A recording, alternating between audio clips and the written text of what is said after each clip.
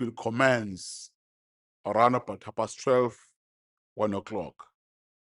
Council appreciate all stakeholders and community members that participated in the 2026-27 IDP budget consultation sessions. Their input is valuable and has informed the final budget that will be considered today, the 29th of May, 2026. Councillors are encouraged to conduct themselves with dignity and decency during the council proceeding and in compliance with the expectations in terms of the councillors' conduct. We also want to congratulate Councillor Tando Kuzwayo, who was graduating for a master's degree in public administration conferred yesterday on Thursday, the 28th of May. We are very happy and proud of you, Councillor Tando, because your studies or his studies have been funded by council. It's very much important to note that he's graduating today because of the support given by council to councillors. We have to encourage this. This is a good example. Thank you very much, Councillor Kuzwayo. We want to congratulate all councillors who celebrated their birthdays in the month of May. Sifisa nokuthi sinifisele inyanga enhle. Sifisa nokuthi sinifisele inyanga enhle yokuzalwa kwamakhansela. Thank you very much for your attention, councillors. Item 6 is the applications for leave of absence. The city manager will read those leave of absence, Mr. Mpele. Thank you very much, Honorable Speaker. I hereby wish to read the application for leave of absence, starting with Councillor S.B. Buthelezi, requested to leave at 12:30. Councillor Timia, not available today due to personal commitments. Councillor M.S. Inkosi, not available today on municipal business. Councillor T. Zungu, personal commitments. Councillor I. Said, personal commitments. Councillor Mchunu, personal commitments. Councillor S. Ngema, personal commitments. Councillor F. Ismail requested to leave at 1 o'clock today. Councillor Vim Kiza requested to leave at 3 o'clock. Councillor Z. Luthuli indisposed. Councillor S. Van Vogel indisposed. Councillor W. Sbia indisposed. Councillor Mkiza requested to leave at 2. Councillor B. Mjadu requested to leave at 4. Councillor B. A. Shange not available today due to personal commitments. Councillor Hlongwa requested to leave at 13:30.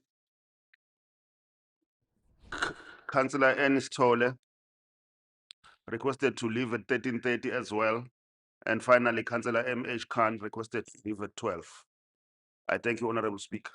Thank you, City Manager. I see some hands. Councillor Anipen.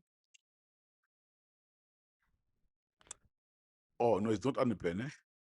Sorry about that. Speaker, I'll leave at 4:30. Okay, thank you, Chief Whip of the IFP. Thank you, Speaker. Good morning. Councillor Tabashe will be leaving at 1. Councillor Shange will also be leaving at 12. I've got a leave of absence. I didn't hear Councillor Mngadi if it was submitted. And Councillor Mbonambi is also not available today due to indisposed. Thank you very much. EFF at the back there. Ngibonge somlomo. Councillor Unyembezo uzohamba ngo-1. Councillor umpolisi Ndlovu nayo ucela ukuhamba ngo-2. Nobanele Dlamini ucela ukuhamba ngo-2. Thank you. Okay, but Khona osala speak ungadina no Councillor Umsombi. yeah, but you are not giving us reasons why they are leaving. and a leave of absence have to have reasons. Official works. Councillor Kabenda, Thank you. Good morning, Speaker. I'd like to withdraw the leave application for Councillor Van Vokel. She is here. And just to add that Councillor Daniel Mia would like to leave at 4 PM. Thank you. okay. My son's system team. I'm not sure whether our microphones or the sound is audible enough.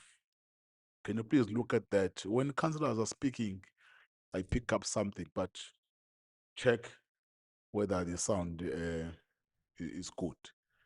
Thank you. Thank you very much for that. I see there's a hand, Councillor Mwango. Thank you, Honourable Speaker. May I request to leave at 1? I'm not sure yet. I may leave at 1. The emergency has been touched. But Speaker, on your report, uKhansela ungema leader we DA manje will take umshini wakhe umthethwa manje. No. I got supported. Another hand, Speaker. Thank you. Thank you very much, Councillor Mwango. I see there are some more hands. Yes, yes. Let's Councillor Hlengwa, sorry. Speaker, Councillor Hlengwa Lowe APF might leave at 2. Councillor Pillay, Thank you, Mr. Speaker. I request to leave at 3:30. Thank you. there is Councillor Nyanisa. Morning, Speaker. Councillor Sabelo will be leaving at 12.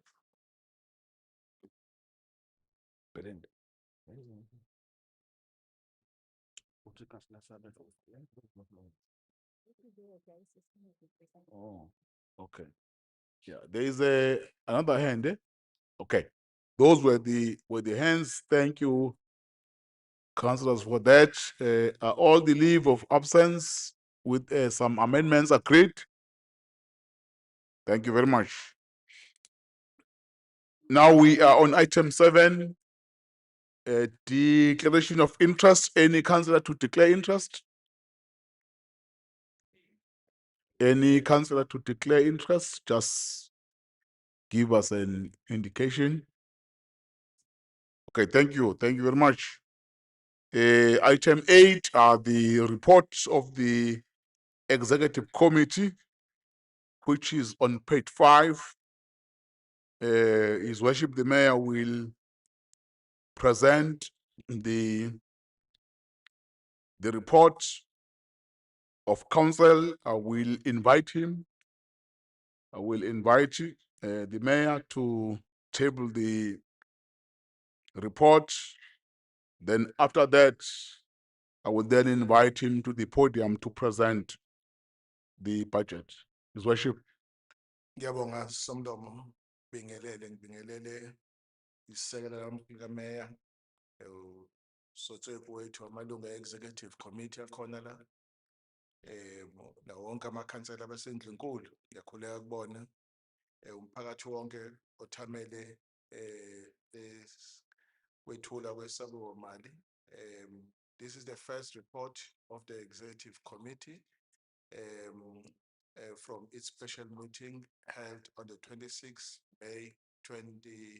27 May 2026. It is so tabled. Thank you very much, Speaker. Mr. Mayor, going to please present the item before I invite the mayor. Thank you very much, Honorable Speaker. This is the first report of the Executive Committee from their special meeting.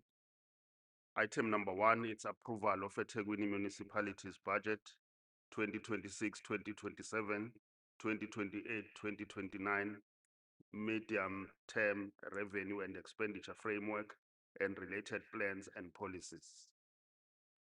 Thank you. I would like to invite His Worship the Mayor, Councillor Klaba, to take the podium to present the budget.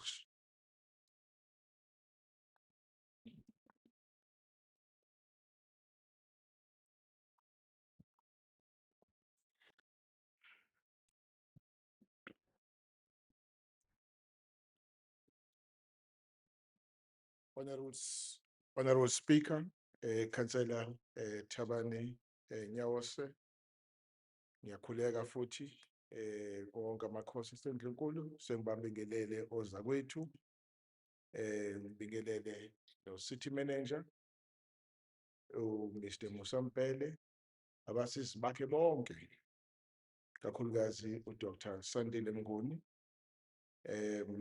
social partners in business, in labor and civil society, members of the media, kubo bonke abahlali baseThekwini, ngiyanibingelela nonke.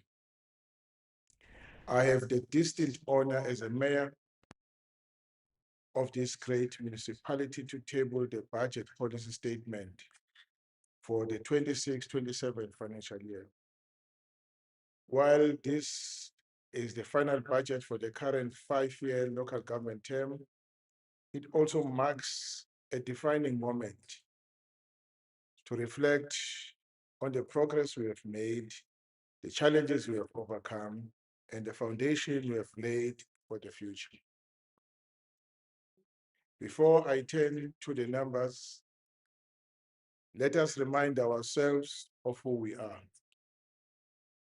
Honorable Speaker, the city of EThekwini is not just another municipality.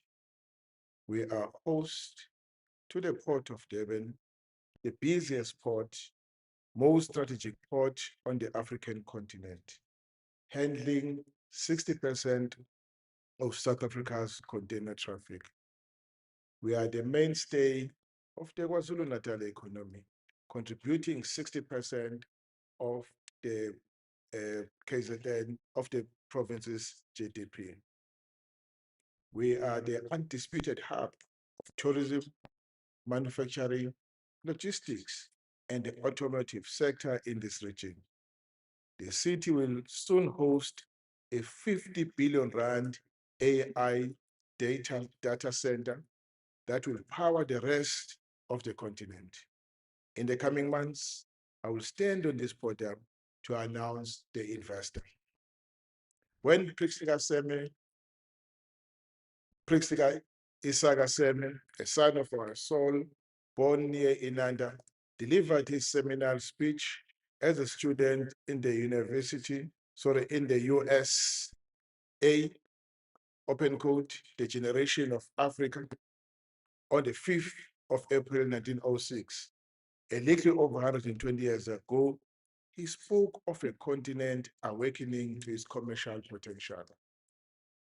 He envisioned African people taking their rightful place in global trade, industry, and commerce. I have no doubt in his context, he was picturing a place like EThekwini, a city where the ocean meets enterprise, where the continent's produce flow outward, and where the world's goods arrive at our shores. We are that vision made real. But a great port does not guarantee a great city. It only guarantees great potential. The work of transforming that potential into prosperity, into jobs, into homes, into safety, into dignity falls upon us. To that effect, I'm announcing a 10 billion rand dry port development in the Cato Ridge to ease congestion at seaport and improve its operational efficiencies. When I was entrusted with leadership approximately 2 years ago, I found a city of immense potential, wrestling with few challenges, structural challenges, such as inner city decay, aging infrastructure, water demand which exceeds supply, crime, as well as high levels of unemployment, particularly among the youth. My administration did not look away from these realities. We confronted them. And today I can report that trajectory of a city that has fundamentally changed. I want to thank the African National Congress for entrusting me with the responsibility to lead the city turnaround strategy. The cleanup of Durban is not a distant promise. It is a visible daily practice. We have reclaimed public spaces such as Albert Park, intensified bylaw enforcement, and restored dignity to our beachfront and urban core. We have kept our street lights on and robots working. I kept to the promise. The results are tangible, as demonstrated by the sharp increase in business confidence. Direct tourism spending increased by 24% in 2025, reaching 2.7 billion rand. The Hilton, now called Royal Majestic Hotel, has reopened. Durban's beachfront is undergoing a major transformation, driven by Southern Sun's 1 billion rand investment in the Elangeni and Maharan hotels, as well as the 1 billion rand redevelopment of Fun World. These projects are set to significantly enhance the tourism experience for visitors in this precinct. Major events such as Africa's Travel Indaba and the Metro FM Awards have returned. Meanwhile, the Comrades Marathon and the Hollywood Bats Durban July continue, reflecting that we are a functioning city. The city has been chosen as one of the cities that will host the 2027 Cricket World Cup matches. Early this year, we hosted the Johnson's Workwear Durban Open, a tournament that brought the city under the world spotlight as it saw international stars locked horns. Tourism is growing because we have made it a priority. Honorable councillors, in this city, we have stopped managing decline and started managing growth. The Port of Durban remains the engine of our national logistics network. Our automotive sector is not merely surviving, it is expanding. In recent years, major original equipment manufacturers have deepened their commitment in EThekwini. Toyota has invested substantially in its prospecting plant, reinforcing Durban as the heart of its African operations. Volvo Trucks has expanded its assembly point. Mahindra has increased its local manufacturing presence. These are not small votes of confidence. They are billions of rands in realized investment, thousands of direct and indirect jobs, a clear signal that EThekwini remains the preferred destination for automotive manufacturing on the continent. Beyond automotive, new growth sectors are emerging: logistics and warehouse, the digital economy, and the green economy, tied to our climate resilience agenda. Through catalytic projects valued at 227 billion rand, including the Isibaya Coastal Precinct, Shongweni Development, and Insibi Rich Development, we are unlocking private investment at scale. Our proactive land release strategy has placed 97 prime sites into the market with private investment of 2.8 billion rand, resulting in 9,000 jobs. Our Investor Fridays, led by the city manager, are removing bureaucratic bottlenecks, unlocking billions of investments weekly. And our economic development incentive policy has already attracted billions in confirmed investment.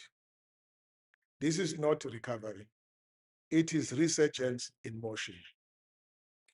Honorable Speaker, over the last 5 years, we have significantly improved access to basic services with over 21,000 new electricity connections, mostly in previously disadvantaged or underserved areas, bringing electricity coverage to almost 100%.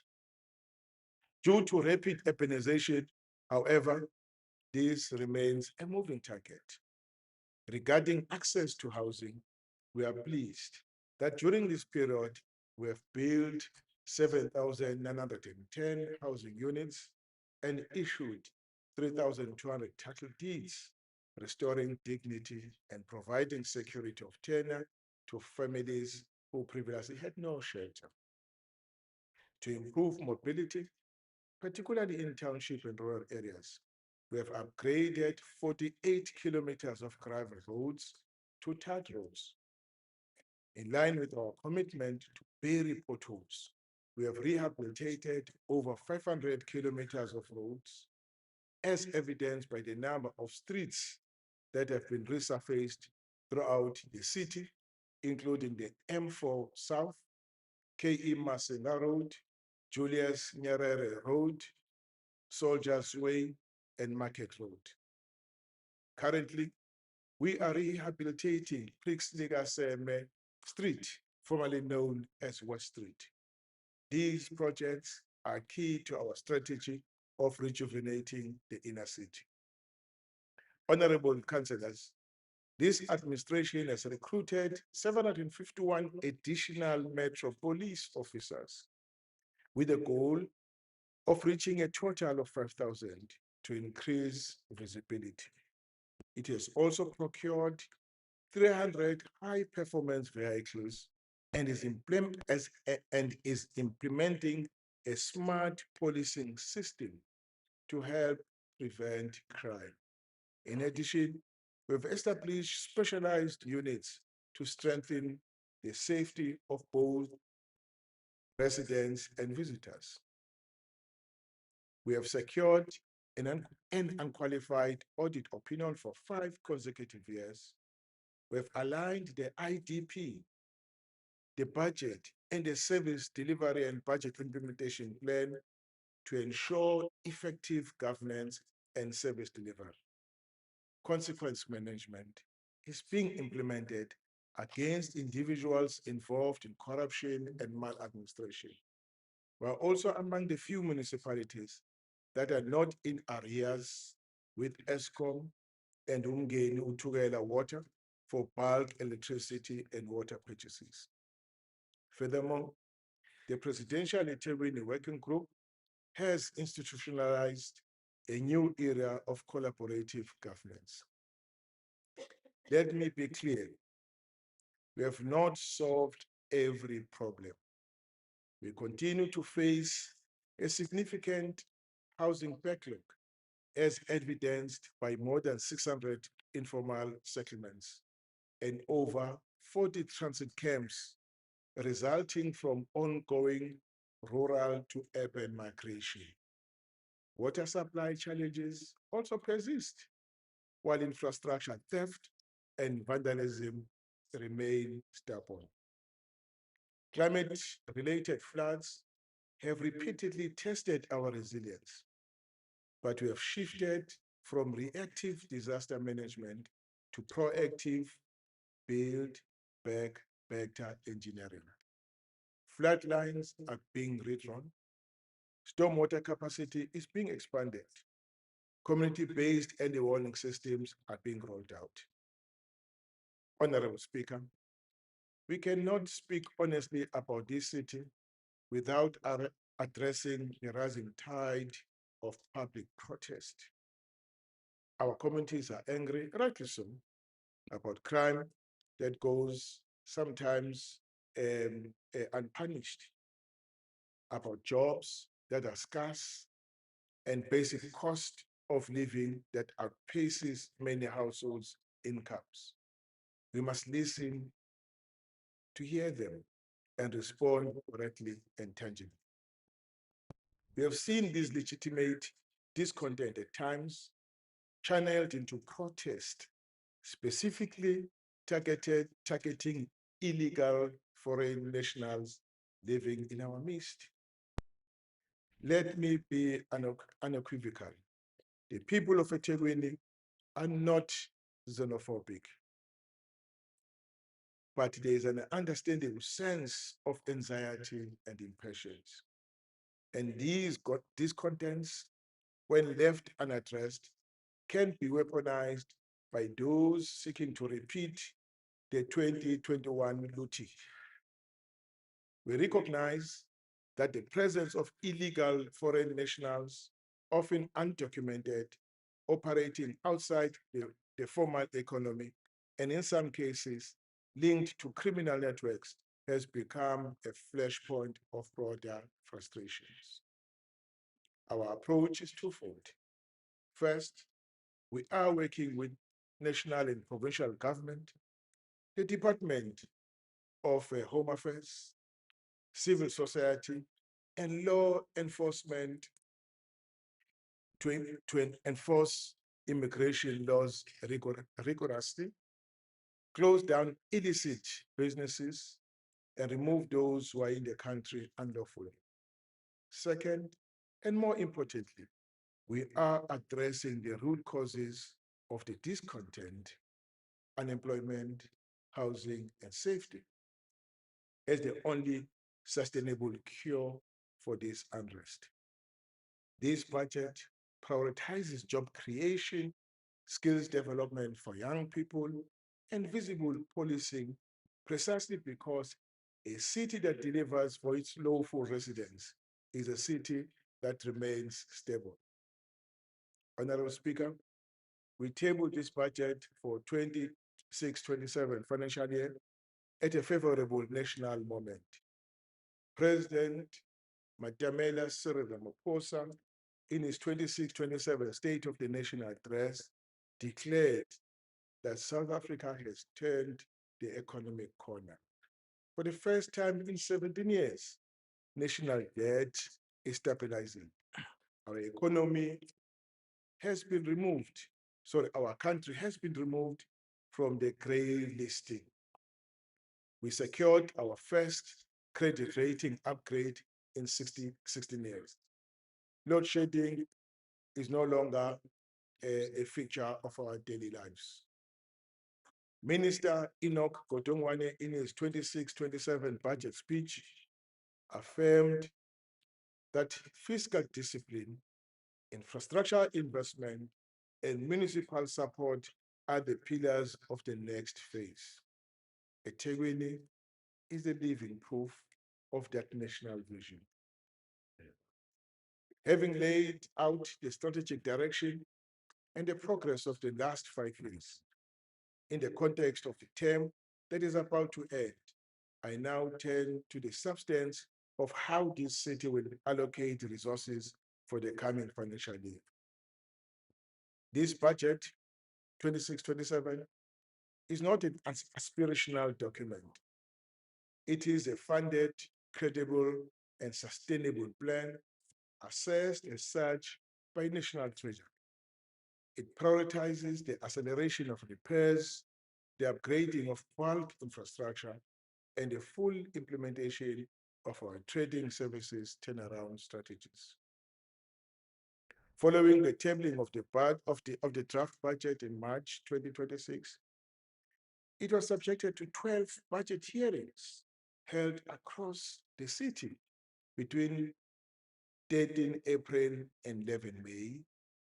3 hearings were dedicated to key stakeholders, including business, disability organizations, and ratepayers associations. The remaining 9 were regional hearings covering every ward in the municipality. The hearings were well attended, with most inputs reflecting the real challenges faced by our communities. The process was widely advertised through radio, print, and social media, inviting public participation and written submissions.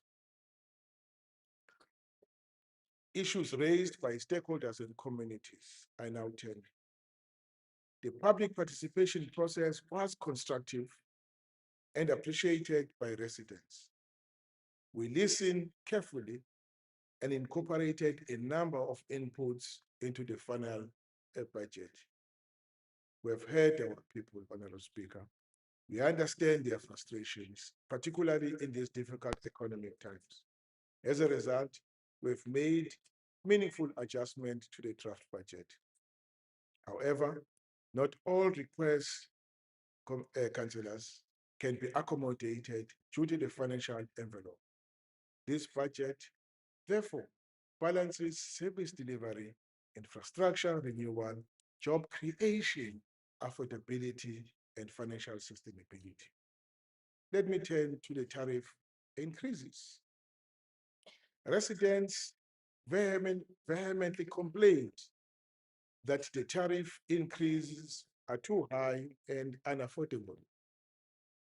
It is important to indicate that our tariff increases are dependent on the tariff increases by ESCOM and Umgeni Utugela Water Boards.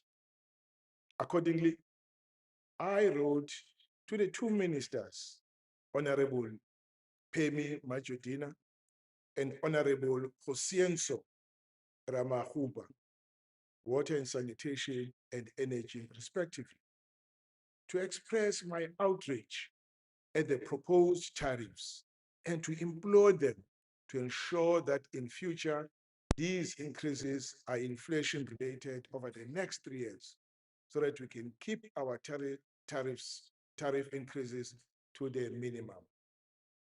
The responses have been positive, honorable councillors. We have reviewed and decided to revise the tariff increases for 26-27 from the draft budget as follows. Water tariff decreases from 13 to 10%.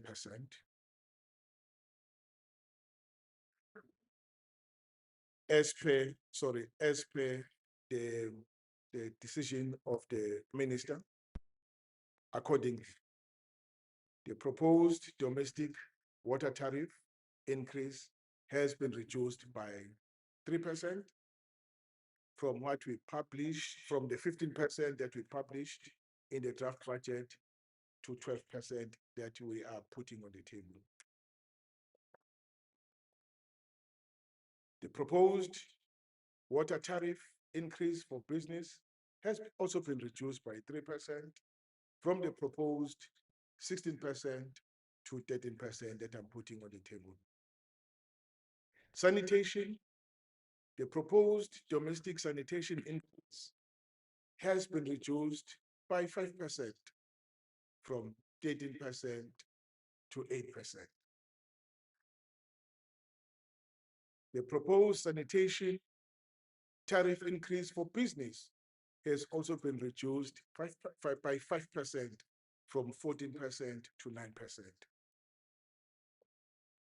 The property rates increase has also been reduced by 3% from 5% to 10%. I thought I was going to get a round of applause. You thought wrong. But your own crowd. Or from 5% to 2%. Thank you very much. Yes. Thank you. That's a property rates from 5% to 2%. Thanks, City Manager. The proposed refuse tariff increases for domestic households and business have also been reduced by 3.5% from 13% to 9.5%. On the electricity, the proposed tariff increases for electricity for domestic households and business alike have been reduced by 1.5% from 10.5% to 9%, even below the NELSRA tariffs of 9.01%. As a caring city, we certainly hope that this brings some relief to our ratepayers and consumers. Residents complained about water outages and insufficient water supply, which has led to water rationing. As you are aware, EThekwini Water and Sanitation is implementing a comprehensive turnaround strategy and institutional governance reform roadmap to improve operational capacity and management. More specifically, the municipality is undertaking several projects to improve water provision in all affected areas. These include upgrading pipelines to larger diameters in line with the population growth, as well as installing pump stations to ensure that water can reach high-lying areas. The strategy to reduce water losses will also help ensure purchased water reaches affected communities. It must be noted that the supply of water from Umgeni water remains a major challenge.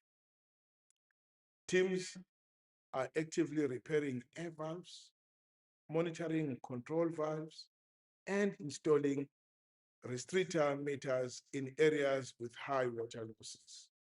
The municipality is also actively patrolling and repairing vandalized or tempered infrastructure. Even as infrastructure projects such as reservoirs, pump stations, and the southern and northern aqueduct upgrades are completed, the Umkomazi water project will provide long-term relief by increasing overall water supply. The city is also procuring 2 new water reuse plants to treat secondary effluent into potable drinking water, supplementing the existing plant that supplies industries. In addition, the municipality is drilling boreholes to supplement water supply in peripheral and rural communities that are most affected by limited bulk water supply, such as Umzinyati and Wotani infrastructure. The operational budget is allocated to continue day-to-day maintenance and repair of water and sewer leaks.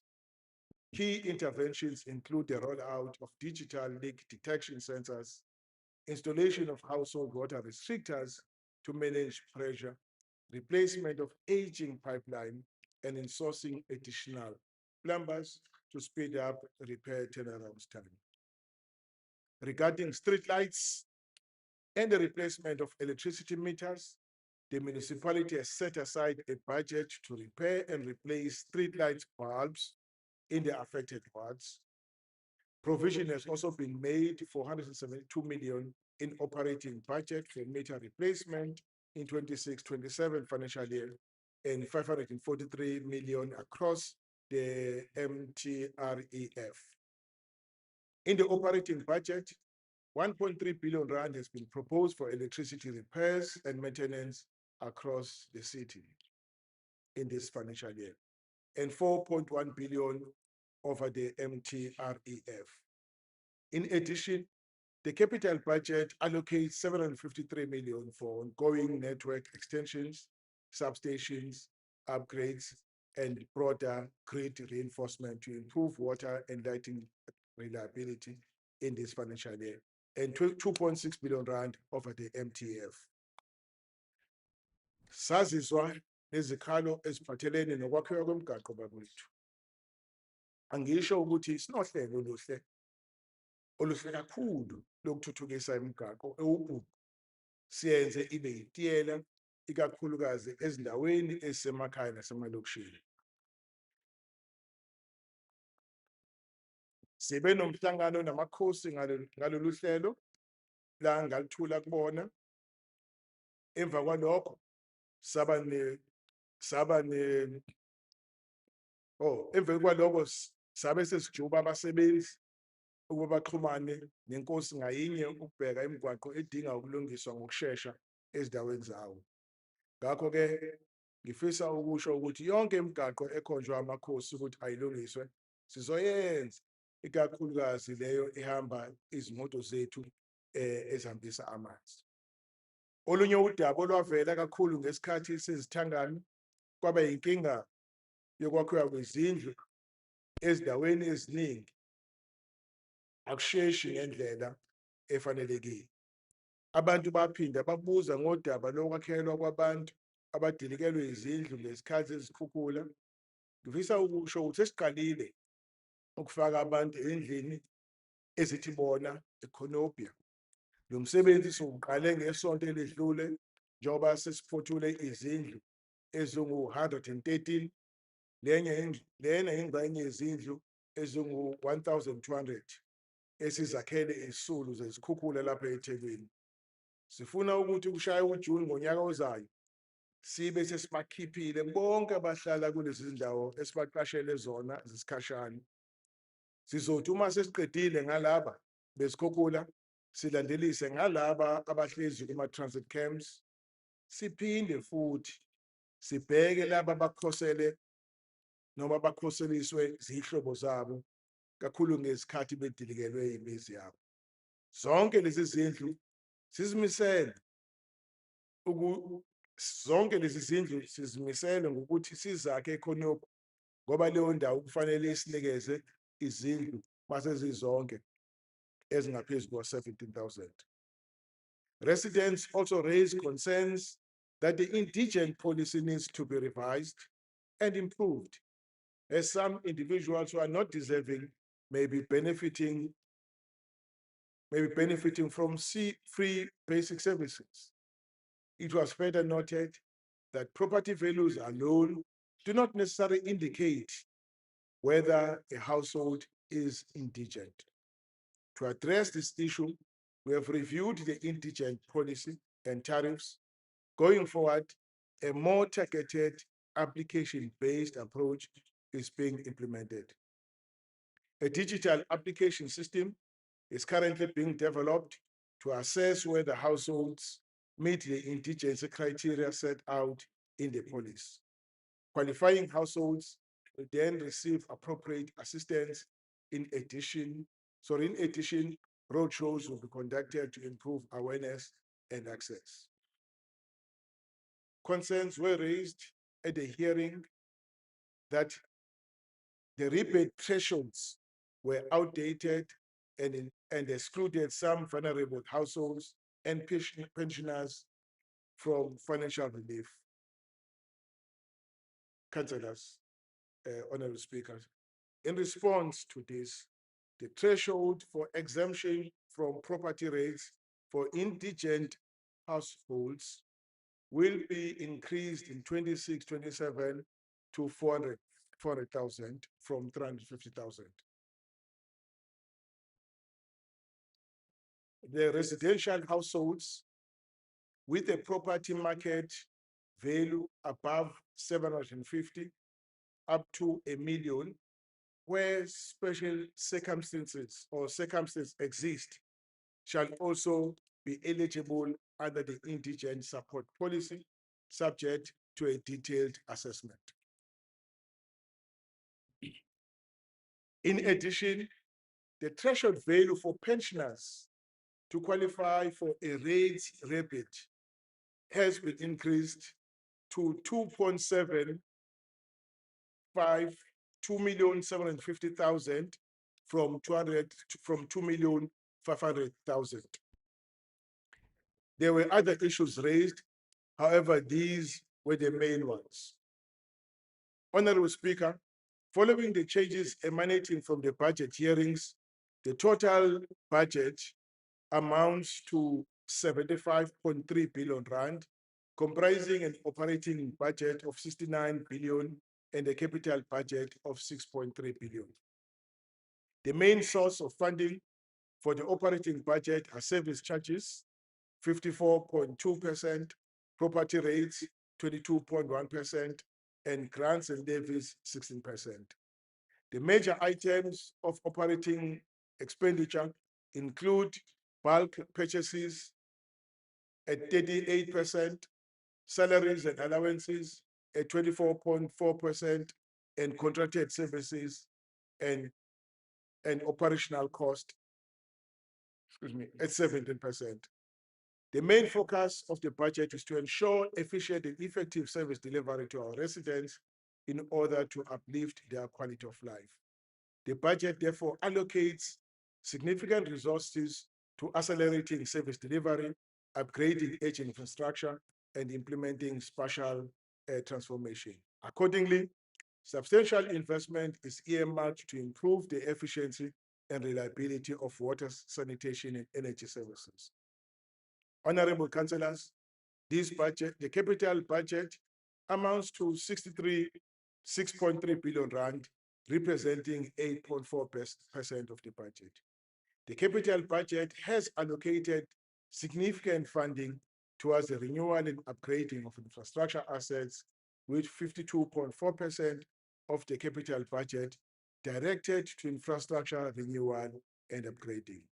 This investment will contribute to reducing repairs and maintenance costs, with approximately a further 6% of the operating budget allocated to repairs and maintenance. While ongoing plans are being implemented for infrastructure upgrading and renewal, including engineering services, the implementation of trading services reform program will further improve service delivery with specific focus on water, sanitation, electricity, and refuse services. We plan to deliver inter alia the following in terms of this budget: water. Water supply has been a challenge, but the municipalities make strides in transforming our water and sanitation services. With support from National Treasury, EThekwini Water Services, EThekwini Water and Sanitation has already achieved several of its goals of the water turnaround strategy, marked by vital infrastructure upgrades, increased budget allocations, and improved bulk network reliability. Critical projects like the Southern Aqueduct are progressing to secure a reliable bulk network for more than 1.2 million. The city is also rolling out performance-based water loss reduction initiatives in high-leak areas like Phoenix, Inanda, Tuzuma, and Guamash. Thousands of domestic water meters have been replaced to accurately track usage. Despite these strategic wins, full turnaround takes time, and the Nkomazi Dam is key to this. So we will roll out 4,000 new water connections. We will reduce non-revenue water to 48%. We will meter 90% water connection. To improve water supply in the southern areas, the municipality will allocate 250 million rand, 55 million rand to finalize the Southern Aqueduct project, and an amount of 305 is allocated over the MTREF period. And this will also assist in upgrading Otongati waterworks, bringing much needed relief to the community of Tongati and surrounding areas such as Ambanati. As a result of implementing the turnaround strategy, wastewater treatment compliance has significantly improved, raising effluent quality and helping to resolve severe sewer outflows affecting local beaches. I will skip the next paragraph, and then I table all the wastewater treatment plants that will be receiving attention in the new financial year. I move to waste management.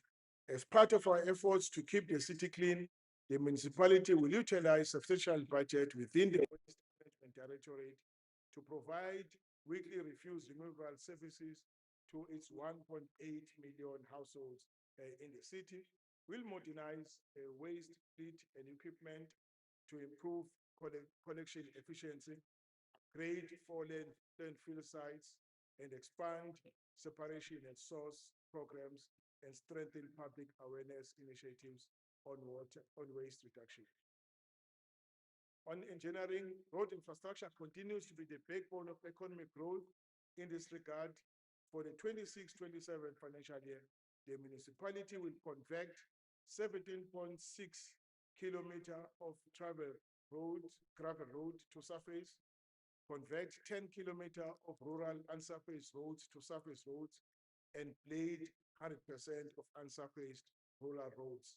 This will help connect communities to economic opportunities and social amenities.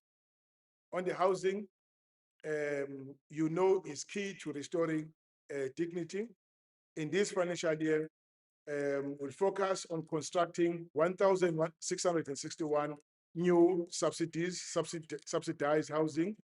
We'll allocate 900 fully subsidized housing units, and it will provide acquisition of 30 hectares of land for human settlement and provide 9,404 service sites and upgrade 24 CRUs, community residential units, and upgrade 100 pre-1994 housing and ensure we register 1,000 title deeds for beneficiaries.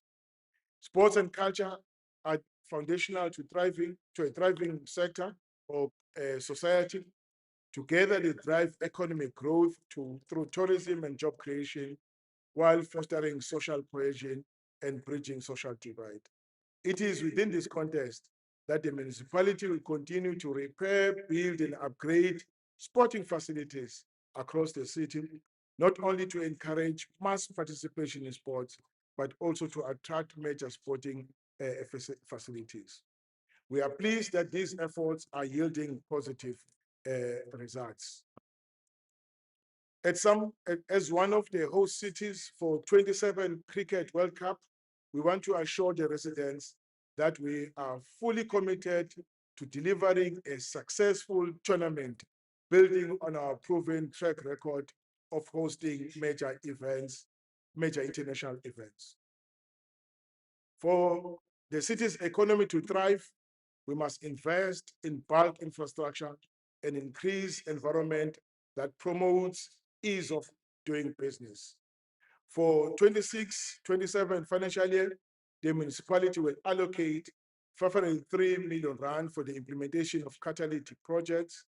To fast-track development applications, the city will maintain a 20-day turnaround time for building plans under 500 square meters and 40 days for building plans over 500 meters. The investment community has noted improved responsiveness and dedicated attention to development application, which has contributed to growing business confidence in the city. Honorable Speaker, to create jobs, the city has a significant pipeline of catalytic projects that will generate both construction and permanent employment opportunities. These projects also serve to strengthen investor confidence and expand the city's rates based. The inner city and central corridor planned investment of 23.8 billion rand include projects such as Point Precinct, Centrum, Durban Films City, Durban University of Technology Precinct Development, Durban Bay, Northfield, Brixworks, and Cambridge. The 25 billion rand Sibaya Precinct is advancing, with the shopping mall nearing completion and hotel developments in progress. Upon completion, this project between Umhlanga and Luthuli is expected to create approximately 70,000 sustainable jobs.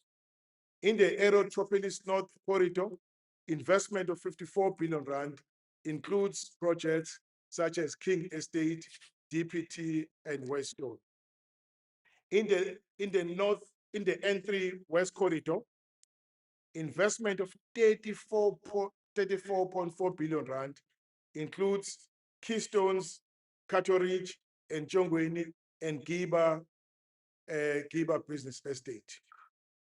These catalytic projects demonstrate that Durban is a preferred business destination.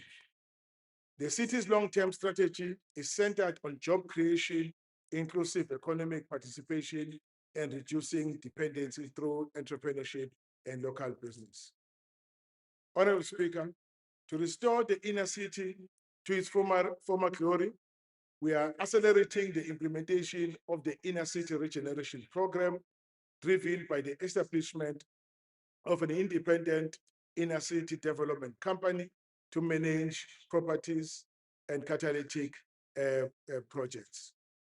A dedicated entity, the Inner City Development Company, is being proposed to act as a developer, asset manager, and catalytic delivery agency for properties within the Durban City CBD. Improving service delivery and enhancing quality of life requires us to drive productivity and value for money. We must do more with less and ensure that every cent spent delivers real value. In this regard, the municipality is driving productivity through targeting workforce reforms, including the implementation of a shift system development policy to reduce overtime abuse and improve response time, filling only critical vacant posts, and increase use of AI and digitalization to improve efficiency. The revenue digitalization project will enable residents to access bills, query accounts, submit meter readings, open new accounts, apply for rates clearance certificates, request rebates, and make payment online. National Treasury has assessed this budget and deemed it credible, funded, fully funded, relevant, and sustainable. Honorable Speaker, improving governance and audit outcomes remains a key priority. We are committed to strengthening financial discipline, enhancing internal controls, and ensuring full compliance with legislative and regulatory requirements. Decisive consequence management will be implemented against corruption, maladministration, poor performance, and any form of abuse of public resources. Transparency and accountability must become defining features of the municipality at every level of leadership and administration. By improving audit outcomes, restoring ethical governance, and ensuring efficient and transparent use of public funds, we will build a municipality that is more responsive, credible, and capable. In conclusion, Honorable Speaker, this budget forms part of a broader vision to transform EThekwini into an economical, inclusive, and sustainable metropolitan city capable of overcoming historical inequalities and infrastructure constraints. Honorable councillors, residents of EThekwini, and all stakeholders, we share a responsibility to build a city that works for all its people. This is not an easy task. It requires balance, discipline, and honest prioritization. We will not achieve everything in a single budget cycle, but through steady and deliberate progress, we'll move the city forward. We may not satisfy every expectation, but we remain committed to providing ethical leadership and ensuring fairness, transparency, and effective and sustainable service delivery. Despite the challenges, this budget reflects a clear direction to rebuild infrastructure, restore confidence in service delivery, grow the economy, and ensure the financial future of the city of EThekwini. Together, we will build a stronger, more inclusive, and better performing city. I would also like to take this opportunity, Mr. Speaker, Honourable Speaker, to thank the Executive Committee, perhaps starting with yourself for leadership, the Executive Committee, and all these councillors for their input in this budget. The City Manager, Mr. Musampele, our CEO, Dr. Sandile Mboni, and his team for their excellent work in balancing this budget under trying times. Mr. Speaker, with that, I table the 26-27 midterm revenue and expenditure framework for final approval. I thank you, Mr. Speaker.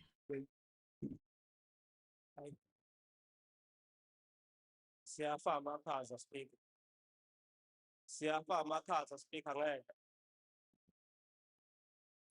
Siyafa amakhaza speaker. Ngeke. Ekhona yabantu. Qinisekisela ama-aircon. Hayi kumakhaza siyafa ekhona kumakhaza. Hayi. Sinamasosha of 4 asesele qinisekisele. Thank you very much.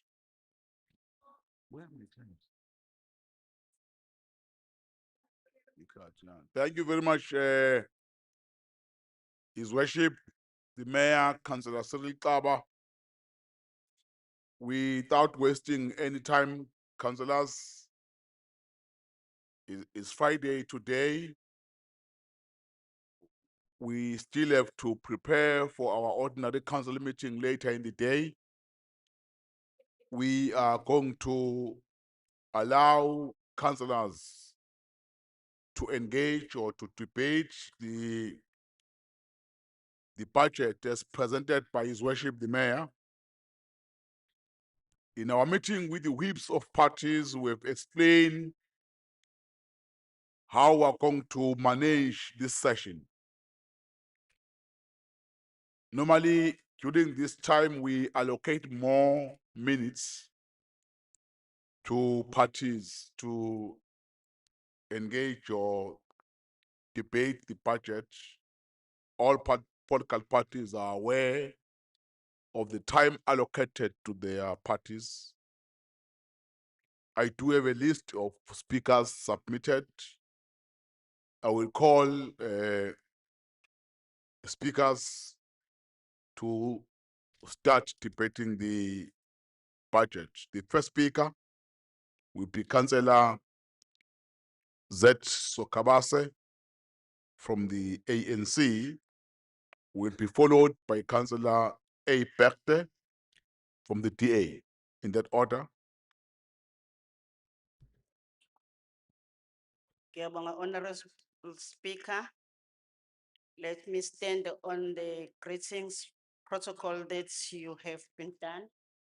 Honorable Speaker, this budget was drafted under difficult global economic conditions marked by rising inflation and unstable energy prices and low economic growth in many parts of the world, including ours.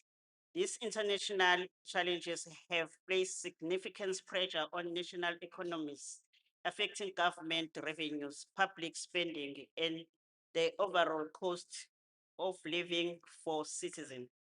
In response to this condition, this budget seeks to support economic recovery and at the same time provide social development intervention. Ukukhala kwabantu, izimfuno nezidingo zabo sikuzwile kwimihlangano ebesinayo emiphakathini eyehlukahlukene ngesikhathi sihambisa ibudget kubantu. Sibazwile bekhala ngokuthi bacela silungise izindawo nezinkundla zokudlala. Bacela silungise amapaki abe indawo ephephile. Ama-swimming pool ethu asebenze unyaka nonyaka. Bacela silungise amathuna ukuze bafihle izihlobo zabo ngesizotha. Saphinda sabezwa bethi amakliniki ethu bacela angapheli imishanguzo kuyona. Sibazwile abantu bakithi abakhubazekile ngezimfuno zabo. Kule budget sibenzele isabelo sokubhekana nezidingo zabo. Sibazwile futhi abalimi bakithi uma bethi bacela kwizinhlelo zethu esifake imfuyo, izinkukhu, izimbuzi, izingulube nokunye, sizokwenza njengezicelo zabo. This budget is a direct response and intervention aimed at addressing the social issues consistently raised by communities. Priority has been given to essential social service in order to improve this quality of life of residents and ensure that communities have access to safety, functional and inclusive public facilities. Provision has been made for the upgrading and improvement of the numbers of community halls, sport amenities and swimming pools. Recognizing the important role these facilities played in promotion social cohesion, recreation, youth development, and a healthy lifestyle. This budget also provide fundings for investigation investigations into a purchase of additional land for cemeteries in response to growing demands and long-term planning needs. Furthermore, resources have been allocated to ensure that municipality crematorium are fully functioning and able to provide liable services to communities. Environmental health and healthcare services remains key priority within this budget, reflecting the municipality commitment to protect public health, maintaining clean and sustainable environment, and improving service delivery standards.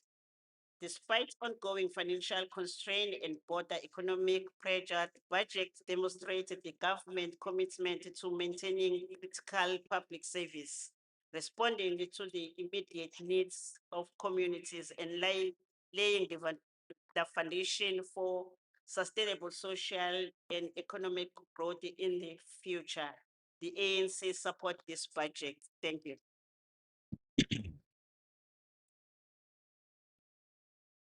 Thank you very much, Councillor Sokabase. Councillor Perte.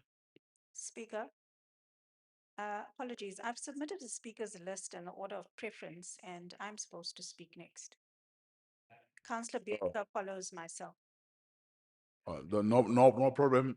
In the order of the list is Perte is number one, but no problem. It's fine. We can start. It's highlighted in yellow, my name. No problem. We can start. Good morning, Speaker. I thought long and hard about how I wanted to set the tone for the DA's participation in this debate today. And I thought back to the EThekwini saga, and then I decided to illustrate the pain of a new strain in EThekwini, that being budgetitis. Yes, you heard that correct, budgetitis. It is a chronic condition in EThekwini municipality and highly contagious. And what are the symptoms, you ask?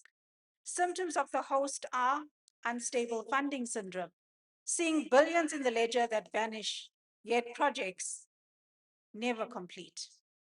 Acute service paralysis, complete inability to fix a pothole or water leak, sewer spill, or even a street light.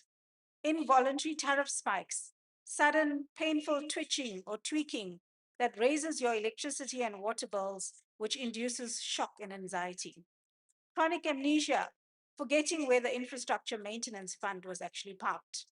Consultant dependency, refusing to make a single decision without multi-million rand consultants therapy. Delusional surplus disorder, funding or finding millions in savings, celebrating a balanced budget while the city drowns in sewage and loses 60% in water losses. Now let's talk about the Auditor General and Scopa allergies. Severe breakouts, profuse sweating whenever financial statements are inspected and difficult probes. Dry tap hyperextension, wrists locking up from turning valves, yet it yields nothing. Procurement narcolepsy, Google that. Falling fast asleep during competitive bidding, only to wake up for certain tenders and self-induced emergency funding. Corruption whiplash, sudden neck strain from watching one matter after another hit headlines in EThekwini. Now let's unpack why budgetitis is highly contagious for ordinary residents. The virus spreads from City Hall directly to the streets through institutional neglect. Financial exhaustion. Residents catch this economic strain as municipal losses are forcefully injected into household budgets with tariffs that are completely unaffordable. Secondary infrastructure decay. Neglected public systems act as super spreaders, actively destroying private property, vehicles, morale, and depleting residents' faith in governance. Civic despair. From prolonged exposure to empty promises and poor budgeting. Compulsive self-funding. Citizens are now forced to pay twice, first for the missing municipal service, and then for alternatives with never-ending reprioritization of budgets. The EThekwini victim or patient awakes early in the morning, not to an alarm, but to the deafening silence of an empty water pipe.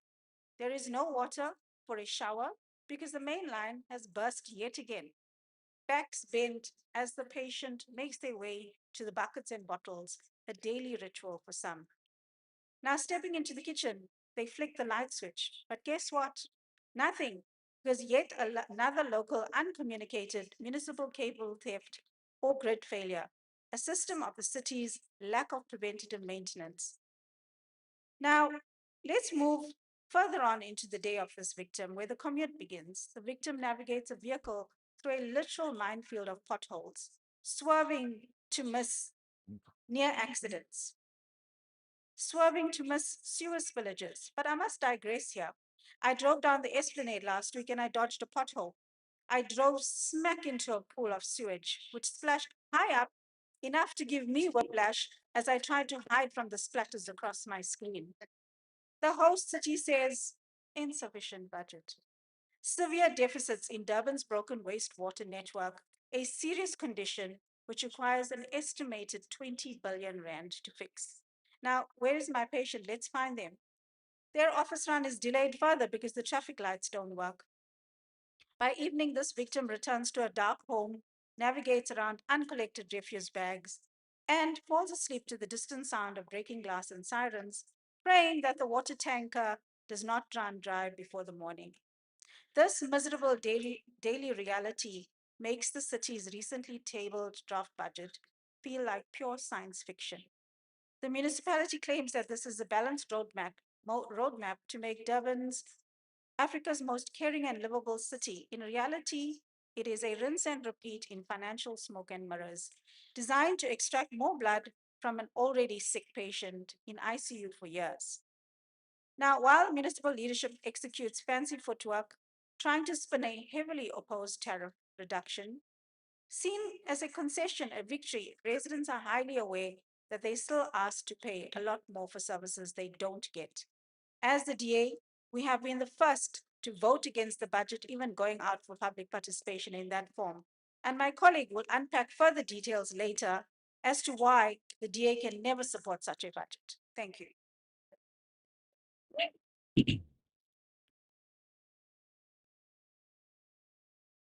Thank you very much, Councillor Kavenda, Councillor Mvubu, EFF.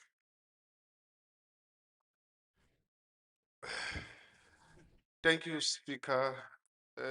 Greetings to all councillors, officials, and members of the community who are either watching us on live streams or that are present here today.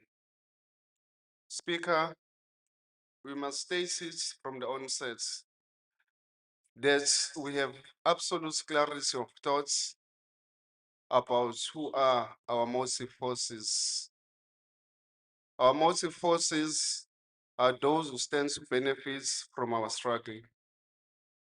Since its formation 13 years ago in Uncle Som Hall in Soweto, the EFF clearly characterized who our motive forces as the security guards, the cleaners, domestic workers, petrol attendants, farm workers, and dwellers, the marginalized, the unemployed, the overlooked Black professionals who work for racist and untransformed private firms.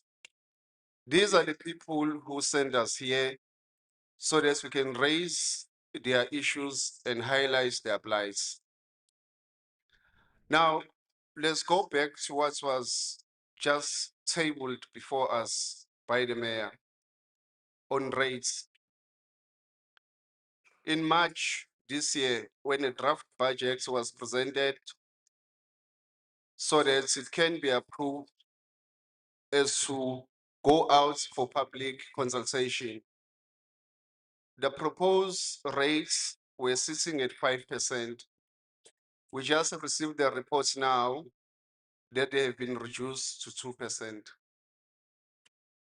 Water, on domestic use, the proposed percentage was at 15%, business proposal was at 16%. Now, we've received a report by the mayor. There's the domestic proposal, the new proposal is 14% for domestic and 15% for businesses. On electricity, it's the same.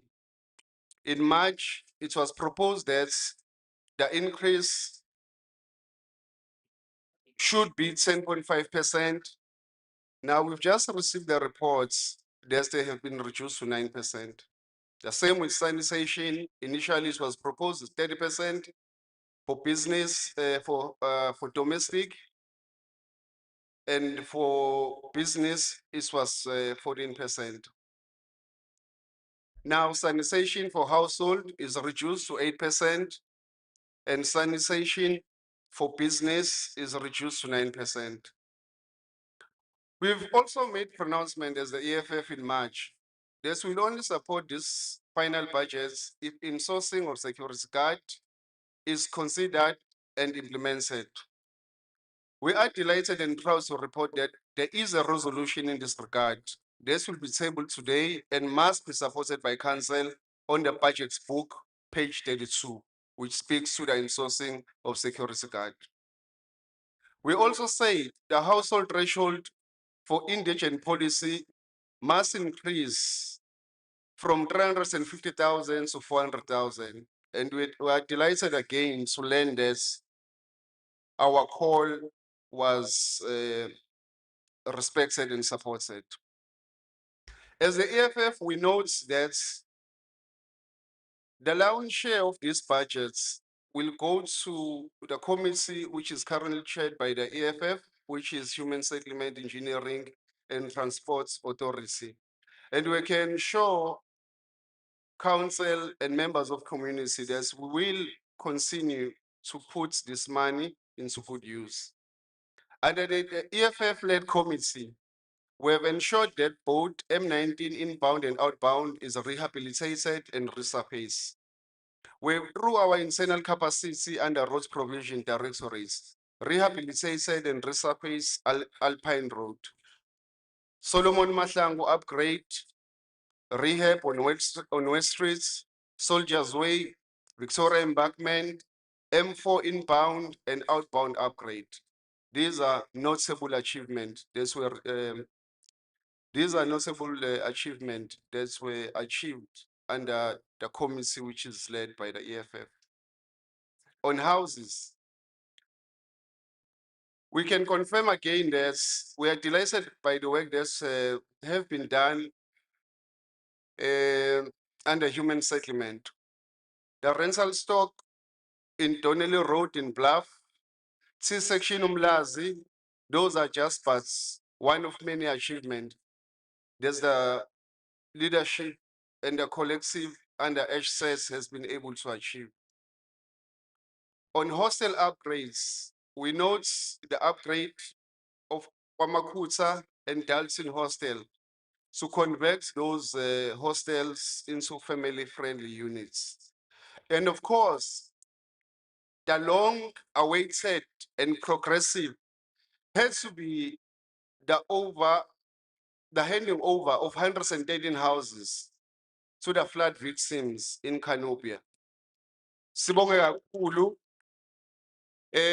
Sibonile ke somlomo ontaba kayikhonjwa sebezama ukuntshontshelwa umsebenzi omuhle kangaka owenziwe umkhandlu waseThekwini committee leadwa i-EFF ukuthi basihambele phambili bayovula leza zindlu bengasitshelanga. It is very important councillors ukuthi while we note and agree ukuthi human settlement the commanders of human settlement rest with the province, provincial government and national government. But we must not lose sight that we as EThekwini, we are the ones that were implementing these projects on behalf of the provincial government as well as the national government. So we must give credit where it's due. We play oversight in this committee. With those words, Speaker, we just want to confirm that we will support these budgets. Thank you very much. Speaker zakhe ezinye izindlu futhi. Thank you. Thank you very much. KwaMarshall KNJ izindlu azikho emvumo. Councillor Anipen, IFP. Thank you, Mr. Speaker. Mr. Speaker, the budget before us proposes tariff increases at a time when ratepayers are receiving less and less value for money that they contribute to the city. The reality faced by residents is not the reality reflected in glossy budget documents. The lived experiences of our people is one that is of aging infrastructure, a staggering almost 59-60% non-revenue water loss, an ongoing billing crisis that continues to financially cripple households and businesses, and frequent water and electricity outages that have become part of daily life. Mr. Speaker, red carpet events, concerts, and fireworks displays may create attractive headlines, but do little to confront residents who face hardships on a daily basis with overflowing sewage systems, streets heaped with rubbish, and the unchecked growth of informal settlements. These spectacles are not just seen as progress, but as a result, are an insult to our communities that continue to endure declining service delivery. Equally concerning, Mr. Speaker, is the plight of vulnerable groups, indigent support residents, pensioners, and the poor. Delays in processing indigent applications due to insufficient human resources and administrative capacity leave many without relief and in desperation. The IFP, Mr. Speaker, will acknowledge and welcome the investment opportunities being realized within EThekwini, the expansion of tourism sector and other initiatives aimed at stimulating economic growth. However, economic development cannot come at the expense of those who are facing hardships. A social relief package that fails to acknowledge and account or come into account to the 2026 valuation role, rising poverty levels, and the global economic climate will undermine the city's revenue collection efforts. It will drive more residents into default, increase electricity and water theft, weaken revenue protection measures, and will ultimately worsen the city's financial position. We acknowledge the increase in the current social package, but further consideration must be given to those customers whose properties have increased in this valuation role between 400,000 and 750,000, Mr. Speaker. The IFP acknowledges that revenue collection is key to keeping sustainability in the city.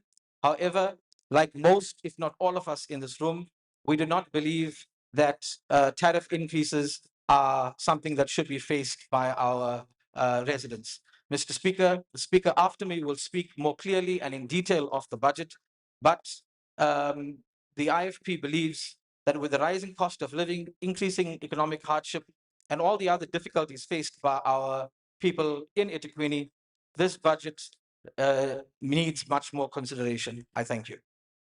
Thank you very much, Councillor Annie Penn. Councillor Nwango, HVNSA, with 2 minutes, donated by the MKP. Thank you, Councillor Nwango. Influencer. Ayinaview Let's maintain order, councillors. Honorable Speaker, before I start my speech, can we check page 7? I want to be sure we're on the same, we are debating the same budget. Can you just open page 7 of the agenda? Because I may have a wrong agenda or We are discussing the first report of the executive committee on the special agenda of council. We are on page 5, item 1. yeah, Honorable Speaker, page 7 of the same agenda says total budget for 2025-26 year is now 75.3 billion. So we're in 2026-27. So as I'm asking if we are all debating the same budget or the previous budget, because in front of me, it says 25-26. Yeah, I was hoping the mayor would correct it, but I saw other speakers also. a typo. yeah. Councillor Mwango, as I'm guiding you and council, that we are on page 5, item 1. Let's discuss that item. What is the typo, Madla? If there are order, councillors, order. If there are issues that you want to raise in the content of the report, you are allowed to raise that Yeah, thank you, Councillor Mngxama. Isikhathi wena. Corrected. Okay. Order, order. No, thank you, Honorable Speaker, and thank you, Honorable Mayor, for tabling the last budget of the ANC-led administration. This time next year, you will debate from opposition benches. Today, we are asked. Speak closer to your microphone. Today, Honorable Speaker, we are asked to approve the budget for more than 75 billion. The question before us is simple. Does this budget respond to the daily realities of people of EThekwini? And the simple answer is no. We welcome the decision to reduce tariffs after public consultation. Some residents even took to the streets and marched to City Hall to voice their opposition. They participated in a public hearing, submitted objection, exercised their democratic rights to be heard. It is, however, strange to see the ANC statement saying, as the party, it has issued a directive to the municipality to reduce tariffs. This raises a fundamental question. Why does the municipality ignore the voices of ratepayers, but immediately respond when instructed by the ANC? What then is the purpose of public participation if the real decisions are only made after political instructions from outside City Hall? Why ask residents for their views if those views carry less weight than directives from the party headquarters? Honorable Speaker, the major issue here, when comparing the budget for 2025-26, Kick him out. the budget increased from 72 billion to 75 billion, which is highly commended. But the capital budget has been reduced from 7.3 billion to 6.3 billion. That doesn't show any commitment to capital investment, mainly infrastructure maintenance. The budget introduces infrastructure surcharge, while we can be told we must celebrate the reduction of tariffs. Residents, Honourable Speaker, face water outages for days and sometimes weeks. Communities are forced to live with sewer spillages, broken infrastructure, non-functioning streetlights, unreliable electricity supply. The municipality itself admits that poor service delivery, ineffective repairs, and poor contractor performance remain a major concern, which is raised by the public. Yet, this budget fails to confront the root causes of these failures. Firstly, Honourable Speaker, the budget fails to aggressively pursue insourcing.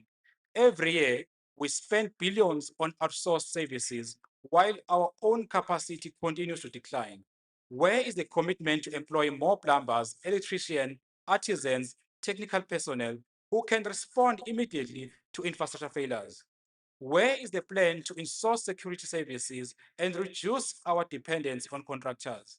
Instead of decisive action, residents are given another study, another report. The mayor just mentioned hiring plumbers as a by the way, without full commitment to insourcing. Secondly, we are not getting a clear commitment as to how the municipality plan to adequately address the crisis of irregular expenditure, wasteful expenditure, poor contract management. Ratepayers are expected to pay more every year, yet there is no bold program to recover money lost through irregular expenditure or hold officials and contractors accountable. Accountability cannot remain a slogan, it must become a budget priority. Thirdly, debt collection remains weak. The municipality continues to struggle to collect that is owed to it. Instead of broadening revenue through economic growth and effective collection, the city increasingly relies on same shrinking pool of compliant ratepayers. Honorable Speaker, our rate base is shrinking. Business are closing. Investment confidence is declining. Many residents are simply leaving the city or failing or falling into financial distress. A municipality cannot tax its way to prosperity. It must grow its economy, expand its rate base, create an investment, where businesses want to invest. A budget is not merely a financial document, it is a statement of priorities. We need a municipality that builds internal capacity, employs skilled artisans, strengthen debt collection, eliminate irregular expenditure, grows the economy, and restore public trust. Until we see that the budget places service delivery, accountability, sustainable growth at the center, we cannot honestly say this budget meets the expectations of the people of EThekwini. For these reasons, Honorable Speaker, Action SA cannot in good faith support this budget. We are hoping that next time the ANC will learn from the opposition how Action SA will lead this municipality, how Action SA will ensure that to the residents. Order. Ngiyabonga Somlomo. Okubalulekile Somlomo ukuthi iqiniso likhona elokuthi i-ANC inikeziwe ithuba eminyaka idlulekele yona. Now isikhathi-ke sokuthi abantu baseThekwini babone ukuthi umkhandlu ufile ngaphansi kwe-ANC. Ibambisene ne-EFF isikhathi-ke manje sokuthi abantu baseThekwini makufika ukhetho bavote ngendlela efanele ngoba uma beqhubeka Point of order, point of order, point of order, Councillor Ndlovu. Somlomo ngibonge ithuba sibingelela kubameya namakhosi asendlunkulu.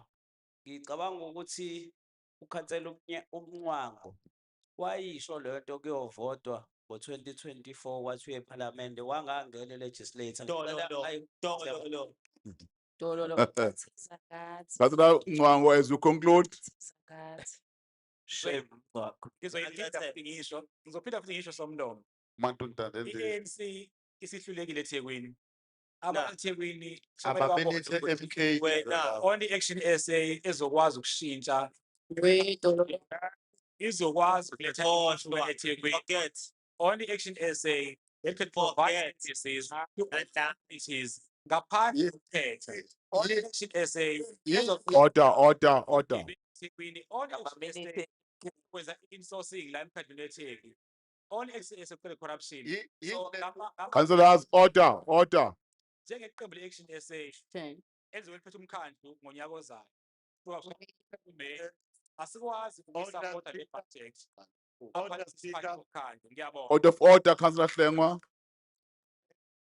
Speaker, I just want to find out ukuthi ithini i-address kaMncwango. Sahlushwa umuntu wakanongoma eThekwini.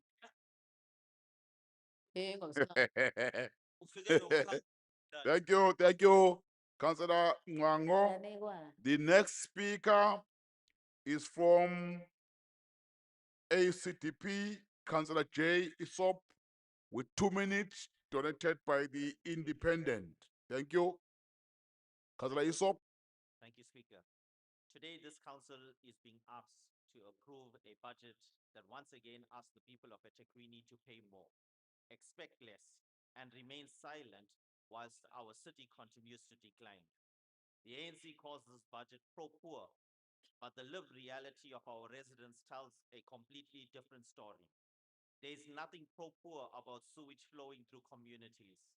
There is nothing pro-poor about pensioners sitting for days without water. There is nothing pro-poor about businesses shutting down because of infrastructure collapse, crime, and electricity instability. And there is certainly nothing pro-poor about increasing tariffs year after year, while service delivery continues to deteriorate. Speaker, residents are now expected to absorb electricity increases, water increases, sanitation and refuse increases, and continue increases in property rates. At a time when unemployment remains extremely high, food prices continue to rise, fuel continues to rise, and families are already under severe financial pressure. This municipality's answer is simply to squeeze residents even harder. But the crisis in EThekwini is not because residents are not paying enough. The crisis is because this administration continues to fail in governance, planning, maintenance, and accountability. The reality across our municipality is devastating. Communities are living with collapsing roads filled with potholes. Street lights remain broken for months. Illegal dumping has become normalized. Parks and public spaces are neglected. Stormwater systems are blocked and failing. Sewage spills continue polluting rivers and residential areas. Critical infrastructure maintenance is constantly delayed. Speaker, this municipality has normalized dysfunction. Residents now celebrate when they simply have water for a full week. Businesses celebrate when electricity remains stable for a few days. Communities celebrate when potholes are finally repaired. After months of complaints.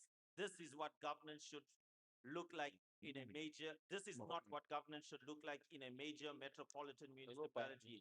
And while service delivery collapses, the financial situation continues deteriorating.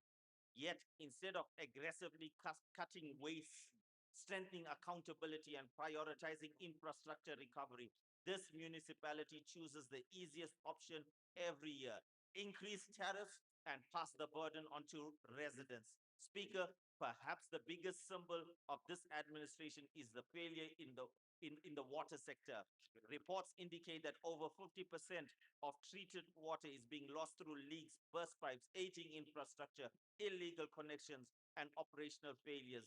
Think about that carefully. More than half of the municipality's treated water never generates revenue and never properly reaches residents. Billions of rands are literally leaking into the ground because infrastructure maintenance has been neglected for years. Yet the residents are expected to quietly accept another water tariff increase. Businesses are losing confidence in EThekwini. Investors are choosing other cities. Small businesses and townships, enterprises are struggling to survive. How do we claim to support economic growth while making it harder to operate a business in the city? How do we claim to care for the poor while unemployment continues to rise and investment continues declining? The middle class is also under pressure. People are paying rates and taxes whilst they are not getting basic services. They want leadership that is honest, leadership that is accountable, leadership that understands that public money is sacred. Time is up. The truth. Time is up. Councillor Isop, time is up. Then, thank you very much, Isop. The next speaker is from MF, Councillor Maharaj. Speaker, as at April 2026, household debt is 34 billion, commercial debt 9.1 billion. Management attributes this to poverty, unemployment, and unaffordability of tariffs. We also attribute it to inaccurate billing. With inflation at 4%, even the downward revised tariffs will not make our debtors' books sit pretty.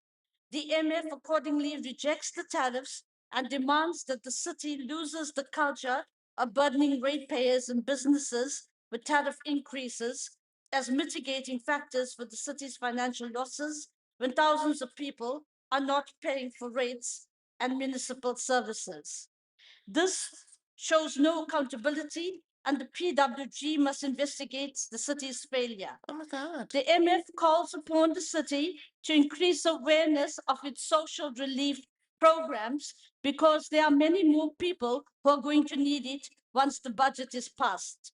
Furthermore, it would help if applications for indigent status is fast-tracked as many people remain disconnected.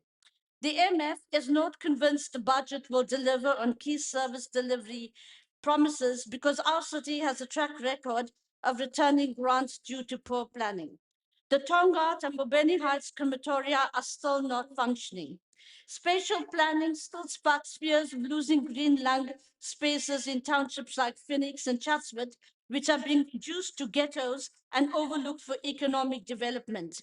The DMP, one of our city's white elephants, is not giving our people potable water or energy to keep the streetlights burning or creating jobs for residents. But its ongoing financial crisis is draining much needed city resources. The MF rejects this budget. Thank you. Thank you very much, Councillor Maharaj. Thank you very much, Councillor Mgwengwe from the ANC. Honorable Speaker, I'm rising on a protocol that has been established. Today, we rise not just to support the 2026-27 budget. We rise to reflect on 2021 commitments and make a statement that the African National Congress is renewing itself, a statement that we have heard the frustration of our people, and a statement that we are acting decisively to deliver on our promise of a better life for all. Because the 2021 ANC manifesto was not just words, it was a commitment to our people to do more and to do better. And this budget of final year of our current term of council is once again a clear commitment to what we said in 2021. Comrades in service delivery, for too long, our people have lived on the margins, far from opportunities, far from economic inclusion, far from dignity. The ANC manifesto committed to addressing land and housing as a central transformation for communities. This budget responds direct to that call. We are not building houses for statistics, we build homes for families. Lapha kunkanku esiphingo sakhe izindlu ezibonakalayo. Kwaximbe ward 1 sakhe izindlu ezibonakalayo. Sobona khona project la sakha khona izindlu ezibonakalayo. We are not planning for settlements. We are building a communities of dignity. Through informal settlement upgrade, service sites, and well-located development, we are confronting the legacy of apartheid spatial planning, inequality that still define our city, injustice that keep the poor on the periphery. This is not a delivery, it is a transformation in action. Honorable Speaker, let us be clear. A city that cannot move its people cannot grow its economy. The ANC manifesto commits us to drive economic development and create jobs at local level. This is exactly what our investment in safe transport routes is about. We are building system that connects township to economy centers, reduce costs, burden on the poor. States SA 2022 census has found that about 25% of our households spend 10% of household income on transport. This is a great achievement.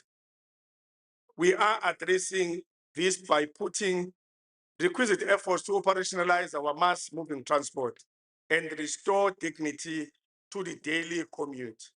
Because we know transport is not about buses, it's not about routes, it's about access to opportunity.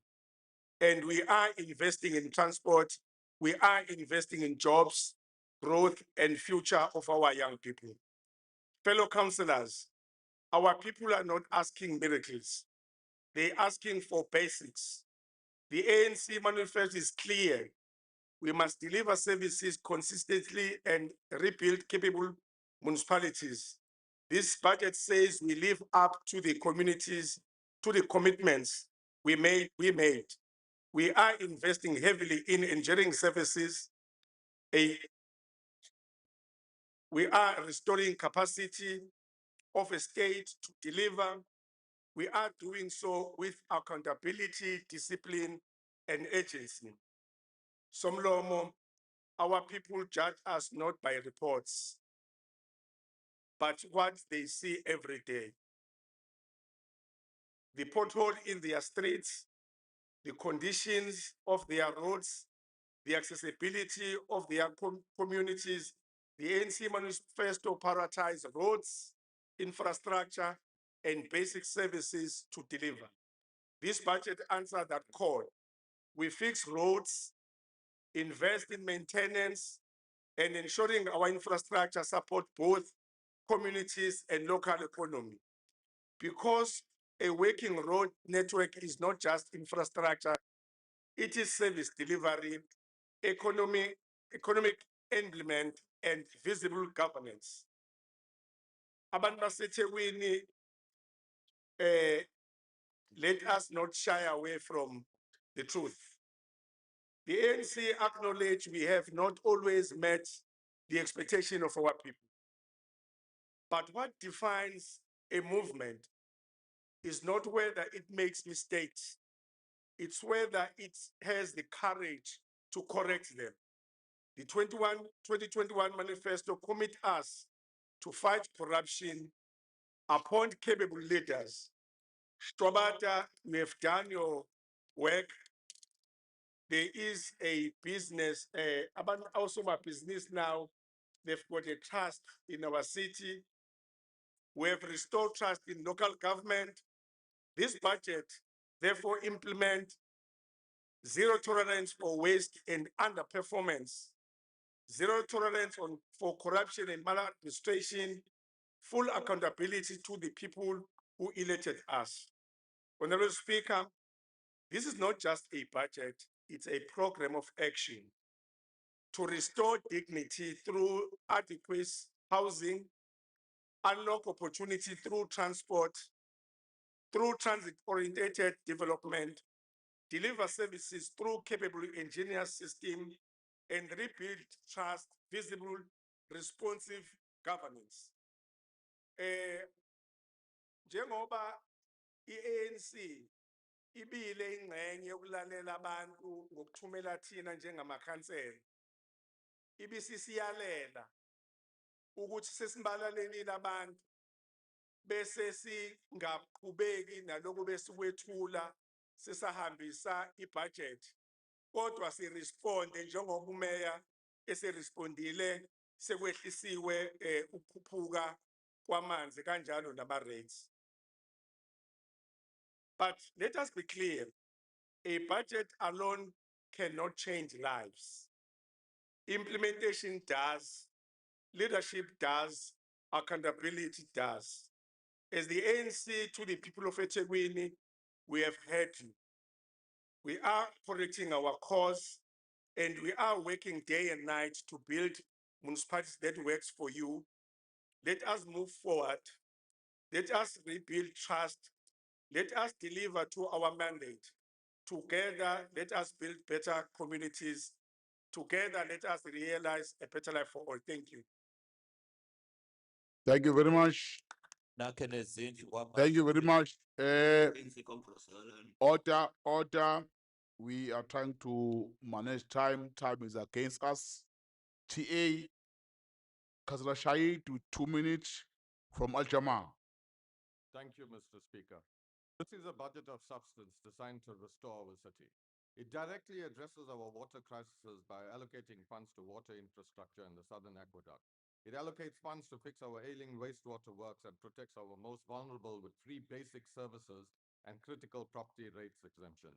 You have listened to our communities and you have adjusted. Yet, what do we see from opposition parties? Utter political opportunism because it's election year. Don't fool your voters, don't mislead them. Inform them what happens when you don't vote for a budget. This loose coalition of obstructionists are playing a dangerous game. They want to vote down this budget. They claim they are protecting the citizens, but their stance is nothing short of reckless. I ask, what is your alternative? A total collapse of service delivery. How do you claim to champion the poor while actively trying to defund the very programs that keep their lights on and their water flowing? Let us be crystal clear about the legal reality of what happens when the budget is not passed.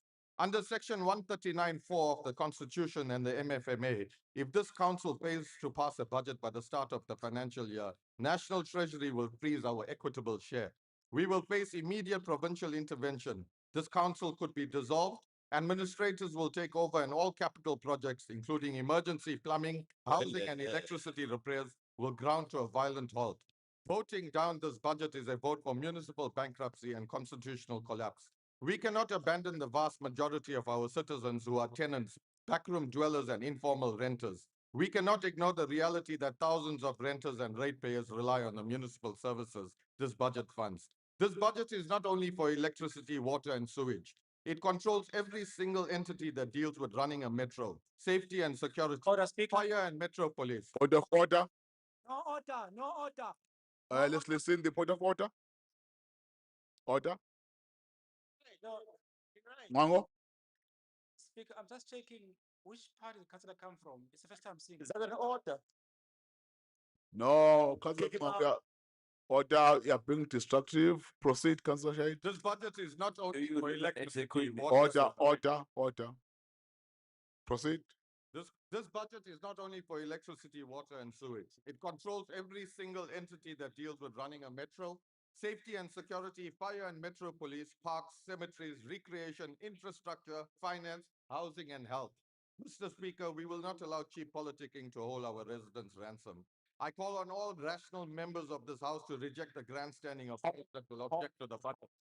I must reiterate to our residents, find out what happens if the budget is not passed. Don't listen to the words of parties that mislead you.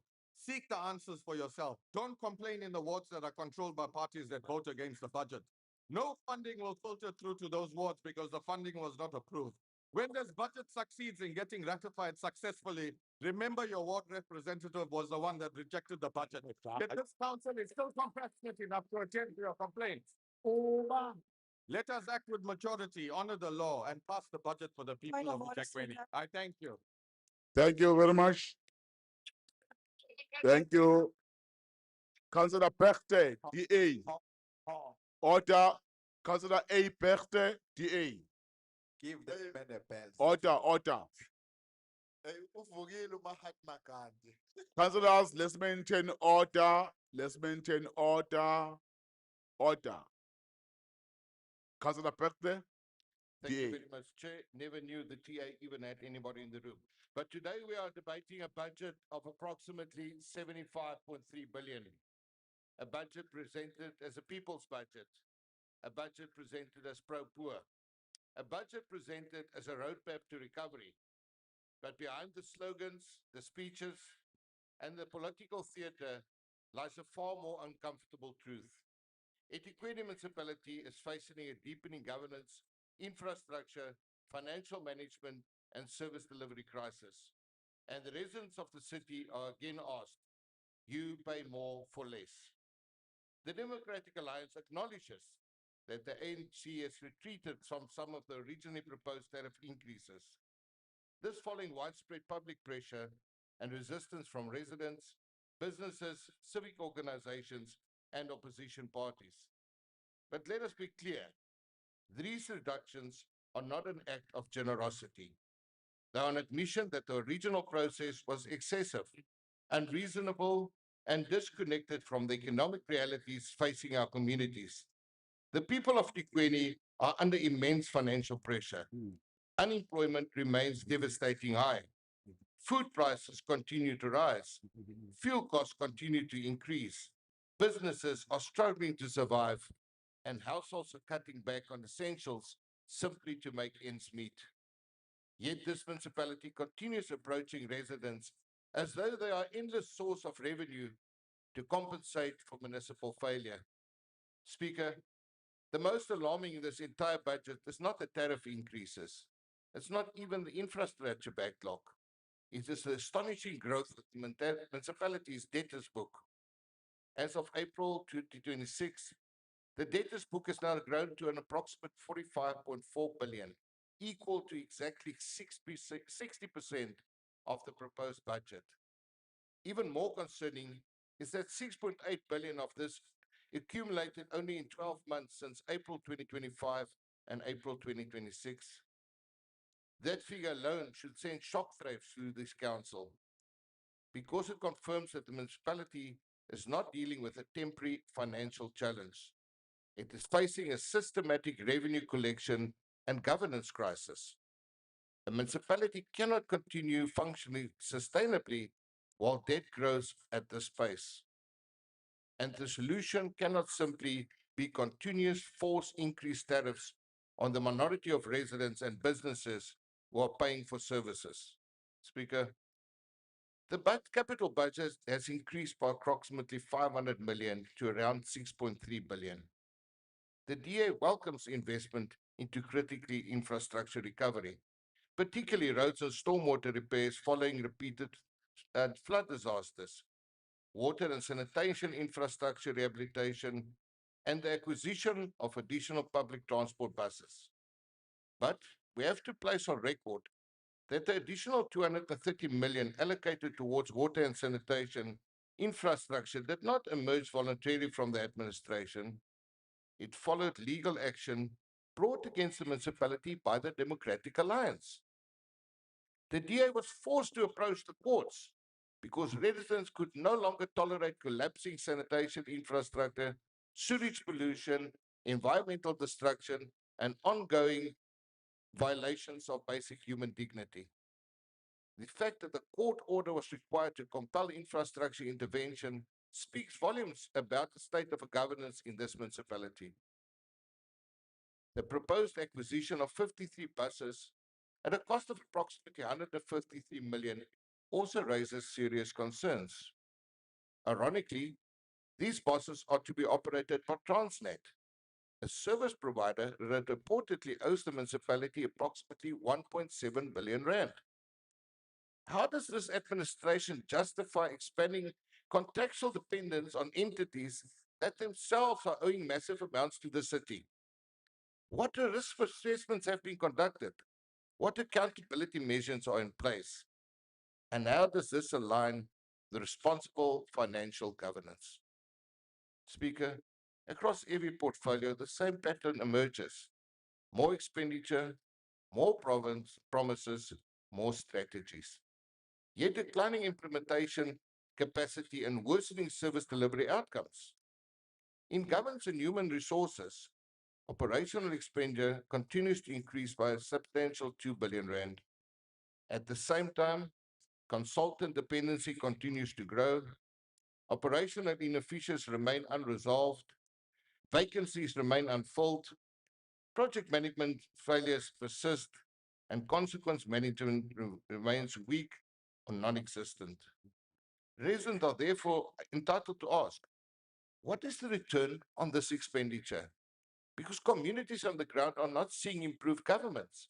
They are not seeing delayed projects, collapsing infrastructure, poor communication, administrative dysfunction, and deteriorating municipal performance. Speaking in the human settlements presents another deeply concerning picture. The municipality itself acknowledges a housing backlog exceeding 500,000 households. Yet housing infrastructure allocations continue to decline. 10 years ago, this municipality annually delivered thousands of housing opportunities. Today, delivery continues declining while informal settlements expand across the city, taking into toll on infrastructure due to illegal water and electricity connections. Projects such as Kwamashu K and J and Ntunsuma B has remained stalled for years with little visible progress. Municipal rental stock in Phoenix, Sydenham, Wentworth, Chatsworth, Isipingo, and Umkomaas continues deteriorating. This despite years of expenditure and repeated promises of intervention. The reality is that this administration increasingly speaks the language of sustainability, because it is struggling to meet the demands of expansion and delivery. Speak on infrastructure and engineering, the situation is equally alarming. PFP. Road infrastructure allocations continue declining relative to the scale of deterioration across the city. Residents are driving on collapsing roads, unsafe bridges, damaged stormwater systems, and infrastructure still bearing the scars of repeated flood disasters. This directly impacts economic growth, freight movement, tourism, investment confidence, and commuter safety. The DA remains deeply concerned that the municipality still lacks a preventative, asset management driven infrastructure strategy. Instead, we continue seeing reactive, irregular emergency spending of the infrastructure has already failed. The failure of the Go Durban project remains one of the greatest examples of poor planning, weak oversight, and failed implementation. Billions have already been spent, yet residents still not have the integrated, reliable public transport system the way they were promised. Communities are tired of hearing about future plans while existing infrastructure and transport systems continue deteriorating. Speaker, within community services, the living reality of residents remaining completely disconnected from the optimistic language contained in budget presentations. Residents continue experiencing inconsistent refuse removal, illegal dumping, neglected parks and libraries, overgrown verges, blocked drains, deteriorating cemeteries, non-functional crematoria, poorly maintained beaches, and collapsing public facilities. Despite billions being allocated, communities are not experiencing measurable improvements in daily municipal services. And that is ultimately the core issue before this council. The budget continues prioritizing expenditure and growth without demonstrating corresponding improvements in governance outcomes, accountability, infrastructure resilience, or service delivery performance. The Democratic Alliance is not opposing investment. We are not opposing infrastructure recovery. We are not opposing support for vulnerable communities. We are opposing a culture of governance failure where residents are repeatedly expected to finance inefficiency, corruption, poor planning, failed projects, and administrative dysfunction. The DA believes the following principles must guide this mentality going forward: stronger financial discipline, improved revenue collection, reduced consultant dependency, faster filling of critical vacancies, measurable project delivery targets, preventative infrastructure maintenance, meaningful consequence management, transparency in procurement and contractor management, and genuine value for money for residents. Most importantly, this municipality must stop governing through crisis management and political messaging. Residents no longer judge the administration by speeches. They judge it by whether water comes from the taps, whether sewage flows into rivers and beaches, whether roads are drivable, whether refuse is collected, whether streetlights function, and whether buses run on time, and whether housing projects are actually completed. EThekwini is a city with enormous potential, but potential alone does not repair infrastructure. Potential alone does not restore public trust. Potential alone does not balance the books. Without governance reform, accountability, financial discipline, and implementation capacity, this budget risks become yet another document filled with ambitions that fail to materialize on the ground. The people of EThekwini deserve better. They deserve a city that works under DA governance. I thank you. Thank you very much. The The next speaker is from PFP, Councillor Mahomet. Good afternoon, Speaker, the Honorable Mayor, and fellow councillors and our residents of EThekwini. Speaker, we place in a situation that if we look our average of 74.7 billion, the budget containing tariff act that we find hard to endorse. However, leadership requires maturity. We oppose these hikes, but we will vote to approve the budget overall as a responsibility to the people of EThekwini. Mr. Speaker, as you know, and the Honorable Mayor knows, that the People's Freedom Party, we have one seat and we are not accessible to the Executive Committee. But however, we still found it in our ways to come and address our issues and bring it to the city leadership to say that these tariffs are not going to be manageable by the residents of our EThekwini.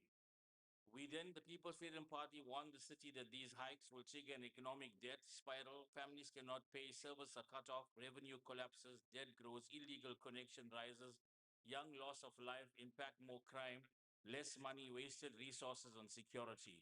Communities already face dry trap, broken pipes, sewages, and are paying more in failing services as an unjust act. The PFP mandates the condition for our support to collect from government debtors first. State departments owe 1.8 billion. Recover this before burdening the poor households. Stop the disconnections, roll out prepaid meters, smart meters, ensure families stay connected while paying off debt gradually. fix the water leaks, cut the waste, 54% of water lost before reaching home. The budget must prioritize repairs, reduce overtime abuse, and halt cosmetic projects. A vote of responsibility is the reason in line with the vote for approval. The reality of rejecting this budget collapses the city and halts the service delivery. Our vote, the PFP said, votes yes to the budget so that we do not stop the service delivery of EThekwini. Challenge to council is spend wisely, cut wasting and overspending on immaterial. The time is Prove up, to the Councillor residents of Mohammed. eThekwini. Your time is up. The next speaker is from Freedom Front Plus, Councillor Pantireis. Thank you, Chair. Water is a basic service requirement. We have more than half of the water that residents pay for in the city is wasted, running down the streets. And you clap hands when you impose a 10% increase on water tariffs. To grow our economy and jobs. Order, Speaker. Yeah, point of order. Yeah, Honorable Speaker, thank you very much. The rules of bylaw of this council states that it is not allowed to mislead council. What the councillor just said now is factually incorrect, that half of the water that the city receives goes down the street. 58% to be exact. Order. You don't respond to a councillor when you raise a point of order. You wait for Speaker. you wait for the speaker to roll on the point of order. Proceed. To grow our economy and jobs, we need to connect people where the economy is happening. We need to get them access to that growth. You cannot take 3 taxis to get to work, all these construction sites.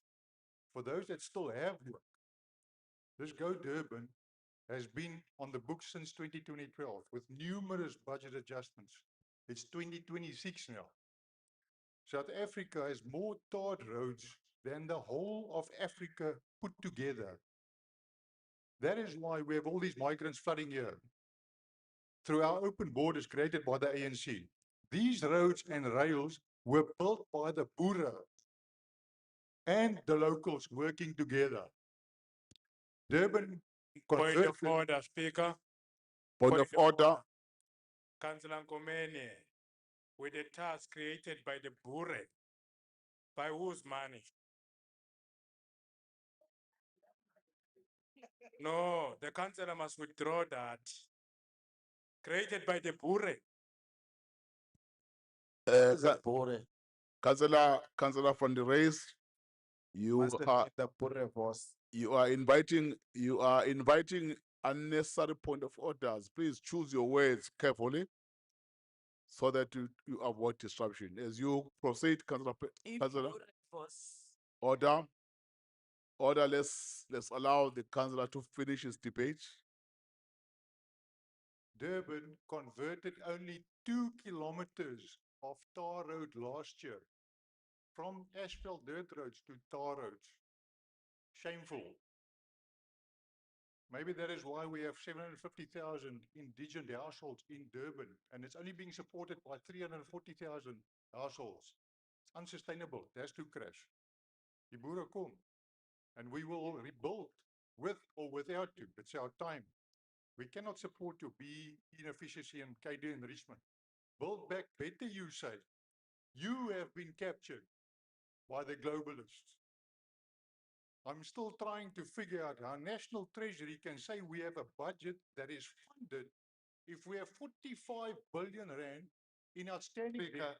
That's Speaker, on a point of order. Your time is up. Time is up. The next speaker is Councillor Zandile Mieni, the Deputy Mayor, with 2 minutes from the ANC. The Mayor Sipuleke Makosina Sendlunkulu, Group of Council, Executive, Honorable Councillors, CM, residents of the EThekwini, members of the media.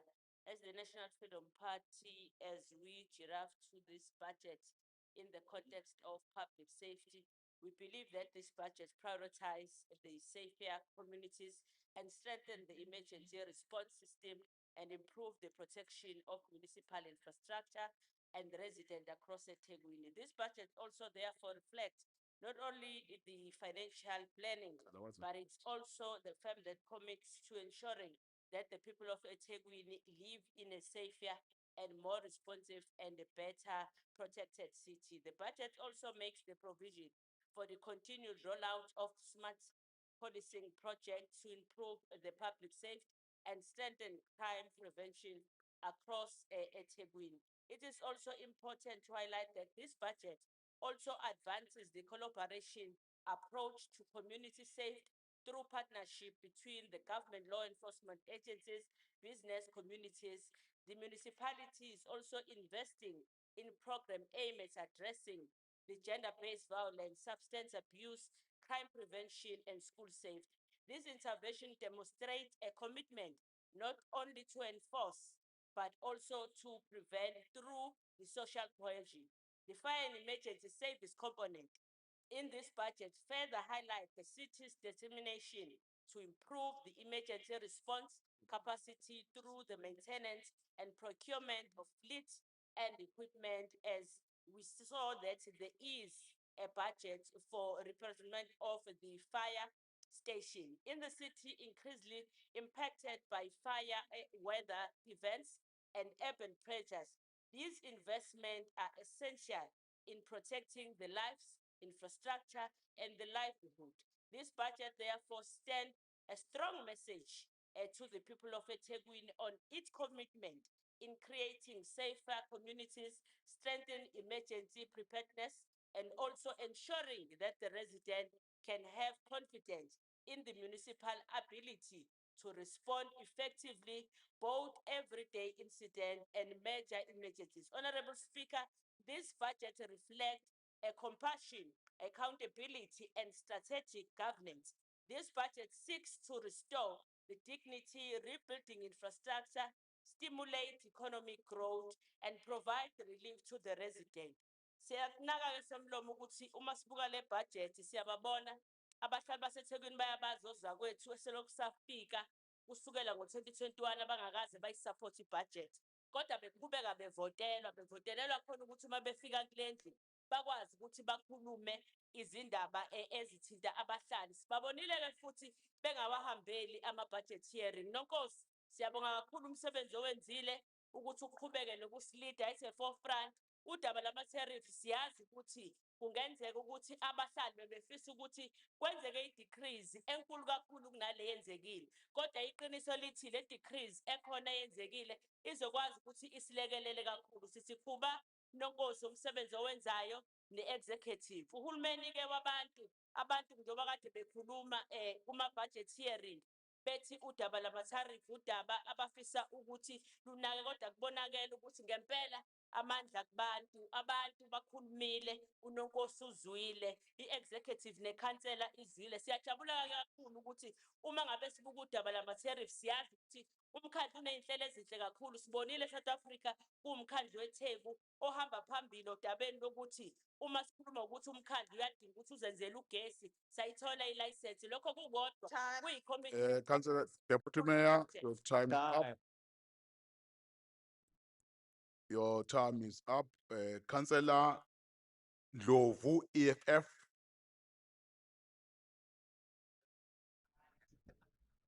I was up to order.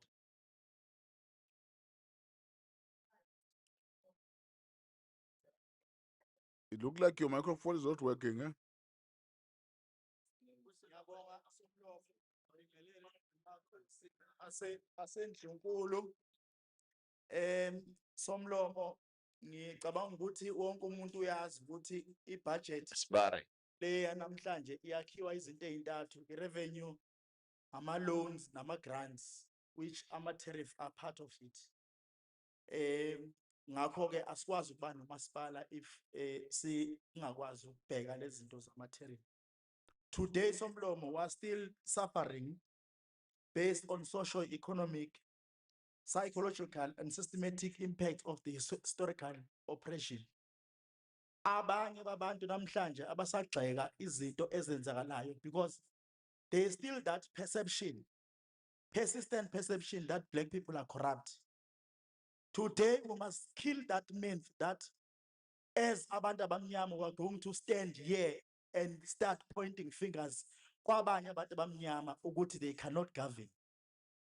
Because that's exactly what is trying to be done here, to say akuphume laba ofuna ngabe sisebenza nabo siguqule isimo sabantu abamnyama seNingizimu Afrika ukuze kuzongena bona so that they can continue to defend their empires, because that is an honest truth.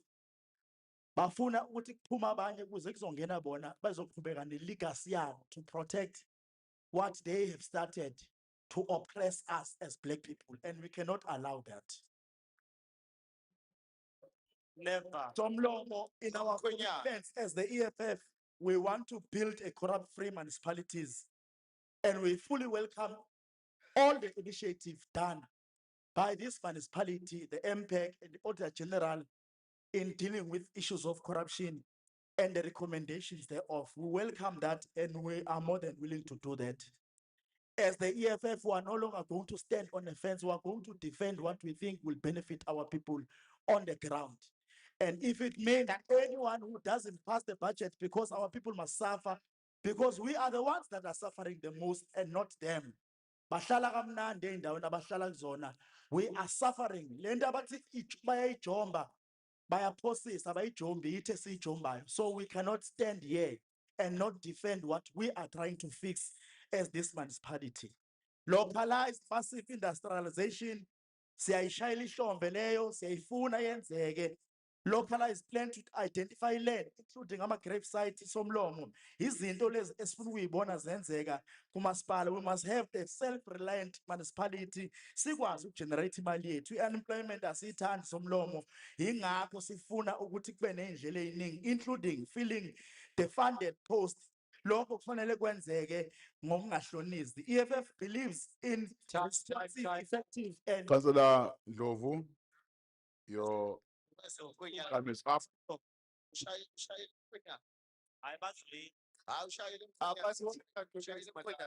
Your time, order, order.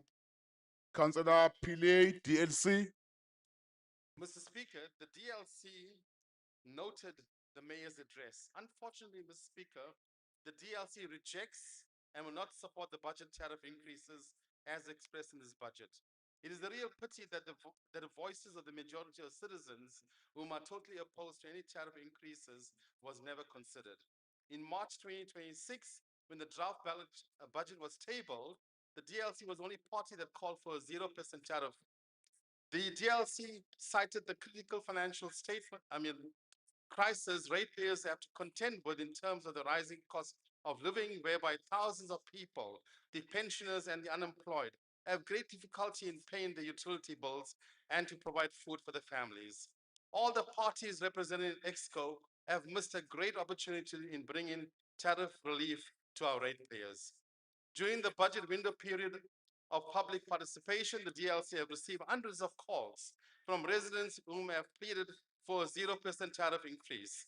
The city have lost a great opportunity, Mr. Speaker, in fulfilling the wishes of the citizens.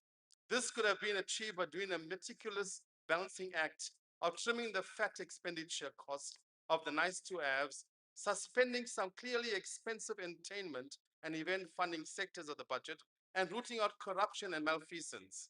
The high tariff increases, hikes of Eskom and Umgeni, Utukela, water cannot be passed onto our ratepayers whom are drowning in debt. Mr. Speaker, the DLC is not just here to complain, but to offer a better way forward. The city cannot simply tax our way out of inefficiencies. We need to stop frivolous money-eating projects, fix the ever so increasing water leaks, potholes, and upgrade our aging infrastructure. The DLC demands a budget optimized by cost-cutting and not consumer crushing.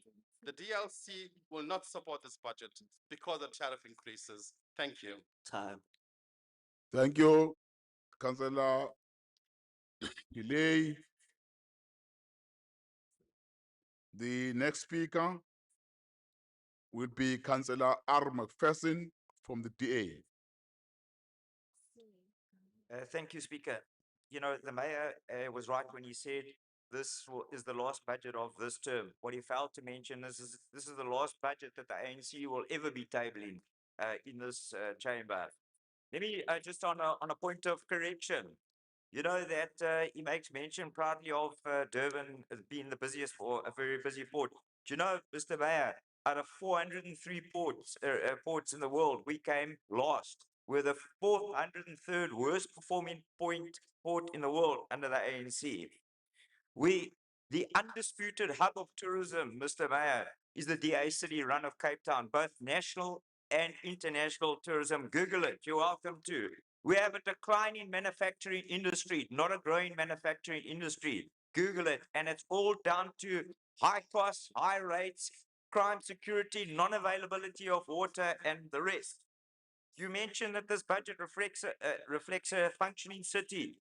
What it doesn't talk about is the crime, the water outages, sewage running down the streets, closed beaches, tanker mafia, unpaid contractors, and no mention, let me just tell you, about one of your colleagues earlier spoke about a functioning public transport system. What happened to Go Durban? 9 billion. When is a bus going to run? Where's the mighty Go Durban that the ANC were going to proudly roll out? You mentioned that EThekwini is the living proof of financial discipline.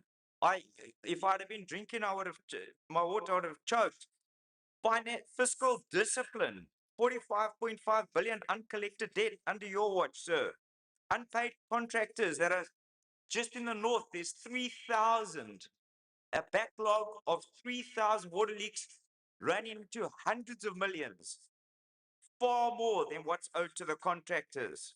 Under your watch, 6.5 billion irregular expenditure, sir, under your watch. And I know that yourself and our city manager are TV personalities now talking to this. Hundreds of millions spent on tankers, 20 billion alone, non-revenue water. You proudly say, Mr. Mayor, that you'll reduce non-water revenue to 48.6%. What sort of target is that? The target is 15%. 48.6%. I mean, you can't make it up. The, that's financial discipline. My God, billion. It's a joke. It's a comedy. In fact, I thought to myself, we got to get your script and send it to Netflix because they can make a comedy out of it. You then speak about your answer, your solution is to make up all the lost revenue is what? Is to table the increases that was in the original draft budget, as well as 5 billion rand in loans. Let's not forget that. 5 billion in loans over the next 3 years. But your draft budget, the original draft budget, was rejected, rightfully so, for lots of reasons. But it was rejected by the ANC regional committee. They rejected it. Your own party rejected it and sent an instruction back to yourself as the ANC to reduce the rates, which followed hot on the heels of the efforts that the Democratic Alliance made in bringing about financial discipline.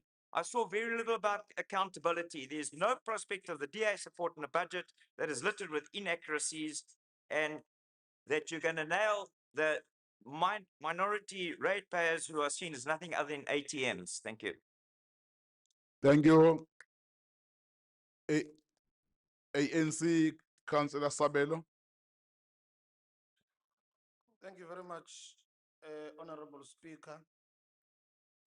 I will like to take this opportunity to greet His Worship the Mayor, Deputy Mayor, ngikhuleka kumakhosi aseNdlunkulu, fellow councillors, residents of EThekwini Municipality. I'm deeply honored to debate on behalf of the People's Movement, the ANC, the budget for the financial year 2026-2027. The ANC welcomes this budget by the Honorable Mayor and fully supports it, as it is a clear commitment to the residents of EThekwini to continue being a great caring city. The Mayor of EThekwini Municipality remains one of the greatest sons of EThekwini, from humble beginnings of Claremont Township You remain a credible and a humble son of the city. Your road shows and budget consultations with ratepayers has seen you drastically reduce tariffs on the new budget. This proves that indeed you are a caring mayor who listens to the residents of EThekwini. The ANC position on undocumented foreign nationals remain firm that they must go back to their respective homes. We therefore call upon the Honorable Mayor to develop a comprehensive strategy to combat this lawlessness that has persisted in his city. Bylaws empower you to enforce the law on anyone operating an illegal business. We want to see our metropolis shutting down all illegal businesses in our city. We also call upon the Honorable Mayor to speed up the process of township economy development. The youth are waiting to operate the spaza shops in the townships. Without sounding arrogant, Honorable Mayor, it is worth mentioning that in the 24 years the ANC has rebuilt EThekwini municipality. Let me explain how this has happened, Honorable Mnwango. Since clearly you don't know, you were still in Nongoma at the time. In 1996, the ANC found EThekwini municipality broken up in 5 different small local municipalities. And in the year 2000, we consolidated into one big metropolitan municipality that you see today. I want to remind this house that the new beautiful city that you see called Gateway in Umhlanga did not exist before the ANC government. It was the ANC-led government that ensured infrastructure, that is your roads, your water, your electricity, in what used to be just sugarcane fields, is today one of the best cities in the country. It's the ANC, you can't deny that. I don't want to count Mount Edgecombe, Umdloti, Hillcrest, Shongweni, and many other areas that you boast about today. They were created by the African National Congress. And so was the potholes. Whether you like it or not, it's a fact.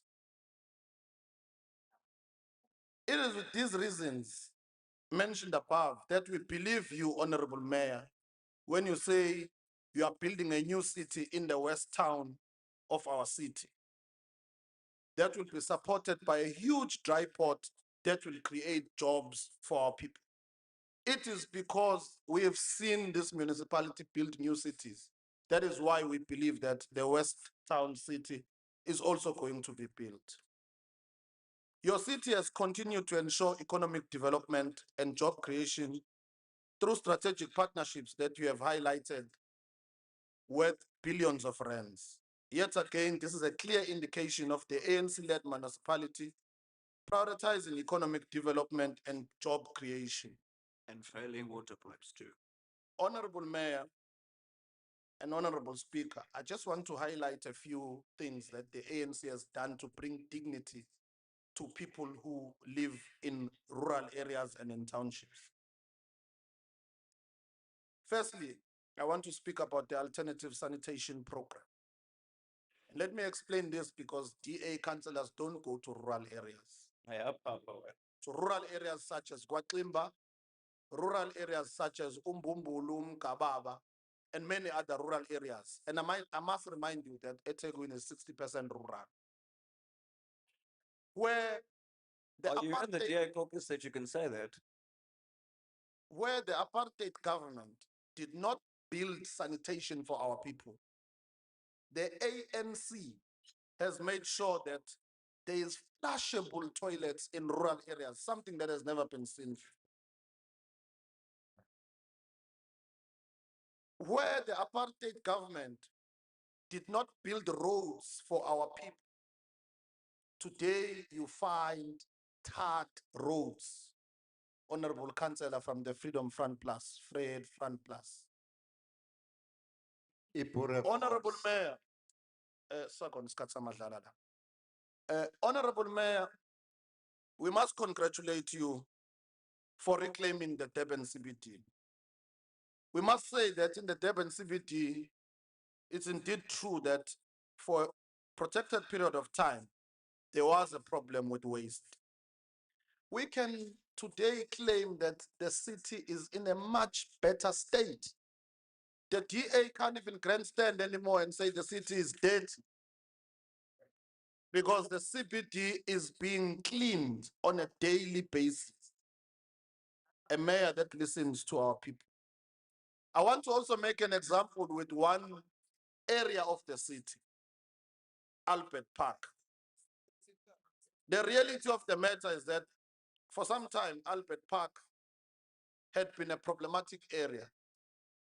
Today, the residents of Albert Park can enjoy their common spaces, such as the park that is outside Albert Park.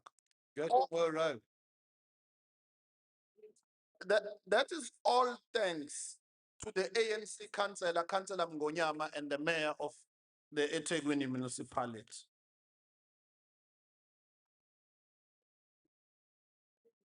The Southern Aqueduct, the people living in the southern areas of this city were never considered. I must tell you, city manager,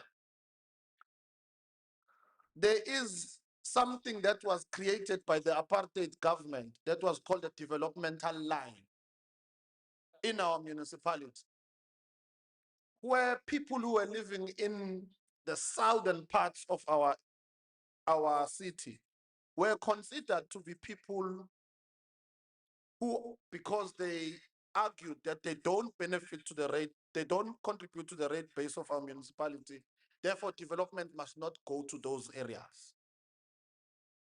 Now, through this ANC-led municipality, the investment in the Southern Aqueduct will see the areas in the south receiving undisrupted water. The ANC has called upon the mayor to fast track that project. The people of Umlazi, the people of Kwamakuta, the people of Ilovu, the people of Mkababa, the people of Umbumbulu will receive water through this project, which will be fast tracked. Thank you very much. Thank you very much. No, I wanted to say thank you on the fast tracking of the project. I have a last point. Okay, okay. Honorable Speaker, the last point I want to speak to councillors. The ANC is a government for all. I'm now speaking to what councillors? This budget has prioritized block sum for all councillors. Now that means ward councillors of the ANC, ward councillors of the DA, ward councillors of the IFP. I can't say the EFF, our friends across, they don't have a ward. We'll change our mind as yet. coordinator, just be careful.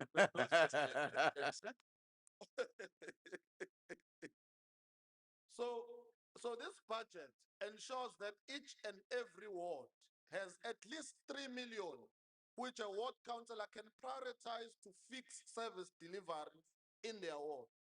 But further to that, Honorable Speaker, this budget has at least 8 million rand for all 111 wards of EThekwini municipality to continue service delivery. So indeed, the ANC is correct when it says this is a pro-poor budget, and therefore the ANC will support and vote for this budget. Thank you, Honorable Speaker. Thank you, Councillor Sabelo. ATM, Councillor Nkomeni. Thank you, Honorable Speaker. Greetings to the colleagues. The peremptory and the continuous aggrandization displayed by the white-led caucuses in this house is quite despicable.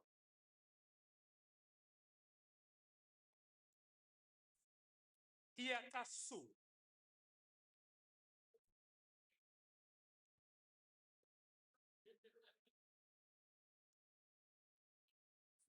That is a total cheap politicking. This budget seeks to help and fix the challenges that are faced by the residents of EThekwini.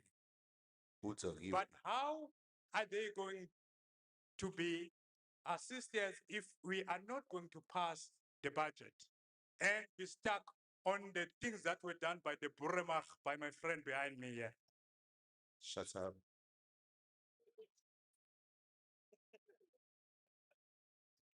He forgot about the atrocities You are stupid.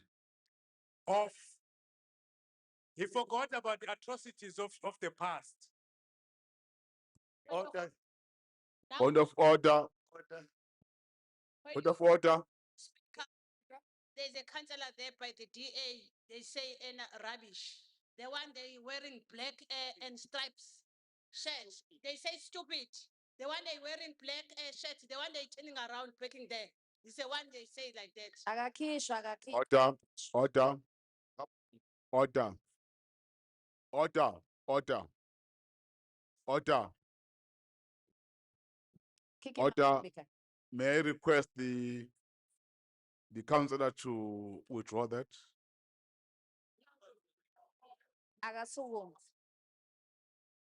Can we request the councillor to withdraw? Usmate. Withdraw Usmate. Who's the councillor? Usmate. Usmate. Yeah. And Tombi, Councillor Ndlela, order, order, order. Usmate. Order, order, councillors, order, listen, order. Please be quiet. Be quiet. Councillor Ndlela, you are saying there's a councillor from the DA caucus who made utterances to a fellow councillor that is stupid or rubbish, right? Yes. Now, the reason why I'm asking, order. The reason why I'm asking is because when council is in proceeding, when the speaker on the floor, the speaker have to listen attentively to the debate and watch the speaker who's on the floor. I don't look for other people for me to listen each and every word being uttered. Now, while Nkomeni was debating, I'm sure all of you have been observing, my attention is on him, not on other people who are not recognized to speak. Now, when you raise a point of order, I could not see the councillor you are referring to. Hence, I'm requesting that councillor who made those utterances, that councillor must withdraw, and then Komeni will proceed. Now, I can't identify the councillor. The councillor knows himself that what I'm requesting so that we can proceed. I'm sure you are clear now, councillors, why I'm saying who is the councillor so that it might not look as if I'm not looking at all of you. Right, Councillor Ntombi, can you tell me who's that councillor? Order. Speaker, it's a councillor behind, you know, I don't know the name, I'm sorry about that. I don't know your name, councillor, but No. it's behind one that's wearing the black and stripes with the glasses.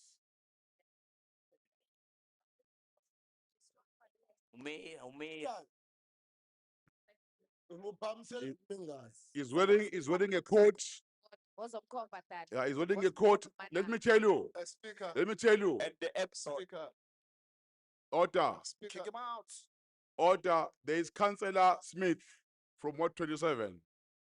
Then there's a councillor at the back of Councillor Smith. Vote. Next to Smith. Point of clarity, Chair. Yeah, order. Councillor, may you please may you please withdraw? Order. Can you please withdraw and proceed? Mr. Speaker. No, I'm not. No.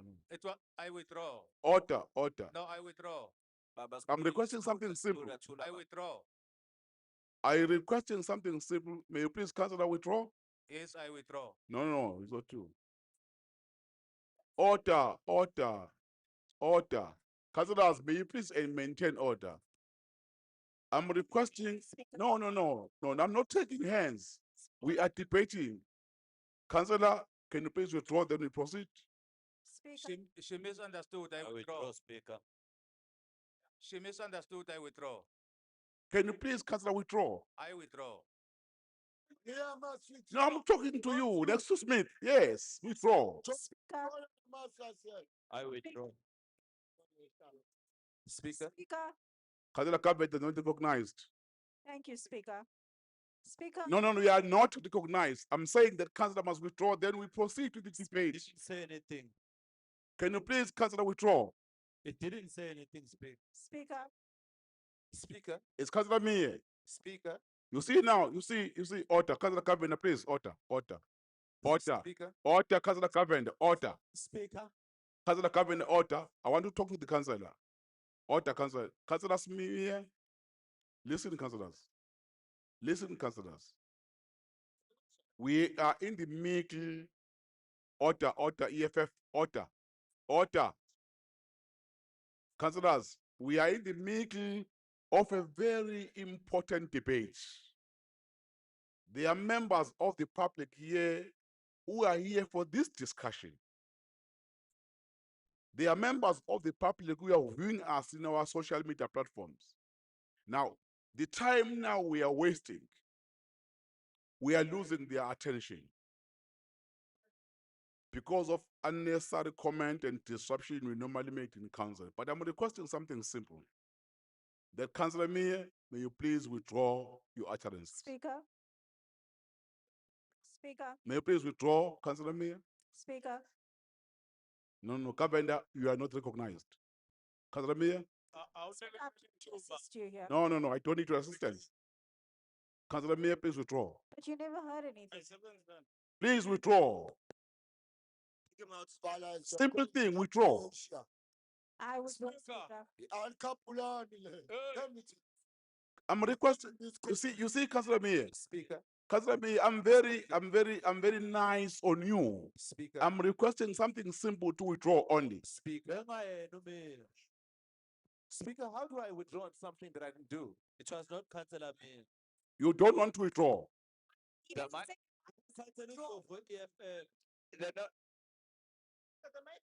They're not working. Yeah, now.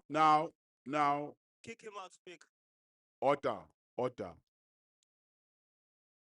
Your microphone, use the microphone next to you, Smith. Please to withdraw so that we proceed.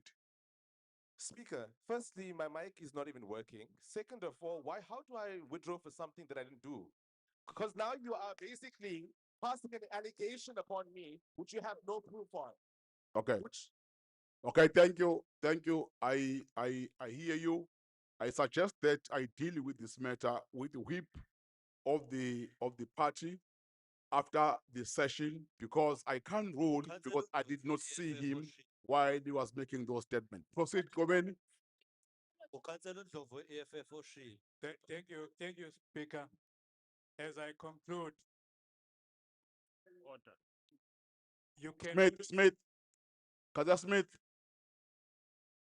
Stop what they're doing. No. Komeni. Thank you, Speaker. You can always tell, as I was saying, about the atrocities that continue to be incorrigible by those who are carrying them. Speaker. Proceed. Can the speaker direct us to which item he's speaking on? No. Councillor Kabende, don't be distracted. Councillor Komeni. Thank you, Speaker.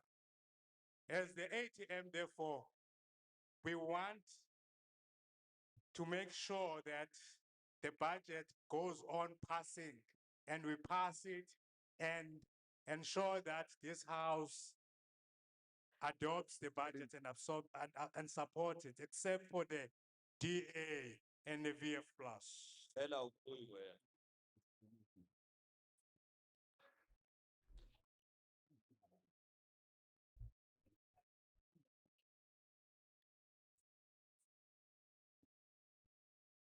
Nkomeni, thank you very much. Councillor Hlengo, APF.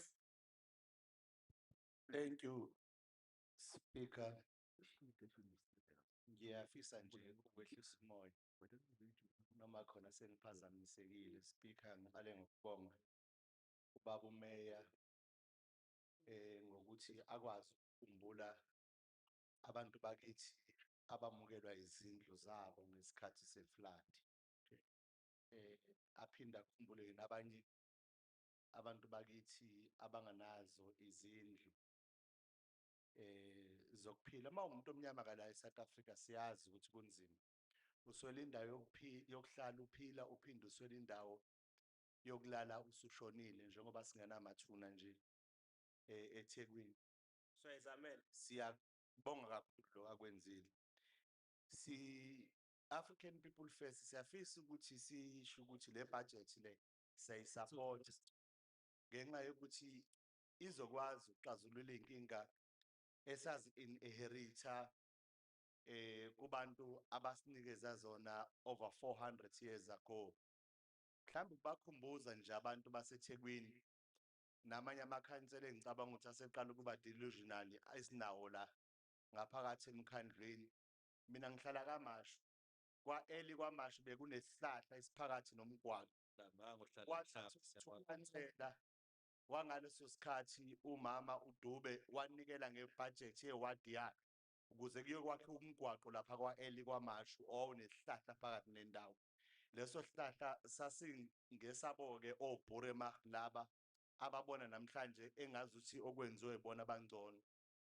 Vele ngiyazi ukuthi iDA inhlangano yobandlululo engayiboni into enhle uma yenziwa umuntu omnyama. Baze bakhohle nokuthi bahlezi eThekwini, always they speak of Cape Town as if it's the only city that is existing. See, African People First sithi kubantu bakithi baxwayeke kubantu abafana nabo. Councillor Hlengo, I have 2 minutes donated by President asenesikhathi.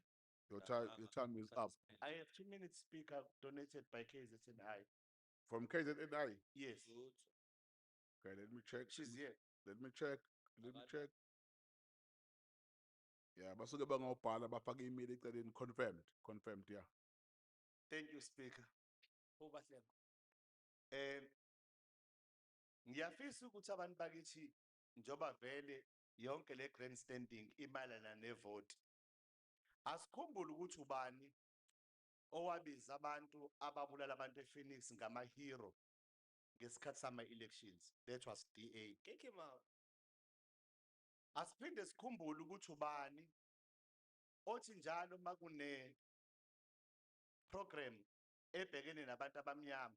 Khumbula in 2022 there was a program eyayikade ibhekene nokudla okuzonikezwa abantu abaphuwa. iDA yasukuma ngenyawo zombili yakuchitha lokho. And I'm adamant ukuthi Ingoba isitambu so 2000 kwenzeka mhlawumbe kuba neprogram esuke ithi kuzoba ne-soup kitchen somewhere. Iyasukuma iDA iphikisana naloko, asukume ukhansela uMadala athi hayi kwenzeka iphutha lapha. Besikhuluma ukuthi le program kahle kahle iyolekelela ama-pitbull alapha eBluff. Immediately iDA icela ukhokha sika 2 minutes. Ihambe mayibuya ithi le budget noma le project le program siyisupport impela sicela ningayidli imali ezinja zethu. So they are continuing ukudehumanize umuntu omnyama. A dog to them is better than us. We know that. Asikhathazekile futhi. We understand ukuthi mentality yabo angeke izishintshe ngumuntu omnyama. Let me tell you, la eThekwini, we had never had a better municipality than what we have today.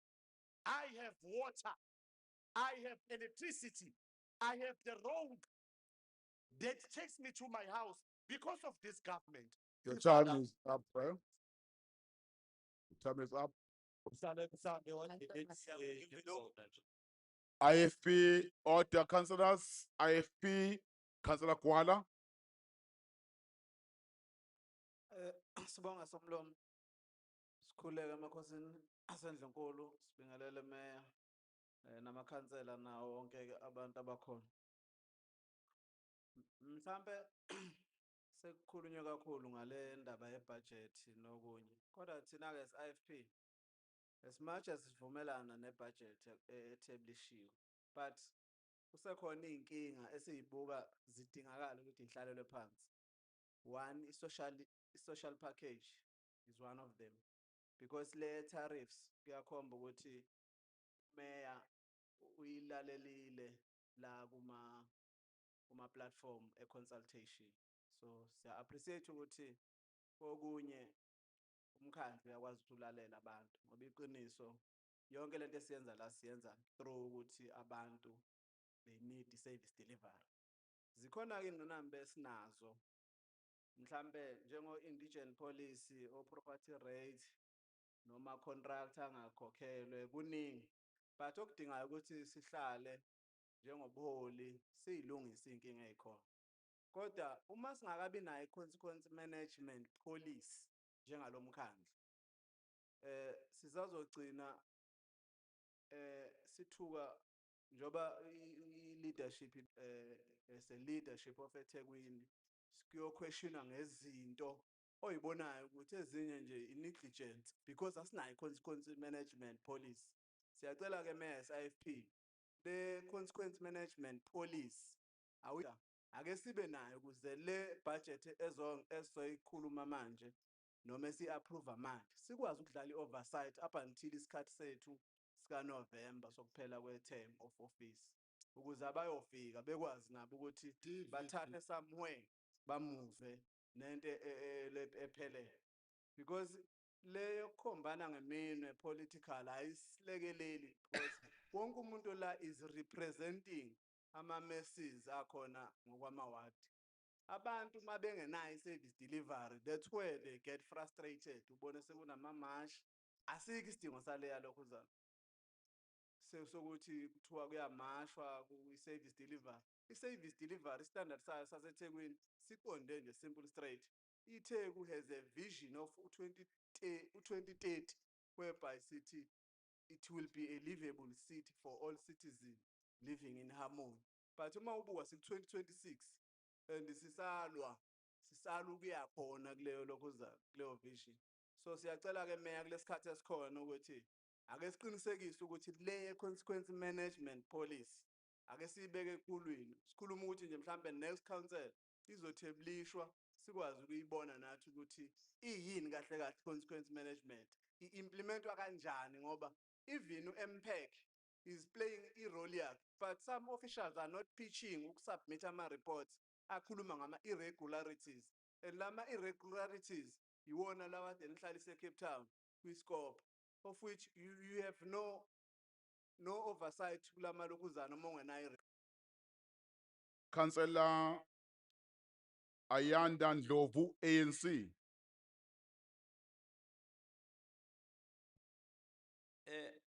Thank you very much, comrade. Thank you very much, Somlomo. Sibonge sibingelele ubaba Meya, amakhosi asendlunkulu. Sifisa ukusho ukuthi si-African National Congress. This budget represent what we call the motive forces. Sikhuluma nge-working class, sikhuluma ngabantu abahlala emakhaya, sikhuluma ngabantu abawomama okuyibona esithi uMasibuka ukuthi lo hulumeni since engenile khona ubanike amandla yokuthi omama nabo babe semathubeni afanayo nalaba esinabo. Sibonga ngokuthi sineminyango engaphakathi khona la emkhandlwini ephethwe iyona imbokodo. So le budget yanamhlanje sifisa ukusho ukuthi irepresenta ubuntu iphinde futhi ikhombise nakekela kakhulukazi labantu abalimala kakhulu ngesikhathi sa-2022 abakhahlamezeka ababekade izindlu zabo nendawo abahlala kuzona. Sithi-ke uhulumeni oholwa ubaba umeya we-African National Congress awuqhubeke nokuqinisekisa ukuthi izibophezelo esizenze ngo-2021 kwimiphakathi yakhele iTheku. Uma sikhuluma ngenhlelo zamanzi, kuney'nhlelo esithi kule budget zizobhekwa. Iy'nhlelo ezibuka ukuthi siyazi ukuthi kunedamu elakhiwayo laseMkhomazi, kodwa noma lakhiwa leli damu sinezindawo la sibuka khona ukuthi singazenza iy'nhlelo zokulekelela ukuthi abantu babewathola amanzi. Sikhuluma ngey'ndawo zaseMbumbulu, sikhuluma ngendawo koMgababa la khona amadamu esithi kunohlelo esizolenza sithole iy'mvume zokusebenza kulewo madamu. Sikhuluma ngey'ndawo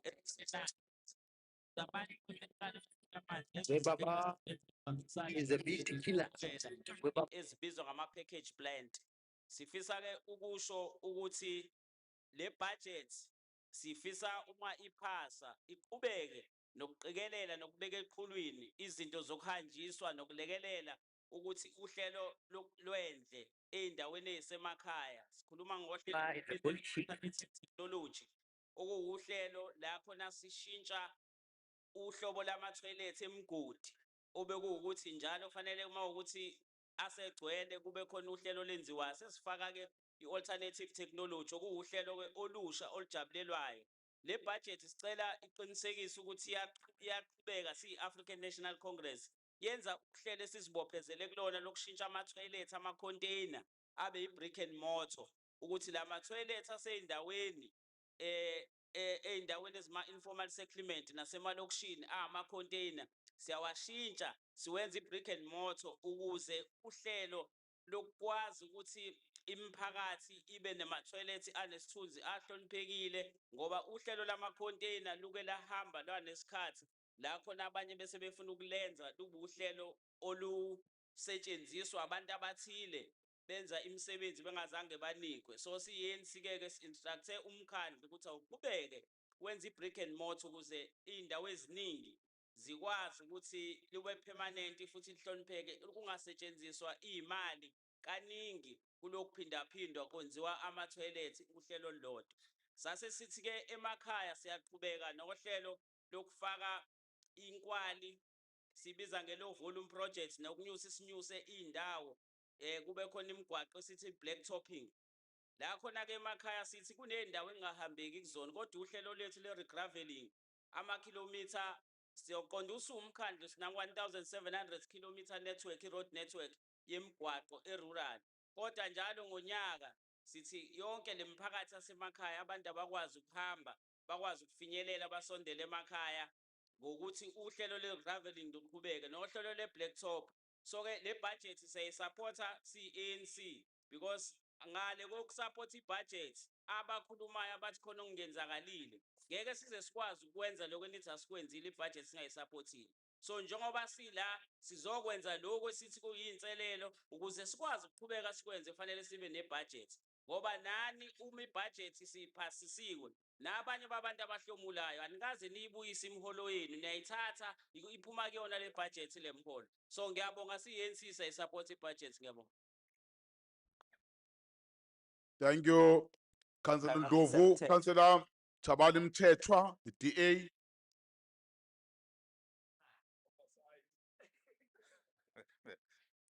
Thank you, Speaker. Speaker, I rise today to close this debate on behalf of the Democratic Alliance and to speak truth to the spin, the PR, and the absolute delusion that the mayor and the ANC coalition have tried to sell to the media.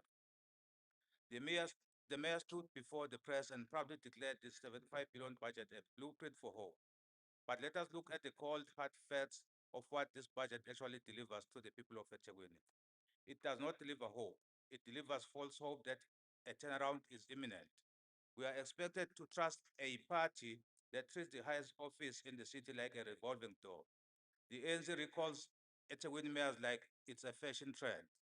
1 minute it's Zandile Kumete, then Nkosi Kaunda, then Cyril Xaba, and tomorrow it will be whoever else the provincial factions decide to deploy.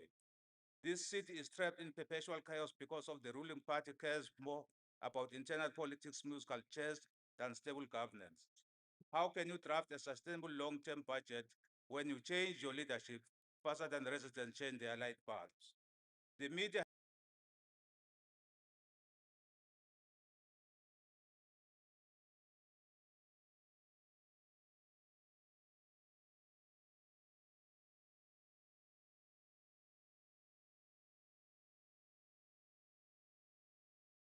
is a slap in the face of everyone who lives here. The mayor tells the media that these massive tariff hikes are necessary because the city has to buy bulk utilities. He blames the consumers and tells them that they must pay. But let's talk about what the mayor conveniently leaves out of his media briefings. He demands a double-digit increases, yet this municipality loses nearly half of its clean treated water to leaks and crumbling infrastructure before it ever reaches a single tap. He demands an increase for electricity while our streets remain in pitch darkness.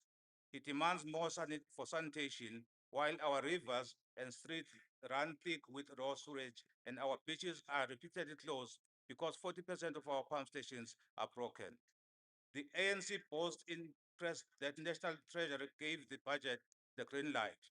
What they fail to mention is that National Treasury explicitly warns against excessive spending when infrastructure is collapsing. The DA will not Councillor Bosse, your Speaking the left, Master. time is up. Your time is up. UIM, Councillor Singh. Mr. Speaker. Today, to approve a budget and tariff increase. Order. I do have 2 minutes donated by you. By myself. Yes, the DA will not be supporting this budget. Thank you. That is my minute. UIM. Awulethe i-fertilizer ngaphesheya ku-ANC khona bangasibaxoxa. UIM. Speaker, today we are asked to approve a budget and tariff increases that will directly impact every resident of EThekwini. Inside this chamber, we debate percentages and figures, but outside this chamber, our residents are living with real hardship, water interruptions, rising electricity costs, and basic services that too often fail when they are needed most. As councillors, our responsibility is simple. Every day that people live, their lives should become better, easier, and more dignified than the day before. But if we are honest, many residents feel the opposite is happening. Every day they pay more, every day they struggle more, and every day they lose confidence that this municipality truly understands the pressure they are under. We should be embarrassed that families now fear opening their municipal bills. We should be embarrassed that basic services have become a source of stress instead of dignity. The United Independent Movement believes this budget cannot simply be about balancing numbers on paper. It must be about whether the people of EThekwini genuinely feel their lives improving in real, practical ways. Our communities are not asking for miracles. They are asking for progress, accountability, reliability, services, and a municipality that puts residents first. And today, before we vote, every councillor in this chamber should honestly ask themselves one question. Are the people of EThekwini better off today than they were a year ago? Thank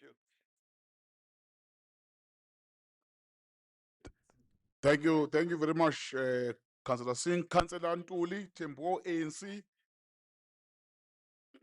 Sibonge Speaker, all protocol observe. Ngicabanga ukuthi Speaker abaningi kade bephambi kwami sebekwazile ukubeka ukuthi ubaba umeya ukwazile ukuthi aye emphakathini wakithi ayolalela kwazi ukuthi umphakathi wakithi thina njengokhongolo siyakholelwa ukuthi abantu bakithi fanele bagcine befana leThekwini behlala endaweni ezifanayo nalabo abakade behlala endaweni abakwi-advantage places. Enye izinto kule budget esiyibonile ebaluleke kakhulu sibona kukhona indawo eziningi ekwakhiwa khona imigwaqo eminye yayo isuswa from igravel ifakwa uyitiyela eminye yayo yakhiwa isuswa from la kungekho khona lutho kuvula umgwaqo abantu bakwazi ukuhamba abantu bakithi thina abantu esihlala emakhaya siyazi ukuthi mangabe uqala wenza ingalasizinda la kuhlala khona abantu bakithi abamnyama nabantu bakithi abasemakhaya uyakwazi ukuthi wenze iTheku ligcine lifuna ukufana kumuntu angafili ukuthi usendaweni engafanele. Enye into ebaluleke kakhulu ukuthi lo mkhandlu iwona wodwa eAfrika okwazile ukuthi uthole ilicense yokwazi ukuzenzela ugesi ozohlukana omunye wawo 100 megawatt esokwazi ukwenza ubi gas kube khona u300 megawatt esokwenza ubi waste. Ithina sodwa eAfrika engakho omunye wakhona. Siyafisa ukusho ukuthi enye into kule budget ezoba khona ukuthi ngikhulumela lokho ngoba kunabantu abazokwazi batrainwe abanye banikwe amathuba okubenza amabhizinisi kuze masikwazi masimplementa lokho babe ingcenye yokwazi ukuthi babe ingcenye yomnotho eThekwini. Enye izinto esiyenzayo through le budget yomkhandlu kuzoba khona ukwakhiwa kwama-catalyst project. Kuma-catalyst project most of indawo la kwenziwa khona ama-catalyst project kuba khona ama-business opportunity kubantu bakithi baphinde futhi abantu bakithi bakwazi ukubathole amathuba ezemisebenzi. Abantu bakithi abaningi bayantula bakwazi ukuthi baziphilele ngokwanele bashoda ngezinto. Okunye okubaluleke kakhulu kule budget izokwenza ukuthi lo mkhandlu ukwazi ukuimplementa ama-project noma ama-event amakhulu kakhulu. Enye yayo nje ngicabanga ukuthi siphethe ngayo umhlaba wonke ezofika maduzane nje iDurban July. La siyaba khona siyongena la kunomdelebhelo kube khona abantu abahlukahlukene abawazi bathola izinto ezama-prizes kakhulukazi amabhizinisi batshengise namakhono abanawo emabhizinisini lawo abezokuthunga nabahlukahlukene sikwazi ukuhlanganisa abantu bakithi babe nokuthi bajabule bendawonye. Enye into esokwathi masiyenze ngale budget ngale kwaloko sisuka manje kade sine-Africa Travel Index. La abantu bakithi bekuhlangene khona yonke iAfrika izoba kanye nathi ukwazi ukuthi abantu bakithi abahlukahlukene base-Afrika bacobelelana ngokwamabhizinisi baphinde futhi amabhizinisi akwazi ukuvela ukuthi iyakwazi ibhizinisi iseThekwini ikwazi ukusebenzisana namabhizinisi angaphandle eAfrika even international.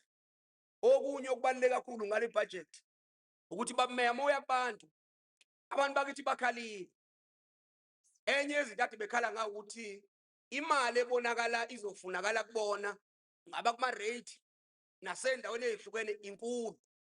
Ikwazile budget oyibuyisa namhlanje njengisa ukuthi kukhona indawo ufike wehlisa kuzona ngoba uzolana nabantu bakithi abamnyama futhi abantu bakithi abakuleli izwe laseThekwini abazokwazi ukuthi kusasa babone ukuthi umkhandlu mawuletha ibudget kubona uzoba consult masibephawulile ukwazi kuma khona into ezehlayo nokuhlukana. Okunye kokugcina kubalekile masazi ukuthi enye into esizoyenza ngale budget abantu bakithi abanamabhizinisi amancane kunamabhizinisi othola ukuthi la esebenzela khona asebenzele endaweni esemgwaqweni. Okokuqala sobanika imvume. Okwesibili masisibanika imvume siphinde futhi senze isiqiniseko ukuthi siyawasupport amabhizinisi financially.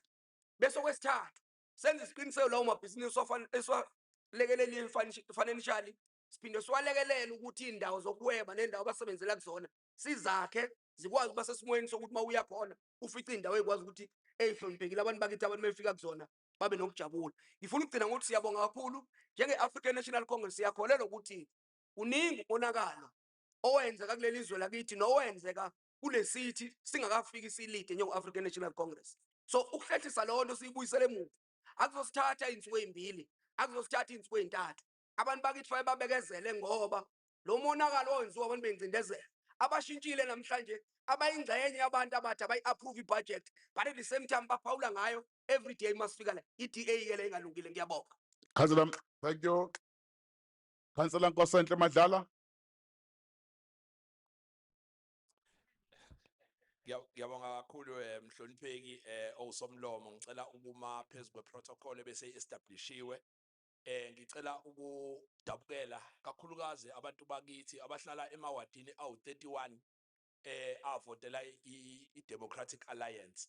Ngiyabadabukela kakhulu abantu bakithi ngenxa yokuthi ivoti labo balithatha balilahla ngoba uma ngabe uvotile amawadi awu-31 khona umasipala abanamawadi amancane kunamawadi awu-31.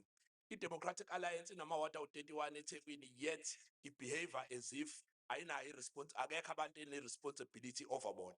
Uma labantu bevota babevotela ukuthi abangenazindlu bakwazi ukuthi bathole izindlu, abangenamigwaqo bathole imigwaqo, abangenamsebenzi bathole imisebenzi. Kepha iphathi abayivotelayo uma ifika la consistently since 2016 they've never supported the budget. Umbuzo ukuthi labantu lana bavotelela ukuthi bazokwenzani la emkhandlwini, izovela imali yokulungisa lezi zinto enani bavotelela ukuthi bazokwazi ukuthi bayilungise ngayo. Njengoba kade umeya wethu uNonkosi ethula ibudget la, into kuphela esiyitholile lapha yangaphesheya sithole umdlalo wase stage abadlali abahlukahlukene lapha yana umshefana bengena la. Oqala nje ukhansela uGavenda ufike wasinikeza imisdiagnosis la, wasitshela go budgetitis, wasitshela ngazo zonke ezinye izinto lezi. Kuyacaca impela ukuthi silashwa kamthakathi lapha yakukhansela uGavenda.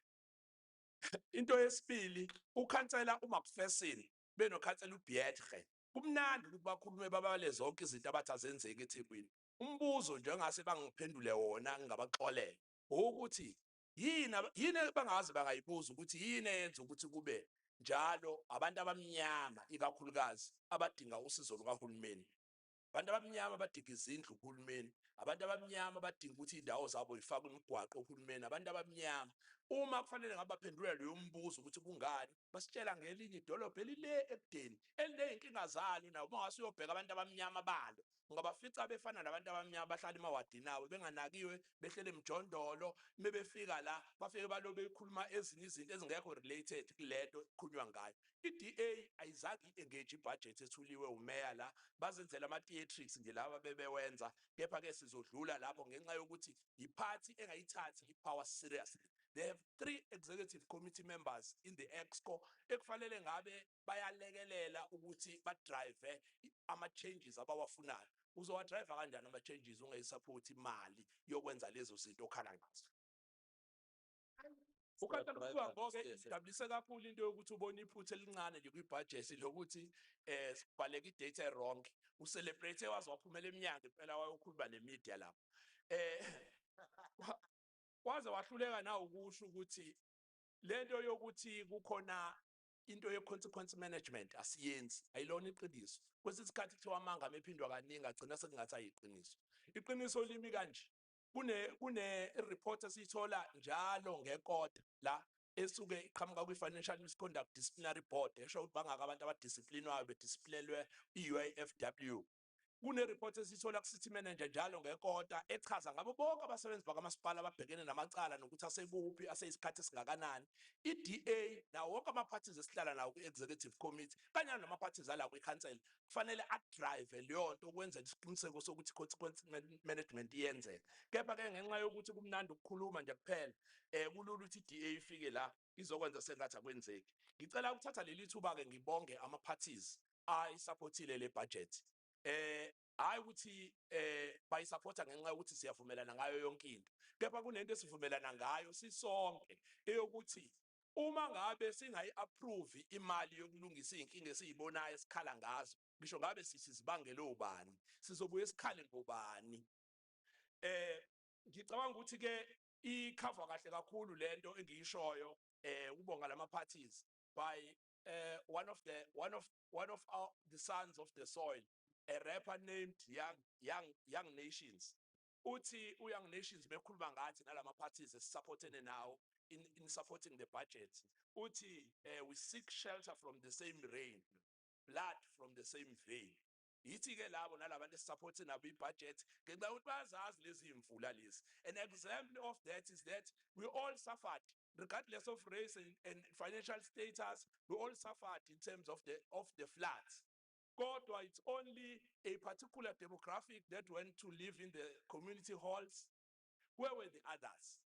Umbuzo waleyo nto uzokutshela ukuthi-ke labo ibona laba angayisupport i-budget because they can afford ukuthi izinto ebezokwenziwa ile budget bazenzele bona ngey'mali zazo. Thina sophindela ngaphindela enanda kuyothini kubantu abalindele ukuthi imigwaqo yabo ibe yitiyela, abalindele ukuthi improve into yamanzi, abalindele ukuthi improve into kagesi, abalindele ukuthi bakhiphe kuma-transit cabs bafake ezindlini zangempela. Ngabuyela kubona ngiyothini. Kepha laba bazokwazi ukubuyela la behlala khona ngenxa yokuthi abantu abahlala nabo can afford ngenxa yalento abayibiza ukuthi primitive accumulation, bayiqoqa imali kusenesikhathi besibandlulula. Manje sebesiblame ngezinto ezabangelwa yibona ngoba wasubabuza ukuthi nenze imigwaqo ingabi nalitiye lembumbulu. Ayikho enye impendulo abazokutshela yona ngaphandle kwe-ANC corruption. Yayikuphi i-ANC corruption ngo-1993 nayo yonke leminye iminyaka behluleka ukufakela abantu abamnyama imigwaqo, amanzi, ugesi nazo zonke ezinye iy'dingo. I-ANC supports this budget. Councillors and members of the public that are present in the venue and those who are following us in our social media platforms, to all political parties that have made their contribution in the debate or the presentation by the mayor, I do want to thank all of you. You have conducted yourself very well. I'm very proud of you, councillors. I'm sure members of the public will also agree with us that we are one of the most stable council in the country. We tolerate each other, we respect each other. I don't want to talk about those few councillors who misbehave, but generally, majority of you, I'm very much happy with your conduct. We have now exhausted the list of our speakers. We are now going to vote for the recommendations in the very same report presented by His Worship the Mayor. When we are voting, I request that there's no movement. No one will go out. Once we are starting the voting process, all doors are closed. My team on the floor, you confirm numbers of the councillors present and display your board clearly so that the screen will capture the correct number of councillors as per the caucus that are present in council.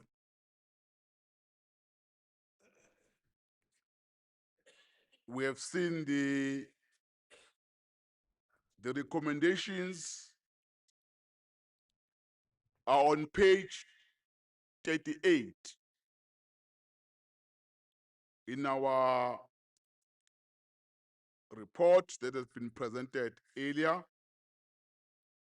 We are now voting, doors are closed. We don't allow anyone to come in. I'm checking my team on the ground so that I'm satisfied in terms of displaying numbers so that the board will reflect exactly the number of people who are here. I'm getting an indication that my team is ready. Councillors, are the recommendations agreed on page 38? A point of order, Speaker. Point of order? Speaker, maybe before we vote, can we confirm the number of councillors present here now in this room? Yeah, that's what we're doing, yeah. That's what I'm doing, Councillor Mthetho. I've said my team on the ground, they are standing with their board. When they display those numbers, is a confirmation of numbers that are here. I only see them on the screen after being captured. Thank you very much. Speaker, what is the total number present now? No. Don't debate that. Don't debate that. Order, councillors, are the recommendation agreed? Sir Samlo. Sir. Councillor Kuala? Angazi noma Samlomo ngibuka kabi la. Ngibona mina ama recommendation page 8 item 1.1. Page 8. Le ngibona kuyenye item 2 we agenda. Le ama recommendation page 38. Oh, Sipambansili, yes, Chombele, yeah. Yeah, thank you very much, Councillor Kuala, for assisting us. We look at those recommendation on the last page, while there are other recommendations in the middle of the report. Thank you very much, Councillor Kwada, for assisting us. The first recommendations start from page 8, item 1.1. Yes, from that yeah. Yeah, correct, Councillor Kwada. Thank you very much. Councillors, are the recommendation agreed on page 8, 1.1? No. No. Thank you. Let's have a screen. Let's have a screen and vote. Thank you. Are you ready, team? Okay. Let's start with those who are in support of the recommendations on page 8 from item. No. No, I'm losing my good.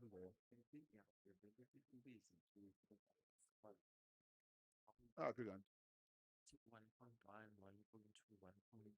Recommendations. More equals than Lala phansi gobongwane. Apela. 31.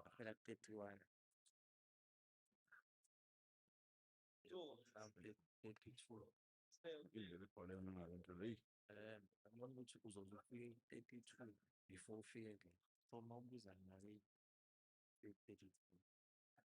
Right. Well, can you please lower your hands? Can you please lower your hands?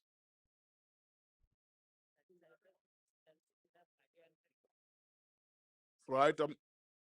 No. We'll start afresh. I'm still trying to sort something with legal here. Because legal is advising the speaker that recommendations from page 8 start from 1.1 to 1.32,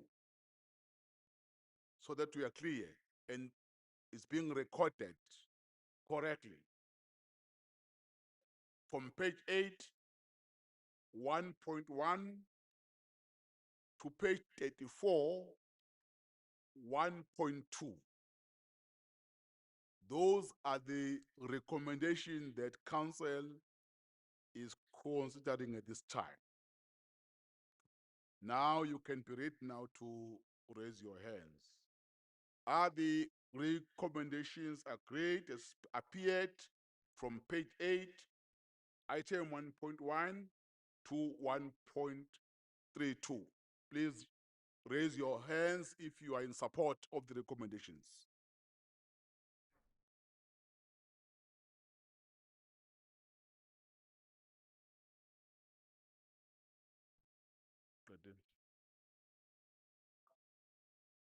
Yeah, thank you very much. You can lower your hands. Those who are voting against the recommendation, please raise your hands.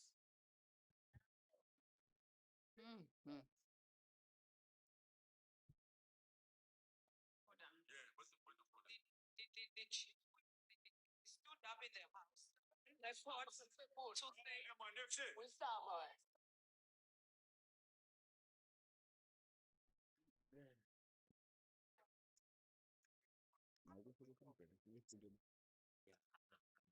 I put them better.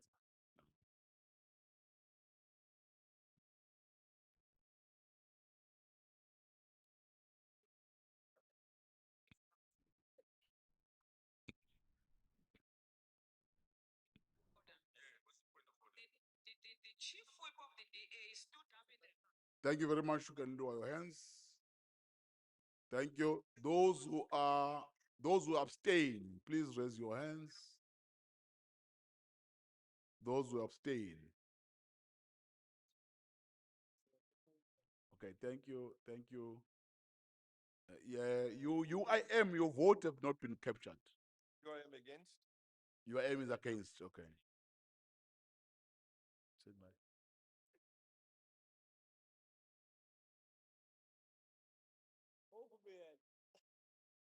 The MK vote on a student board. Mathula Biela. Page 36. Item 2. Page 36. Item 2.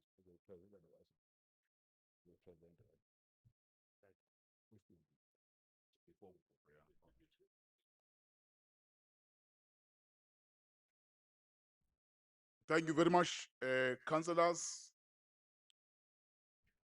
May I have your attention as I announce the results of after voting. Those who are in support of the recommendations, the number is 129. Those who are against the recommendations, the number is 63. Those who abstain, the number is 0. The recommendations will be carried through. Thank you very much, councillors, for that. City Manager, please present the item on page 36. Thank you very much, Honorable Speaker.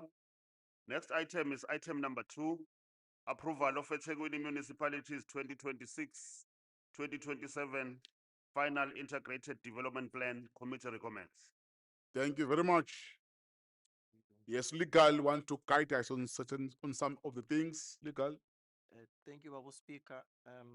Before the matter is put to vote, may I request that when it gets recorded in the minutes, that reference to Volume eduze kwe-microphone kuzwakala. Zawali legal. Nginjani manje? Ngone ya. Ngiyabonga. Inkinga la wana legal ifuna uzwiwe ama-council members. Uzwe nabantu abasemakhaya bayabhala la bathi abakuso. Oh, aye. Ngiyacabanga ukuthi nizoze lifike izwi. On this item on page 36, so that it's correctly recorded in the minutes when the matter is decided upon, you will notice that a reference on page 36 to E-Systems Act says it's number 32 of 2002. And on the recommendations on 38, it's Act 32 of 2000. So the reference to 2002 should be corrected to be 32 of 2000. Okay. Thank you very much, legal, for that. Secretariat, please correct that. Councillors, are the recommendations on page 88 agreed? No. Let's have the screen. Still no movement. Let's settle down. Doors are closed. No one is allowed to come in. No one is allowed to leave the hall. Please, those who are in support of the agreement, clearly raise your points.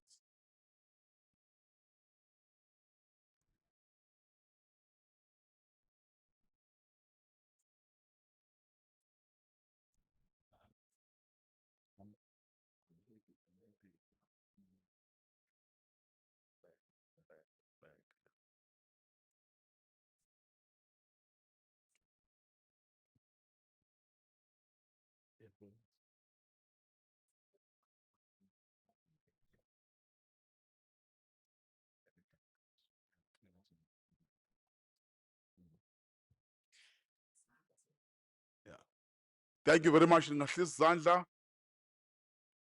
Again, those who are voting against the recommendations, raise your board clearly so that we are counted. Yeah, just wait for it.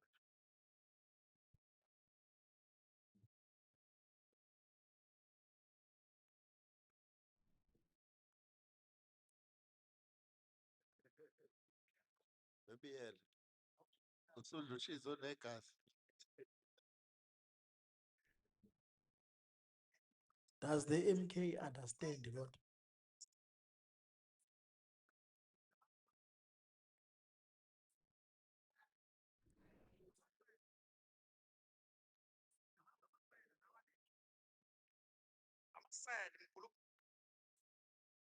Right.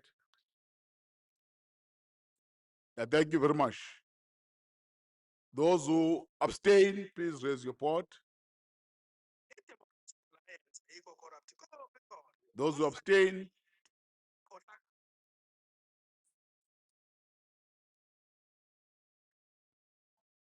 Belinda.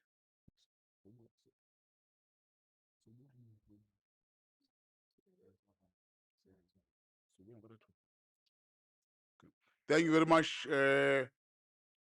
Those who are in support, the number is 129. Those who are voting against, the number is 63. Those who abstain, the number is 0. Therefore, the recommendations will be carried through with the majority votes. Thank you very much, councillors. Now, may I have your attention before we break for lunch?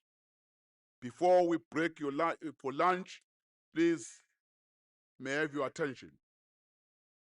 Because of time, in consultation with the mayor, the city manager, the CFO, and legal, we have identified urgent items to be considered in the council ordinary meeting after lunch. We are not going to deal with all the items in the agenda. They are important and urgent items to be considered only. I do want to announce those items so that during lunchtime, you know exactly which are those items and prepare yourself accordingly. I will be very quick before we break for lunch. We've been here since the morning. Items that are being prioritized, page 5 to 72. Yes, the main agenda for the ordinary council meeting is page 5 to page 72. All those items were deferred from the council meeting on the 30th. We are going to deal with all those items that are on page 5 to page 72. Then we are going to consider item on page 81, item 2.1. Page 81, item 2.1. Page 86, item 3, review of systems of delegation. Then we'll jump to the supplementary agenda. We're done now with the main agenda. We're now moving to the supplementary agenda. It's page 22, item 2.4, budget reprioritization, not coast road widening. Page 22, item 2.4. Then we move to page 25, item 3.3, approval of the accounting policies. That is page 25, item 3.3. Page 68, same supplementary agenda, item 3.8, tariffs policy approval.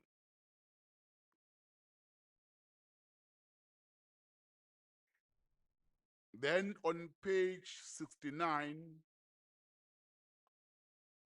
item 3.9, indigence policy approval.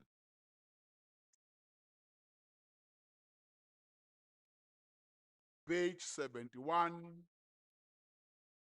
item 3.10, credit control and debt collection policy approval.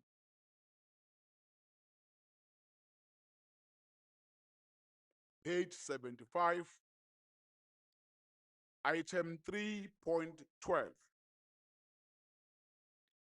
property rate policy approval. Page 79, item 4.1, Durban Film Office annual imaging filmmakers market. Page 83, item 5.1, again we re-prioritizing the budget public transport network grant. The last item would be on page 86, item 5.2. Again, we are expected to reprioritize the budget for engineering directorate. This item is on page 86, item 5.2. Then on the second supplementary agenda, because there are two, on the second supplementary agenda, we are going to deal with all the items in the second supplementary agenda. Councillors, we are now breaking for lunch. We are expected back at 2:45. Thank you very much. Let's break for lunch.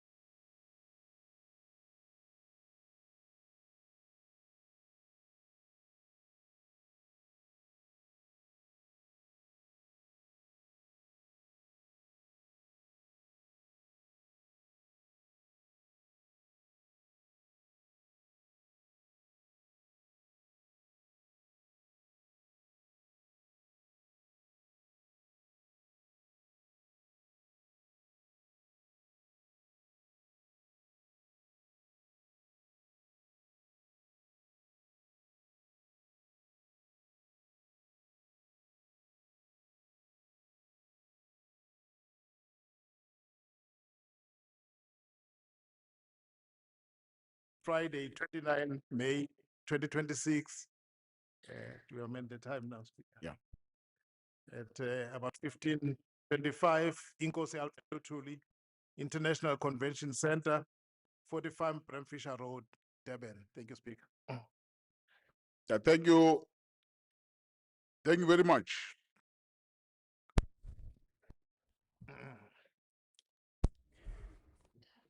We will not follow the agenda as it appears in the council document, because in the morning we've dealt with number of items. I will only go to item 7, the declaration of interest, if there's any councillor to declare interest. Yes, councillor. Thank you, Mr. Speaker. I declare interest in 4.3. 4.3, thank you. Any councillor to declare interest? Thank you.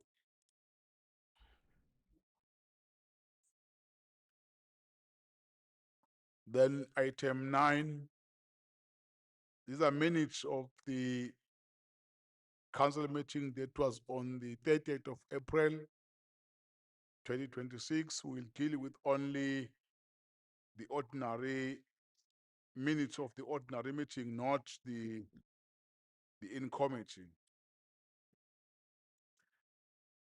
Now, those minutes have been circulated from page 691, last page 651. Only my friends of those councillors want to make corrections in the agenda, just refer us to a page in paragraph for the corrections. 6391, first page, last page is 63651. Can take it. Now, if there are no corrections, councillors will invite matters arises. If there are anyone want to raise a matter on the minutes, otherwise there may be a mover for the adoption of minutes.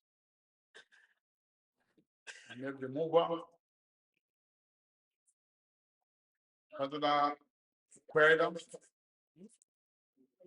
Thank you for that, Mr. Speaker.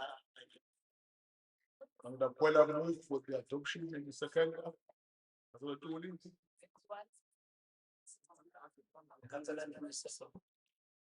Thank you very much. Minutes have been moved and seconded. We will be guided by the list of prioritized items as I announced it earlier before lunch.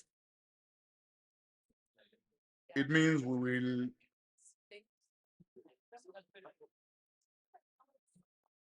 start with we're now coming straight to the executive report, because we're not checking questions. We've explained to the meeting of whips. His Worship the Mayor will present the first report of the executive committee. Your Worship. Thank you, Somlomo. May I present the second report of the executive? Thank you. Thank you very much. Is the first report. This is the first report. Huh? Yeah, thank you for that. May you please present the item, Mr. Msweli? Thank you, Speaker. The first item from the first report of the Executive Committee is item 1.1, which is a report from the Community Services Committee. It's a request for authority to partner with the University of KwaZulu-Natal for the Mammal Citizen Science Research Project, a solution-based approach to vervet monkey management. Committee recommends. Thank you very much. Councillors, are the recommendations agreed? Great. Next item, Mr. Msweli. Next item is item 2. It's a report of the Audit and Risk Committee for the second quarter ended 31 December 2025 and committee recommends. Thank you. I've got a list of speakers on this item. The first speaker would be Councillor A. Bechte from the DA. Councillor Bechte. Thank you very much, Chair. I think the chickens have come home to roost. It's historic. We will then focus on the new one that should reach us within the next week or two. Thank you very much. Thank you very much. We thank the chickens. Councillor Mwango, Action SA. Covered. Councillor Mwango has left early as advised. Councillor Mwango is not in. Gone to. Councillor Anipen, IFP. Thank you, Mr. Speaker. Mr. Speaker, the IFP notes the contents of the Audit and Risk Committee report and welcomes the oversight role played by the committee. However, there are just two matters of concern that require urgent attention, and we hope that these will be addressed. The first relates to the weaknesses identified within the human settlements and real estate directorates concerning the land acquisition and its management. The city must exercise extreme caution, Mr. Speaker, in how municipal land is allocated and utilized.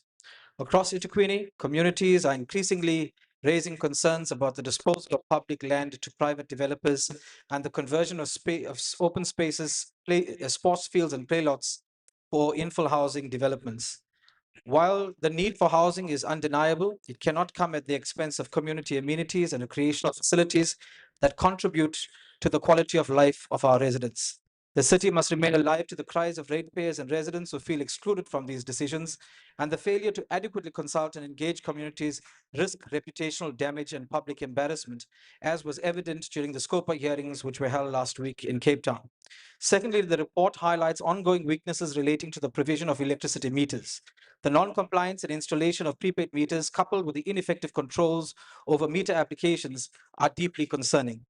Mr. Speaker, the cancellation of applications due to administrative failures not only inconvenience residents, but directly contributes to revenue losses for this municipality. At a time when the city faces significant financial pressure, we simply cannot afford inefficiencies that prevent legitimate customers from being connected and billed correctly. This administration must strengthen oversight, improve turnaround times, and ensure that internal controls are sufficiently robust to prevent revenue leakage and restore public confidence. Chairperson, these findings demonstrate that governance failures are not merely administrative, but the real consequences for service delivery are seen here. Public trust and financial stability of our city must be prioritized. I thank you. Thank you very much, Councillor Anipen. Councillor Maharaj, MF. Speaker, the findings by ARC is very worrisome, and equally is the response by management, as we are used to repeat and recurring findings. The action taken by our IT directorate is a little too late and cannot be commended, because it is non-compliance like this that puts our ratepayers at risk. Residents are always complaining about the billing system. Who knows which systems were manipulated? But for now, the city must tell us how much budget it has set aside to manage the adverse audit findings. Thank you. Thank you very much, Councillor Maharaj. UIM, Councillor Singh. Speaker, this presents a deeply concerning picture of our municipality. Firstly, we are told that there are 111 unresolved audit findings. This is not a technical issue. It's a failure of accountability and consequent management. Secondly, our financial position is under severe strain. We have a debtor book of over 44 billion, yet our collection rates remain below national benchmarks. Instead of fixing this, we are now seeking to borrow 2 billion rands. We cannot borrow our way out of a collection problem. Thirdly, we are sitting with irregular expenditure of approximately 6.7 billion, with some contracts still alive. How do we justify new spending when past irregularities remain unresolved? On service delivery, our infrastructure is described as fragile, and we are losing over 50% of our water through non-revenue losses. That is unacceptable to residents who are struggling daily. Lastly, we continue to fund entities like the Durban Marine Theme Park that cannot sustain themselves. Time is up, Councillor Singh. ACTP, Councillor Isop, we have 1 minute from Independent. We pass, Speaker. Councillor Isop. Without a speaker, can you pass? Okay, okay. DLC, Councillor Pillay.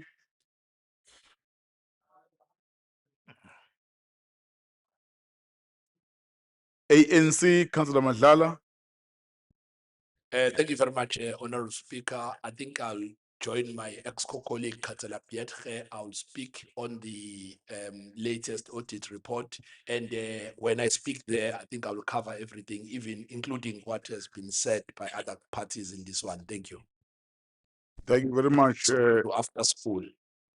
Yeah, thank you, thank you. The report is here for noting. Ted. Thank you very much, councillors. Are the recommendation noted?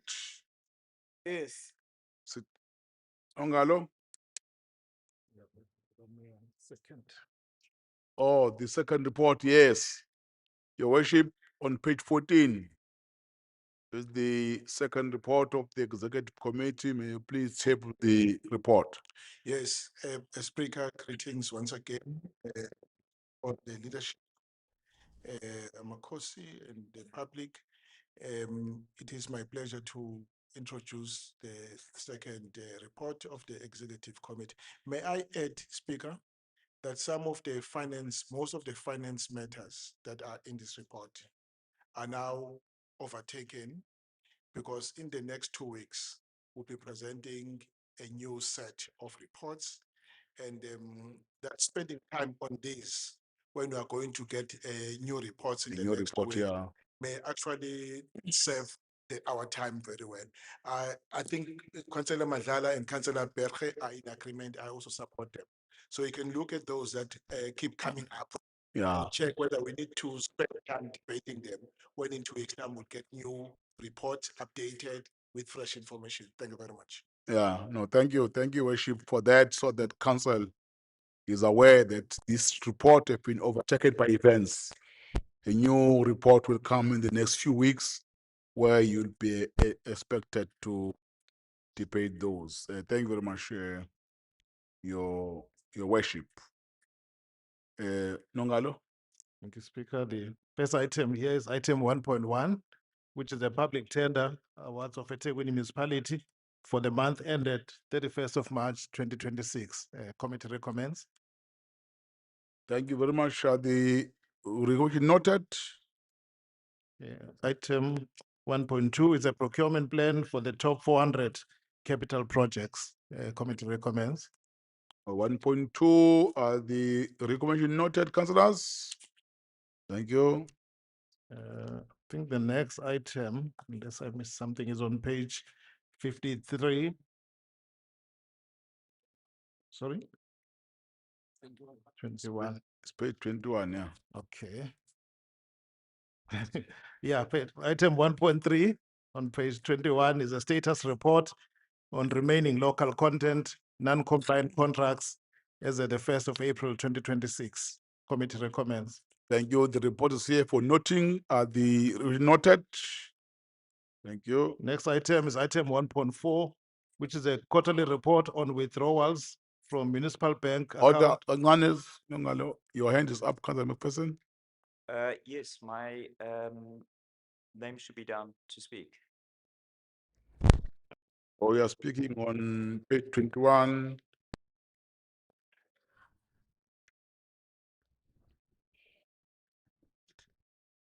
Yes, true.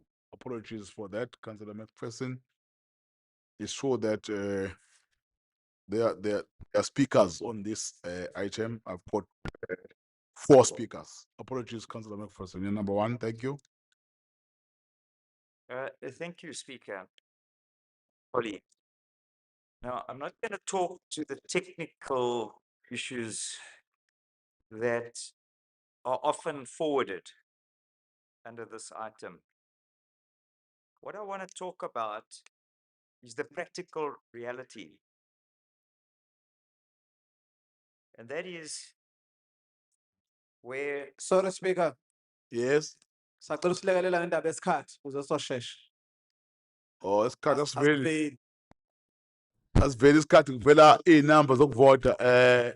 Technical team, Please assist. Thank you. Thank you. Proceed, Councillor McPherson. Thank you. Where it says that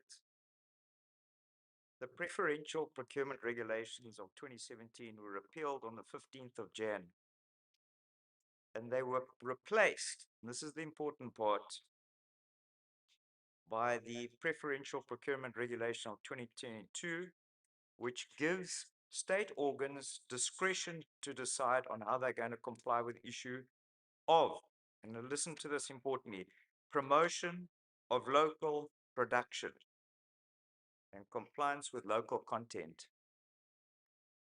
Now, earlier in the mayor's speech and that of his colleagues, they spoke about job creation and employment. And recently they were interviewed, I think it was the city manager and the mayor, on the 6.5 billion unauthorized expenditure. Now, there was a potential to spend 6 billion or a large portion of that on local content. We have still never ever got answers as to why local businesses, local content are not prioritized. And I'm sorry that I didn't bring Exhibit A with me. And that was the puffer jacket that everybody got given that was made in China, easily available here, and probably cost 3 times that of getting it locally. And yet those are freely handed out to every councillor with the EThekwini logo on it. And the entire pipeline of local content, from a zip to sewing thread to labels to manufacturing, is wiped out. And until, well, in the short time that you have left, until there's a refocus and prioritization on meaningful promotion and adoption of local content, you'll continue to drive the unemployment figures up. You'll continue to drive local manufacturing away, just in simple terms. That is scientific, that is fact.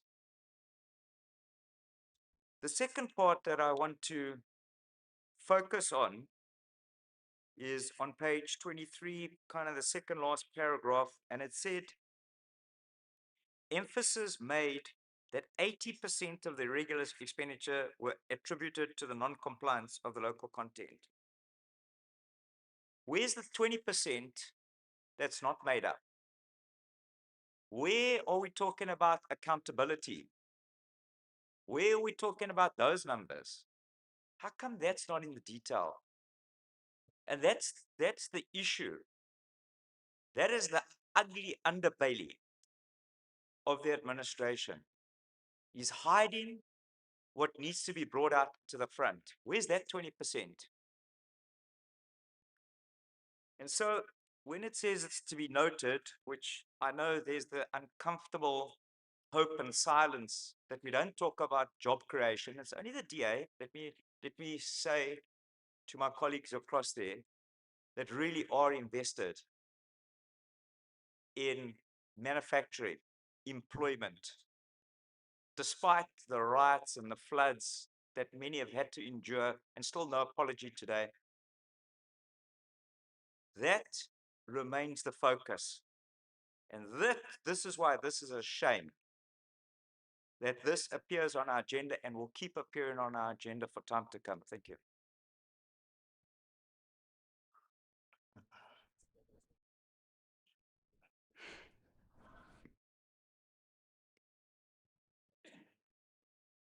Done. I did end by saying. Thank you. Councillor Kisong.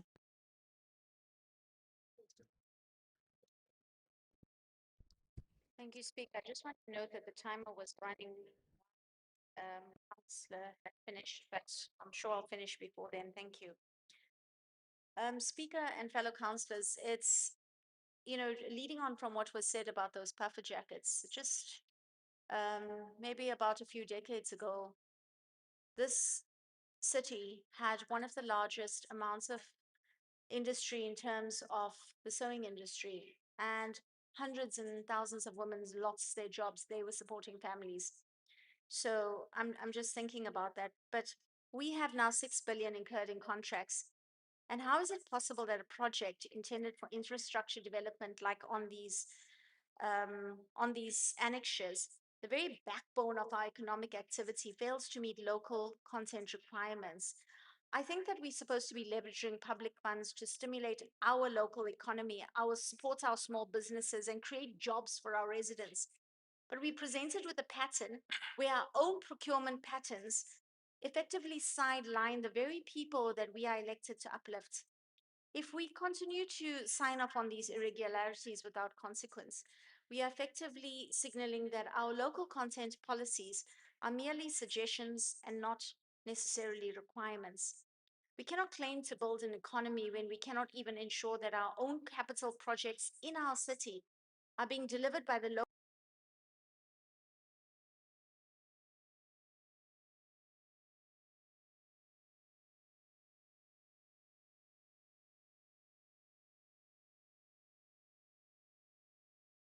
to operate in blatant disregard of the principles that should be driving our economic recovery.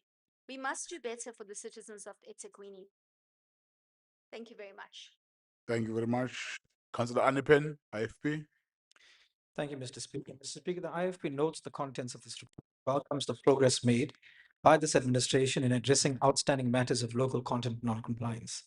The reduction in unresolved cases demonstrates a commitment to strengthening governance, improving oversight, and ensuring adherence to procurement legislation.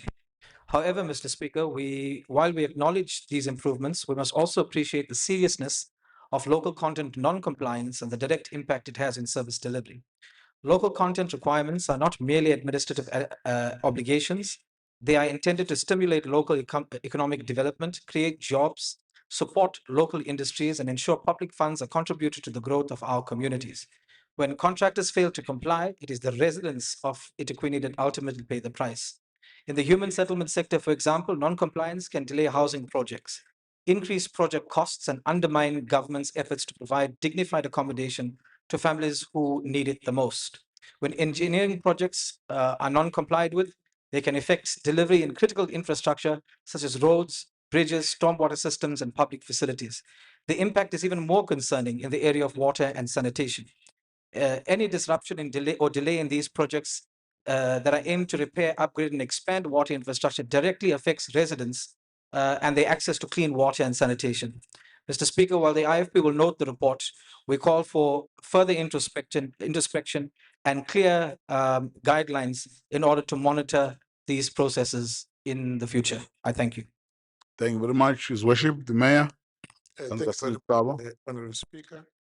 The Finance Committee requested a report on all these, especially the remaining 18 contracts that were deemed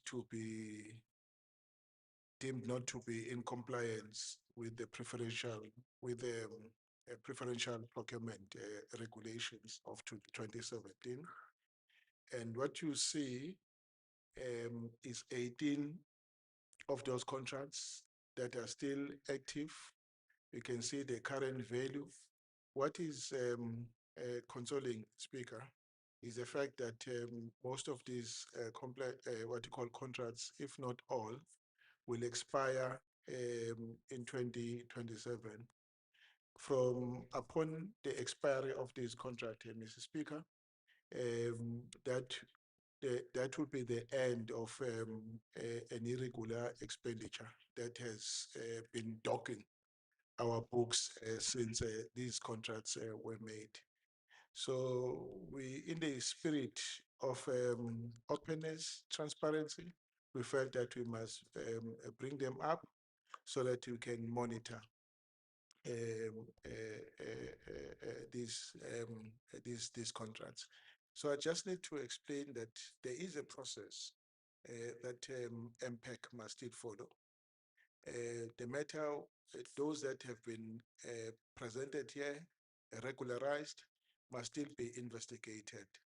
And these matters have since been referred to the CIID for investigation.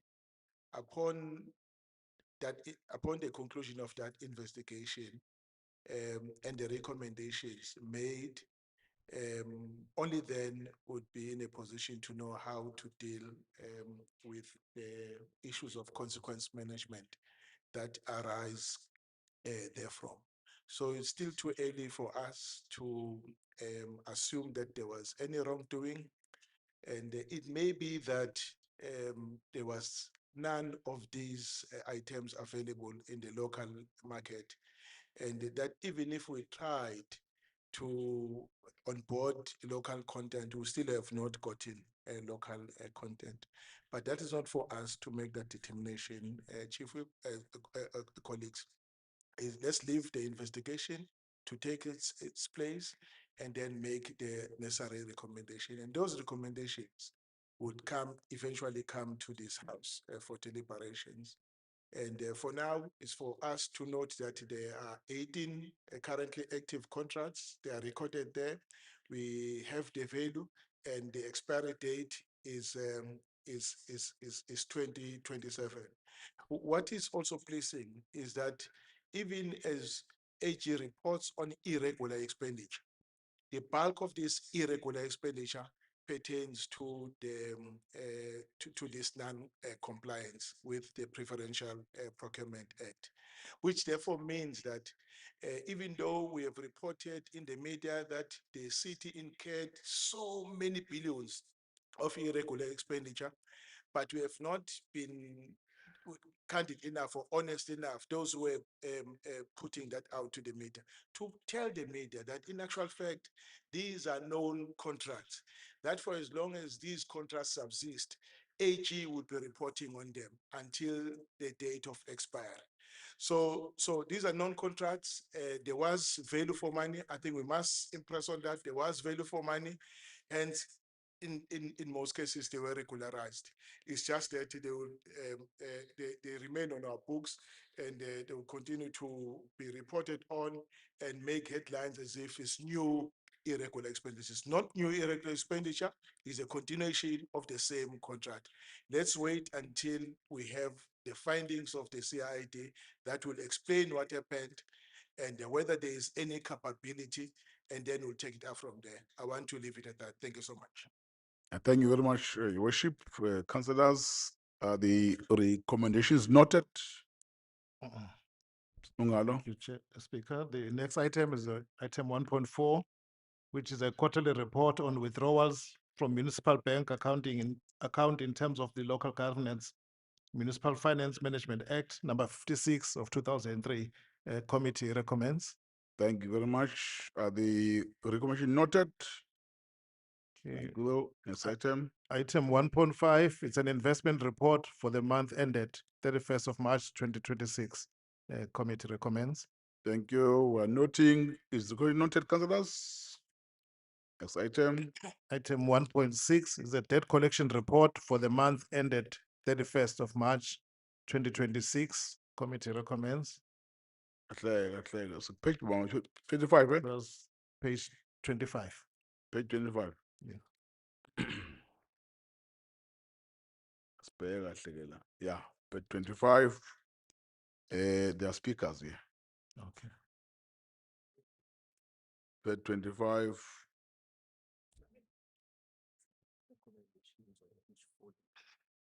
Yeah, Mr. Speaker. Yeah, page 25, item 1.6. Mr. Speaker, I just want to again remind the House that there is now an end of April report, that we not spend too much time on this one. That was my plea. Thank you very much. Yeah, as we have guided us earlier. Yeah. This report, I've got Councillor Cavender from the IFP who wanted to speak on this item. I've got Councillor Paskin with 2 minutes from MKP and ATEC. Then the mayor will close. Councillor Kavenda. Thank you, Mr. Speaker. I will continue with whatever I had to say. 76% of the debt in the customer group is per household. Pensioners over 65 years of age should be considered for a full write-off on their debt. Management can argue that there are relief packages like the indigent policy to cater for them. 6 kiloliters of water from a dripping tap with a limiter will never again allow our parents and grandparents who are on this program to ever have a shower for the rest of their limited days on earth. 32 years into democracy, and we continue to rob our people of dignity, taking them back into the days of suppression. If we can accommodate more than 50% of water loss in EThekwini, then surely we can consider our struggling pensioners. Thank you, Mr. Speaker. Thank you very much, Councillor Kavenda. Councillor Paskin. Thank you, Speaker. I'm not going to get into my report because it's basically a cut and paste because nothing changes between March and April. So I will give my debates in April. Thank you very much. Thank you, Your Worship. My remarks will be on an April report, Mr. Speaker. Thank you very much. Okay, thank you. Recommendations are on page 40 is for noting. Is the report recommendation noted? Next item. Next item is item 1.7. It's a billing report for the month that ended 31st March 2026 and committee recommends. 1.7, I've got one speaker, Councillor Pexin from Action SA. Thank you, Speaker. Again, it's a cut and paste because nothing changes between the billing report from March to April. I will give my comments in April. Thank you. Thank you very much. The recommendations noted, councillors. Thank you. Next item. Next item is item 1.8. It's the authority to enter into a loan agreement with preferred lenders for 2 billion rands, borrowings for capital projects. Committee recommends. Thank you.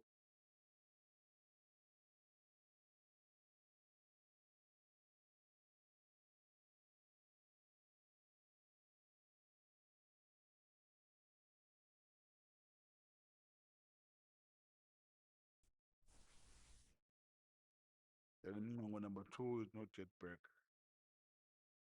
One is page is page 53, item 1.8. Sorry, Somlo. Yes, Councillor Kwala. Just wanna check clarity la because the item ivela lapha budget. There is a need for us to approve this one as well because we already approved the borrowing on the recommendations of the draft budget. Yeah. Because we dealt with this item earlier. Yes. Yeah. We are correct. I was expecting when you conclude your point, you will say sicela legal opinion. Bengizosho njalo ngoba uma ungayifuni ngiyifuna mina. But I can see Madlala want to conclude your statement.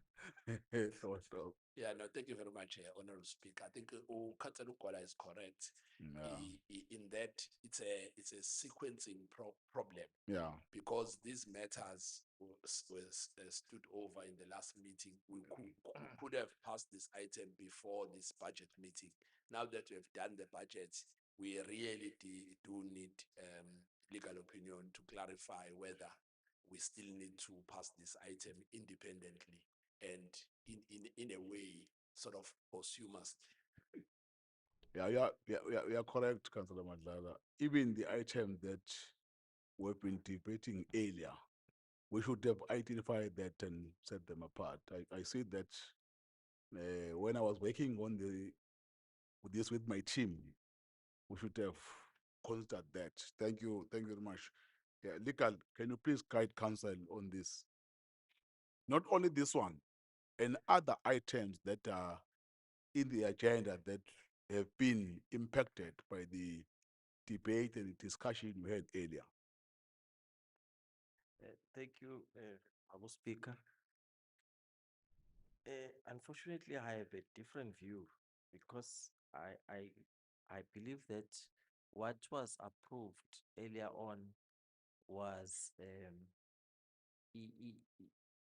funding of the 2026-27 budget.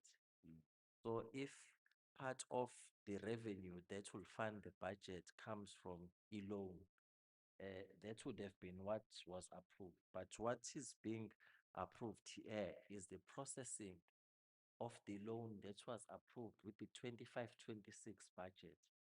And if you look at the recommendations, it's clear that there are statutory requirements that we have undertaken. We have consulted all the treasuries, provincial and national, and we we have engaged with the with the financiers, and I think during the course of the financial year we have brought reports here that have indicated that there were different options of financiers that we were engaging. Now we are coming with AFD, Agents Franco de Development, ukuthi there is a draft agreement to engage with them, and there is we are seeking authority for city manager and CFO to finalize our terms and sign the agreement.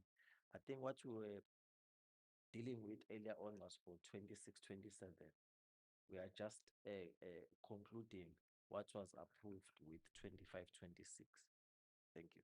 Yeah, thank you very much, legal. It is clear, councillors, that the report is a little bit different to what we have approved. Thank you, legal, for clarifying that, because here we have to approve the process that have started already to be followed to its conclusion.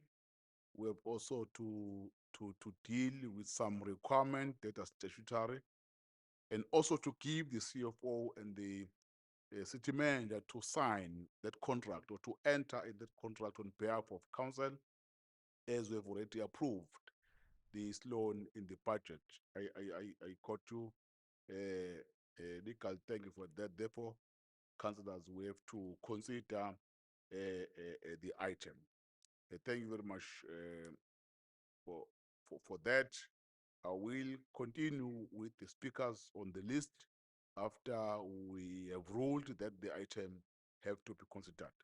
Mngango is not here. Anipen, you are here. Thank you, Mr. Speaker. Sorry, Speaker, I was first on that list. Kisun, you announced it. Are you speaking? Because Yes, I was waiting. look lost when I called you. Still speaking. I thought you were not sure. No, I was. Are you okay? That's fine. If Thank it's you, fine, Speaker. you can speak. Yeah. Thank you, Speaker. Speaker, today I rise to speak on behalf of the ratepayers of this municipality regarding the 2 billion rand loan proposal before us. While infrastructure development is necessary, the process followed here that we see before us is fundamentally flawed. Both national and provincial treasury has raised red flags that we cannot, in all good conscience, ignore. The most alarming concern is that the public participation process. Order, Speaker. Point of order. Councillor Mgwengwe. I am a ratepayer. I did not ask the councillor to speak on my behalf. Yeah, Councillor Kison, proceed. Thank you, Proceed, Speaker. Councillor. The public was told, the most alarming concern is that the public participation process has been compromised by inaccurate information. National Treasury identified discrepancies between the internal information statement and the public notice that was published in the newspaper. The public was told that we are seeking. Point of order. If Luthuli is she speaking for red pairs, they organization registered as a TA red pair. Yeah, Councillor Kison, proceed. Proceed, Councillor. Thank you, Speaker. The public was told that we are seeking a bond or bank loan at a fixed interest rate, but the internal documents that were attached to the previous council document and the AFD agreement reveal a floating interest rate. National Treasury explicitly stated that it would be prudent for the municipality, and I'm quoting this from the National Treasury letter, prudent for the municipality to publish an erratum to provide the public with correct information. To date, unless there is information to the contrary that can be provided to us, this has not been done, meaning that the public comments we received were based on false premise. We are asked to approve a 2 billion rand loan without a clear assessed list of what the money will actually build. National Treasury noted that the municipality, quote, has not provided a list of projects, unquote, to be funded by this loan. Without this list, they could not assess if a 15-year-old loan aligns with the useful life of assets. Provincial Treasury confirmed they could not, quote, fully assess the impact of the loan because the project list requested this list for their, specifically requested the list for their records. Speaker, our current financial standing does not support more debt without extreme caution. Our collection rate is currently low, which is significantly below National Treasury norms of 95%. As of June 2025, consumer debtors owed us 38 billion, with 32 billion outstanding for more than 120 days. Our liquidity ratio has dropped as well below the recommended norm, affecting our ability to pay current obligations. And we are currently taking 91 days to pay our creditors, triple the norm of 30 days. The municipality claims to have satisfied Section 46 of the MFMA, but the correspondence from both treasuries prove otherwise. We are presenting the public with one set of facts while signing a contract based on another. The DA will not support this. We will not support it due to the fact that the public had not seen the correct documents, and what was put into the public participation process was incorrect. Thank you. Thank you very much, Councillor. Anipen? Thank you, Mr. Speaker. Mr. Speaker, the IFP recognizes that infrastructure is necessary if EThekwini is going to address its growing service delivery challenges. Borrowing for capital project is not in itself a bad thing. However, borrowing can only be justified where there are reasonable expectations that the investment will be translated into tangible improvements in the lives of our residents. Today, we've been asked to approve a 2 billion rand loan facility. While the projects funded through this borrowing may be necessary, we cannot ignore the financial burden that this debt will ultimately place on the ratepayer. Every rand borrowed today must be repaid tomorrow, together with interest. The cost of services or servicing this debt will inevitably find its way into the future budgets and ultimately onto the shoulders of residents who are already struggling with increasing tariffs, increasing cost of living, and a declining disposable income. Mr. Speaker, ratepayers are entitled to ask the simple question: what value will they receive in return? Residents continue to experience frequent water outages, electricity interruptions, deteriorating roads, overflowing sewer systems, and a billing crisis that remains unresolved. We are losing billions through non-revenue water, with critical infrastructure continuing to age faster than it has been replaced. Concern is not merely the borrowing itself, but whether the municipality has demonstrated the capacity to efficiently manage, implement, and maintain the projects funded through these loans. History has shown us that delays, cost overruns, poor contract management,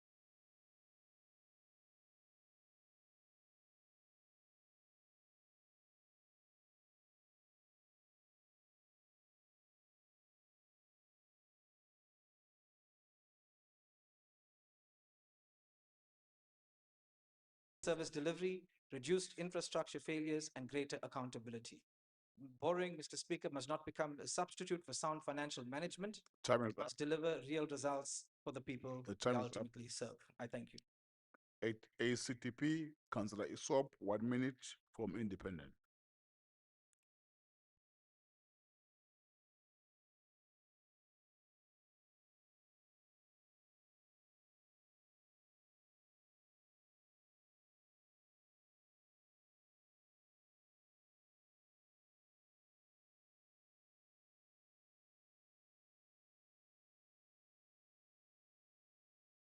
To where what this money would be utilized for.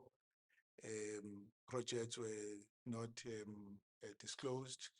I wish to state that firstly, today we are seeking authority to enter into the agreement with the funder that has been processed and has actually accepted to give us a loan. The funder is AFD, and who's been declared a preferred lender for a 50-year floating interest loan. And as we report each year when we present our budget, that the budget is divided into two: operating expenditure and capital expenditure. And that the capital expenditure is made out of a number of sources. The first source is grants, money that come from national government. The second source is own revenue, and the third source is borrowed funds. All of that make up a capital budget. All the projects that we publish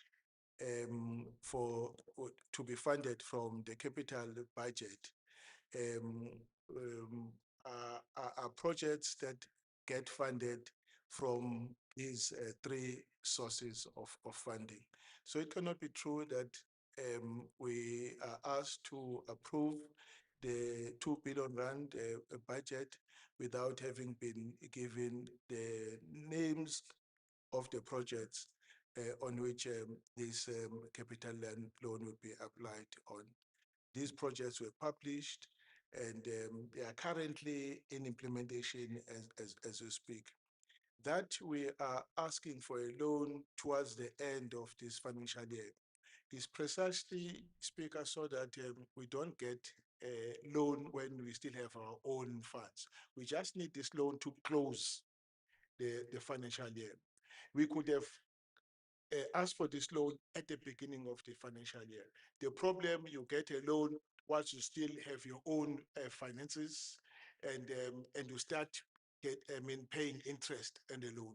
But if you ask for the loan in the last month or two of the financial year, it means that the interest you start paying interest when towards the end of the financial year, and you save the interest that you would have paid from the beginning of the financial year, even though the approval for a loan, you got it at a point when you were passing the budget.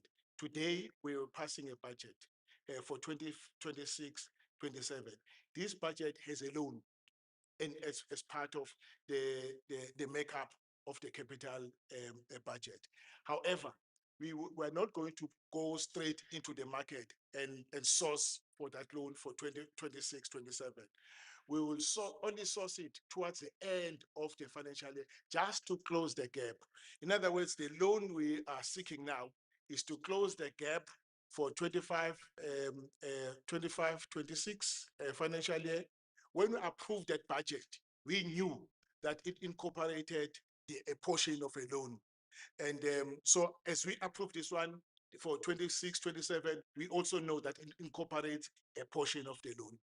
So all the projects that we package for 25, 26 are funded from the combination of those sources, including the capital, the loan, so as the projects that we are approving with the current budget are part will be funded from the capital budget for 26, 27 that incorporates what you call a loan that has just been approved by the House. So in principle, the loan was approved when we approved the budget, because it's the loan that gives the total makeup of the budget.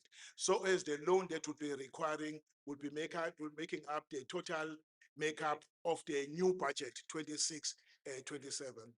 So what we are doing now is just a process now to authorize the city manager to sign the paper so that you can get this money to close up the budget for 25, 26. And then next year we'll start the same process, which will be around this time, to close up the budget for 2026, 27. I'm repeating this, that for every budget that we approve in this house, it has a component of a loan. It was last year, it was 1.5 million rand. I think it's 2 million rand. And again, we are seeking another loan, and that would be processed in the new financial year. So I wanted that to be clear. But my last point on this, Chair, is that we are a city with the lowest gearing, low gearing ratio. We could go up to 40%, but we are still at 18%. Why? It's because we don't want to burden the future. We want to use the space we have and responsibly, and so that we try by all means to raise our own revenue as opposed to running to the market to get funding to fund our own expenses, as it were.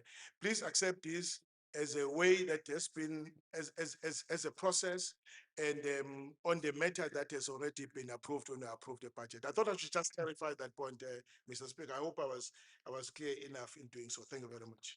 Yeah, thank you very much, Your Worship. Sorry, Speaker, point No, of no, no, no, no, clarification. no, no, no, no, no, Kesson, behave, behave.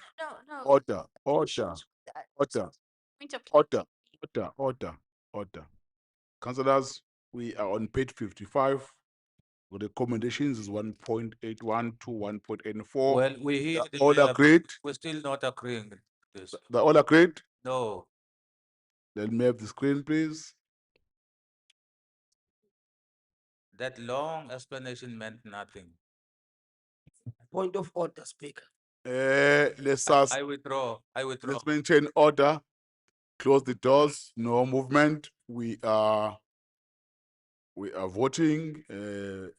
Secretariat, please take your positions so that we quickly do this exercise. Those who are in support, please raise your board. Those who are in support, please raise your board.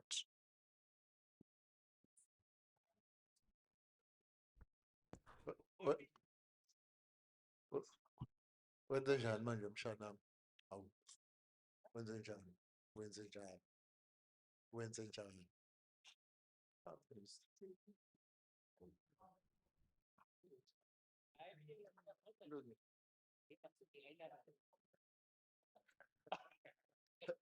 Phelezela umalume-ke. Thank you very much. Ningahlisa izandla. Those who are voting against,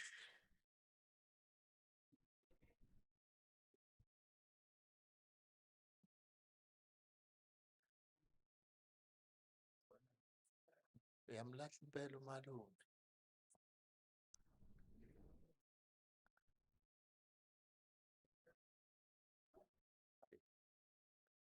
Mina ngokushisela impela.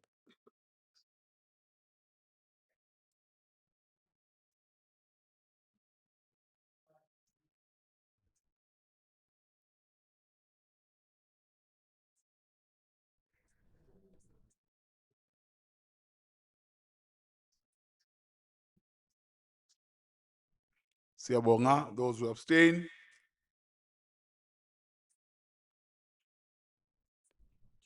those who abstain.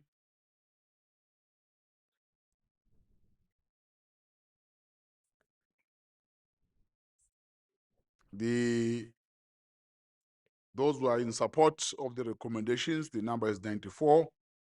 Those who are against, the number is 61. Those who abstain, the number is 0. The recommendation is being supported. Thank you. Next item. Thank you. The next item is on page 56, item 2.1, which is a request for approval of additional financial support for the Durban Marine Theme Park. The TMP committee recommends, page 57. Thank you, Councillor Tipo. You are number 1. Thank you very much, Mr. Speaker. Mr. Speaker, in addressing the issue of the Durban Marine Theme Park and what has been really quite a dismal performance, which has now led to this municipality being asked to fund it again, we must look at the history of the Durban Marine Theme Park. So it was founded in 2004 by the former city manager and the ANC's great friend, Michael Sutcliffe. I think he was then part of the Communist Party, despite having served in the South African Defence Force. Oh, sorry, what was it, under the apartheid years? But I digress. It cost 750 million rand to build. 20 years later, in 2024, it had a 45 million rand deficit. Also in 2023, 22, 23, it had a 13.7 million rand deficit. It was then bailed out to the tune of 127 million rand in that same financial year. 37 million rands worth of debt in that region. And here we sit today with a bailout because technically and financially, Oshaka Marine World, or the Durban Marine Theme Park as we know it, is financially bankrupt.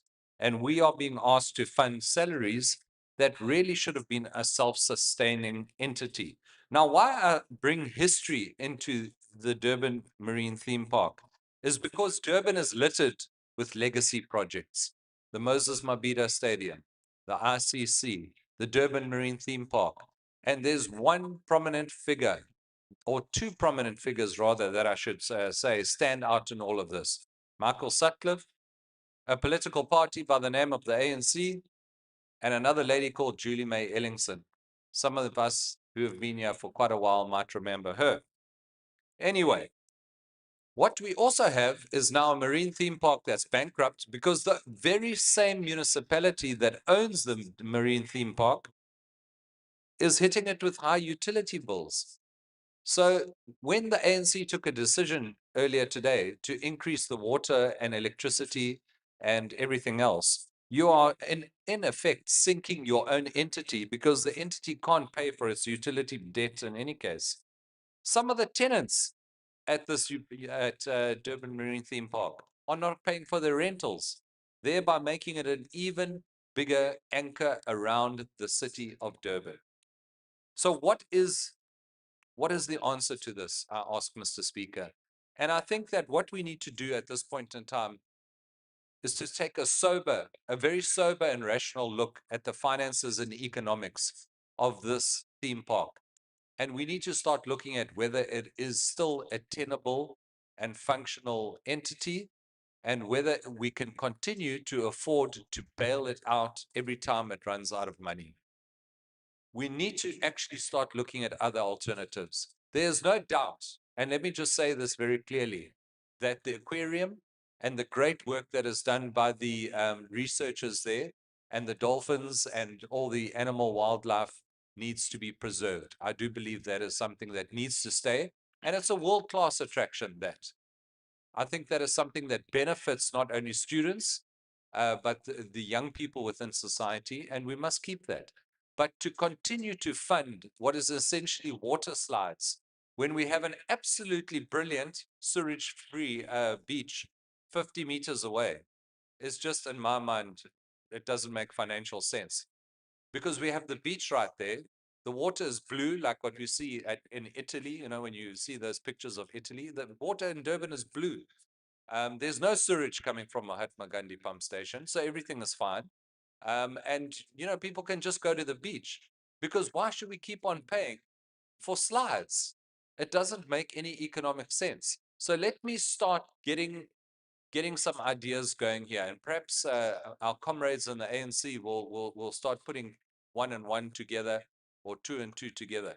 What if we carved out the slides and the water park attraction, left everything else, but developed that place where the slides is into a world-class 5-star hotel destination? For example, what if we developed it into something else, a world-class conference center? Imagine overlooking the ocean and with private walkways to the aquarium. These are just some of the things that I'm sitting here and just busy thinking of. There are so many opportunities that can be done on that property there that can bring money in to the city instead of having something which is now outdated. It's rough around the edges. Unfortunately, people don't have the money to actually visit the slides anymore, Mr. Speaker. We are all suffering financially, and we just hope that we can actually make a decision on the future of this theme park before it continues to bankrupt the city more and more with each passing financial year. So I'd ask us really in a sober fashion, without politics being involved, let's get together and put our minds together as to how we can rather use that piece of land in a more productive way, rather than us paying millions upon.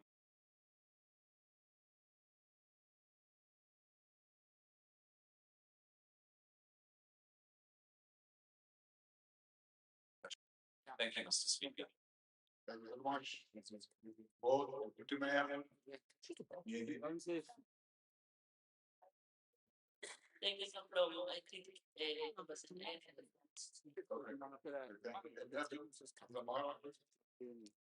Speaker, could finish our turnaround strategy, but historical debt and payments of 37 million seems to never ending and bailouts currently in different focus areas. Hence, the municipal planning strategy and income revenue generation from tenants and tourists seem to broadly mismatched. Speaker, the area calls for a review on correcting the entities of the entities baseline budget for this iconic precinct. For now, hopefully more tenants will come to visit the new statues and also visit the Shaka, turning its fortunes around. The image support society. Thank you. Yes, Luthuli.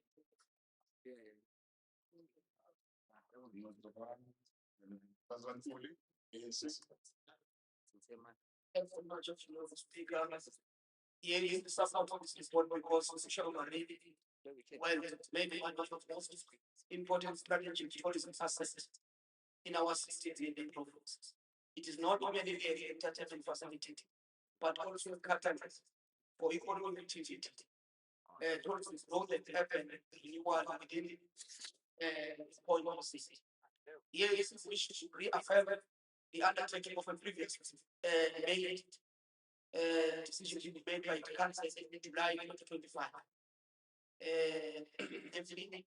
That is despite to ensure that both Durban ICC and Durban Marine Theme Park continue to operate as a going concern. Council must owe the commitment that consistently and responsive. We must appreciate that tourism entities across the country continue to face post-COVID recovery pressure, reduce visitor constraint on consumer spending, and rising operational costs, and have all negative effect in the revenue generation. Utapati is therefore not isolated from the broader economic realities. The agency is also continuing to carry a historical and related obligation of the arising from the COVID-19 period, with a significant impact on the cash flows. Despite these measures, management has implemented and enforced constraint measures and operational efficiency to stabilize the entity. Outside of residents, local governments, informal tourism operators and workers benefit directly and indirectly from the will continue over the shop. This facility will significantly to be the depth tourism profile enhance the attractiveness of the visual and the surrounding system. Importantly, the report make it clear that the failure to provide support of the compromise the entity ability to present later and sustain it as a sole sharing concept as all government responsibility and the developmental responsibility to act decisively. At the same time, there is support the recommendation that a development strategy be finalized and ensure that the long-term sustainability. Financial support must therefore accompany the strategy of intervention that has strengthened the operational efficiency and improve revenue generation and position the entity for fighting. Sikuma SAT area on part of the report into a starting system. In conclusion, whatever is speaker, NLC's support is highlighting, and we are about to protect the strategy to what assets, preventing jobs, and sustaining policy momentum, and economic council and commitment. That shall remain going concerned. And the ANC therefore is in full support of the recommendation. Says Secretary, thank you very much. And the combinations of notice the notice. Sorry, Speaker. My name is not the licensed speaker. Councillor Paul. Thank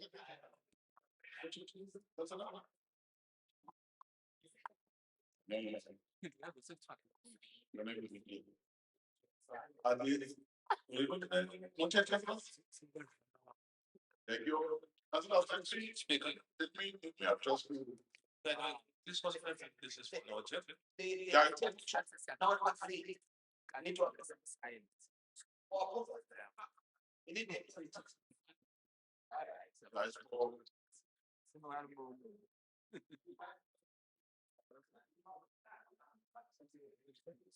yeah. It's correct. Yeah, something like actually notation. Some for some of 2.1.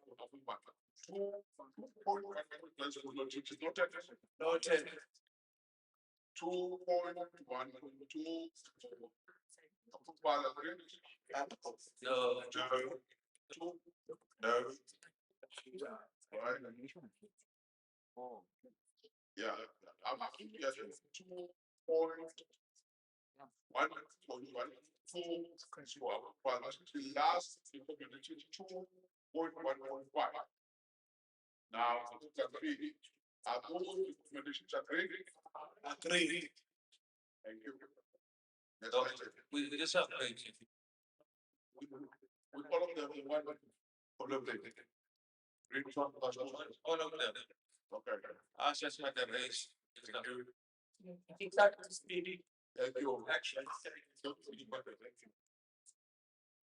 you. I move first. No, before we proceed, you remember the day I said we are following page 5 of 2022. You see now time is after 4:30 already. And then we're having our face. Yeah, because it looked like countries that speak up like waiting. They are not having to speak up to manage time. We agree that we're going to prioritize items for the benefit of all of us. But when it's not time to speak, you forget to consider our request in the community. You see now, it's played after the storm was still dealing with the debate. I thought speakers have been considered or political parties. Now you still read speeches as if you prepare as if you have child.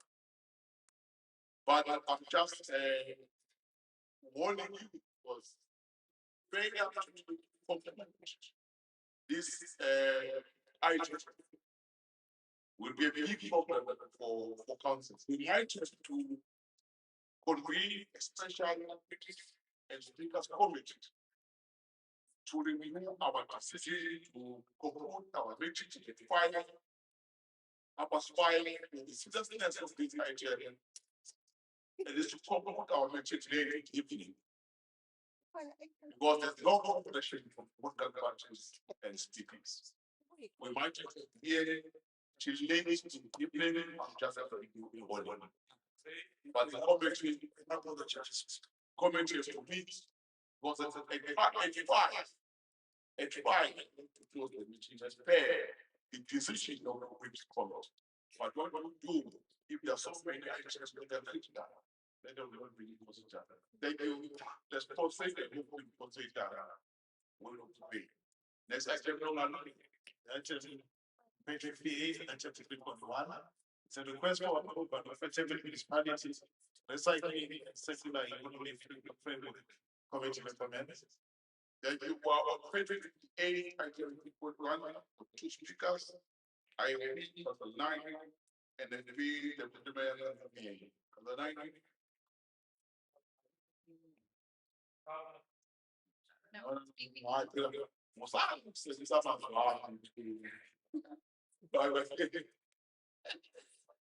Then that's for free. That's not a consideration. Thank you, Speaker. Speaker, the IFP has initiated a step taken by the Technical Services Committee to develop this framework, which is in line with the strategic goals of the National Waste Management Strategy to enhance intervention of strengthening waste reducing methods.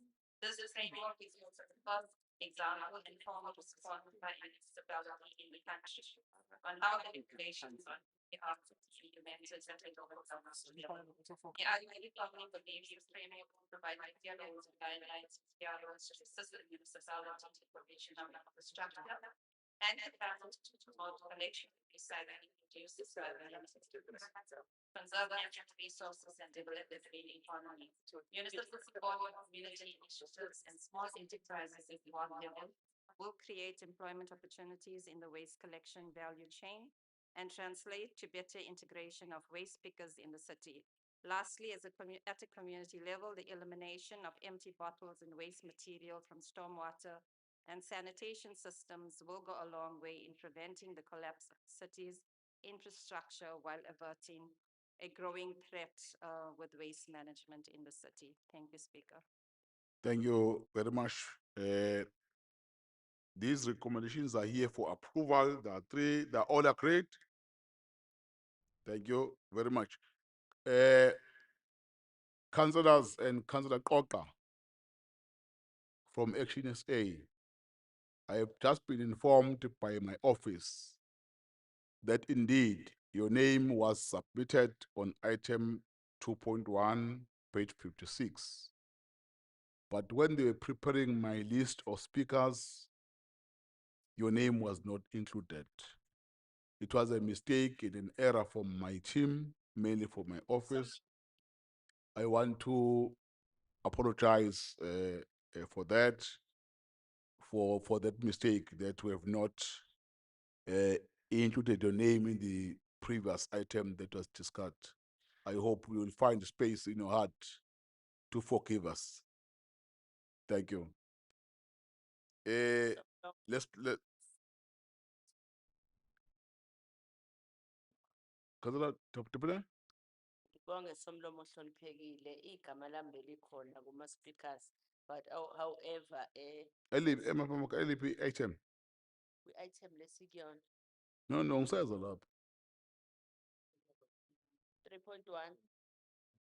Oh, bukhona ku3.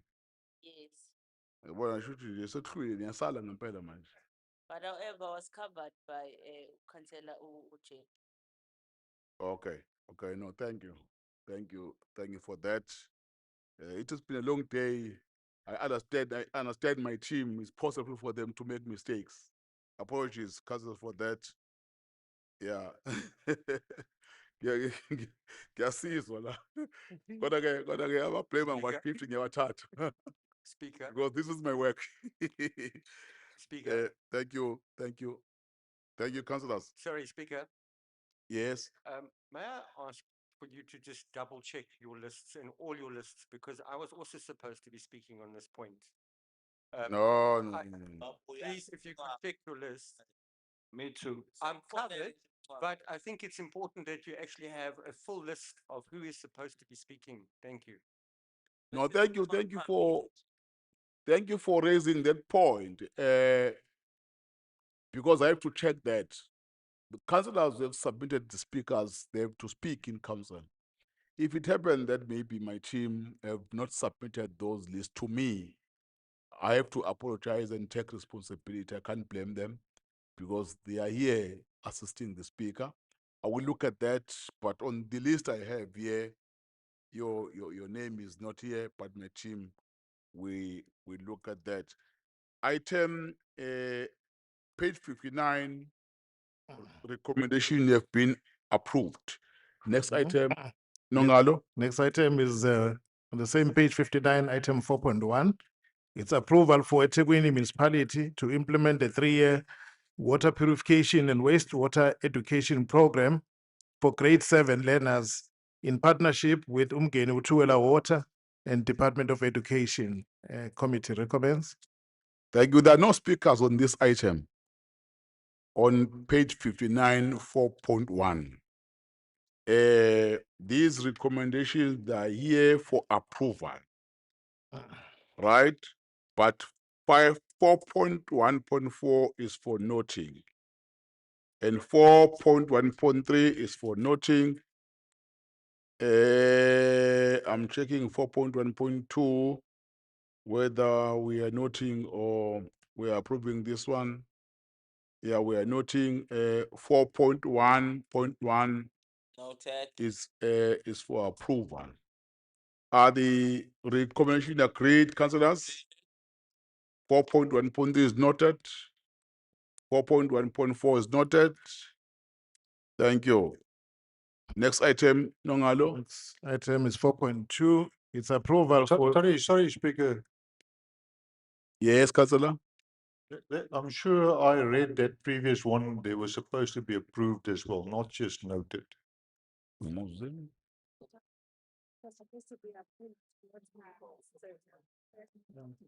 Yeah, we've approved all of them, councillor. Yeah, 4.1, that support be granted. It's not just for noting. So just on record, the Freedom Front Plus do not support. Thank you. Okay, okay, thank you. Thank you very much.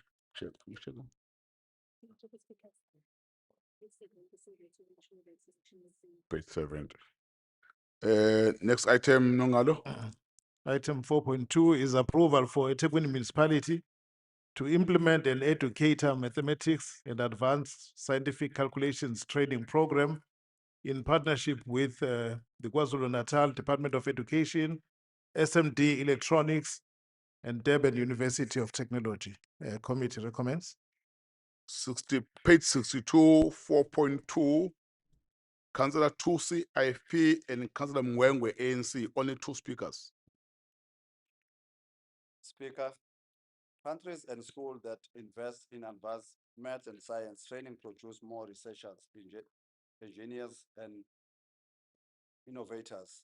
For the individual-led learners, it means access to scholarship, internship, and university worldwide that prioritize them talent. Without good teaching, advanced math can feel abstract and demotivation.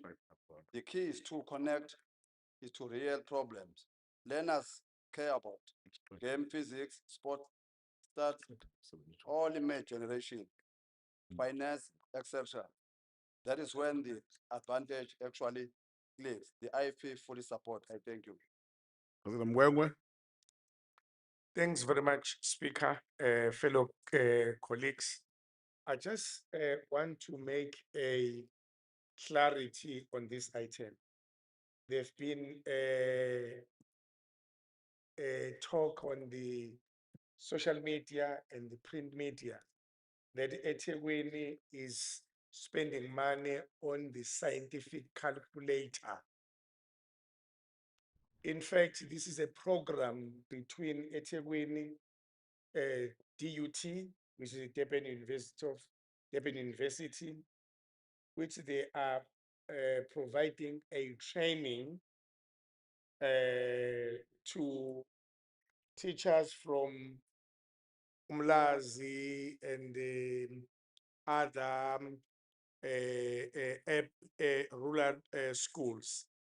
In fact, that's what I want to clarify, Chair, Speaker. The rest I'm covered. We support the item. Thank you. Thank you very much. The report is here for approval. Are the recommendations agreed? Thank you. Next item. Item 4.3 on page 64. It's a proposed conversions of 4 share block properties from leasehold to freehold titles. Proposed portion A of ERF 11268 Durban.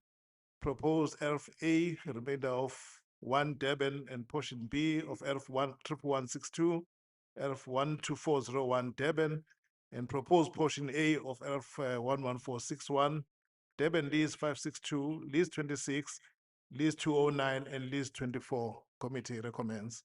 Thank you. There are no speakers on this item, page 64. I don't want to make a mistake. Page 64.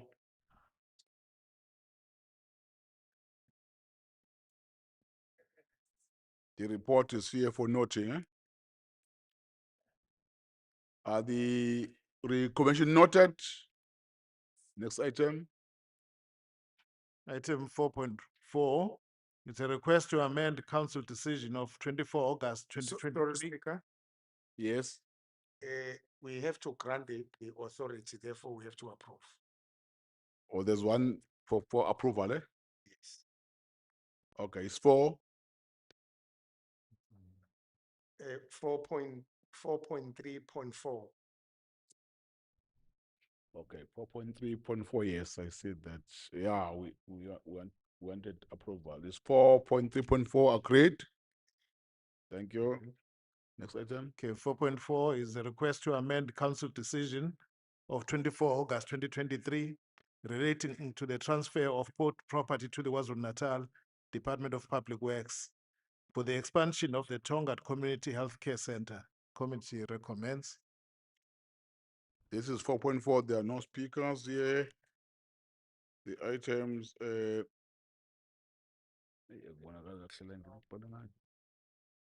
items are here for noting. They're all noted, councillors. Thank you. Ungalo. Item 5, Speaker, is a resubmission of the Durban Marine Theme Park feasibility study. Committee recommends. Right, we are on page 70. Item 5, the DA wanted to propose an amendment. Councillor Ben. Indeed, Mr. Speaker, we do. Can I hand up the amendment? Yes, yes. Can I have the amendment? Would you like me to read it first before you see it so that I? No, I must see it first before you read. Asifuni nokuza ibhala ukuthini, reject. Rejecting in advance.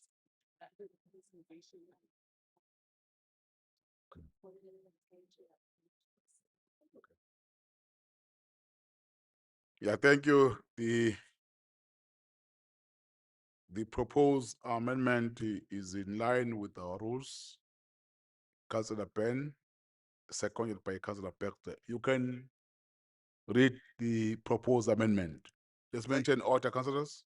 Thank you, Chair. If I can just give some focus to the House. This is to propose a timeline by which this is achieved. So what we want to do is to add an additional clause 5(3), reading as follows. That council urges the people responsible for the preparation and the implementation of the turnaround plan to ensure that the turnaround plan is approved and is being implemented by 31 May 2027.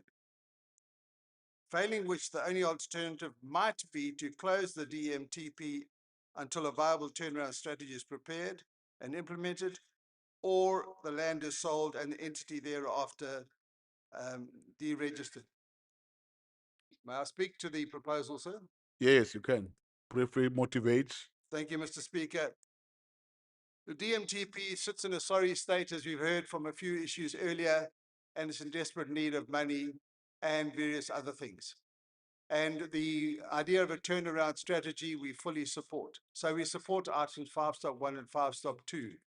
But we think it's dangerous for this to be open-ended and indefinite.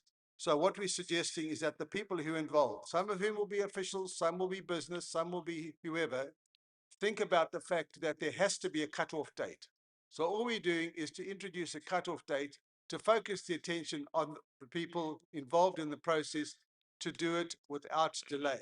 Because the alternative is closure and mothballing and pity for the poor fish and all the researchers and all the people who make a living out of the entity. So we're proposing that there is a cutoff date.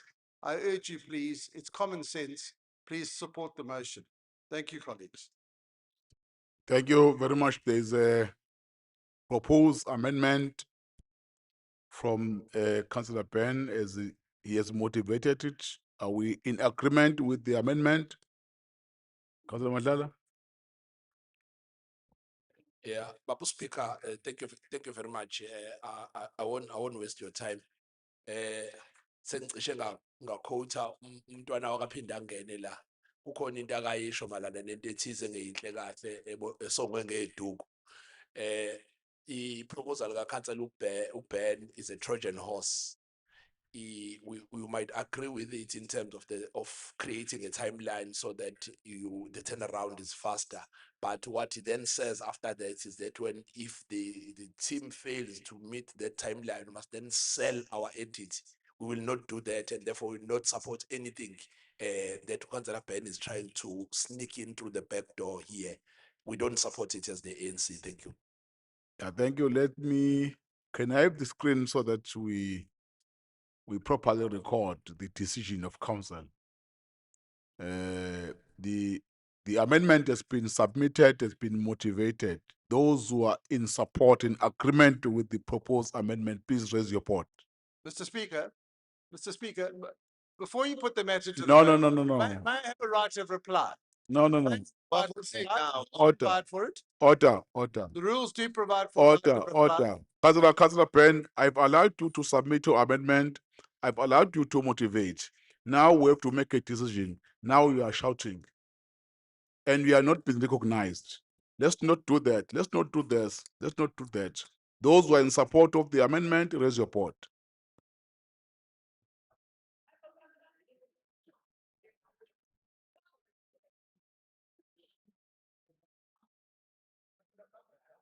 Uyaqova Councillor uZondi.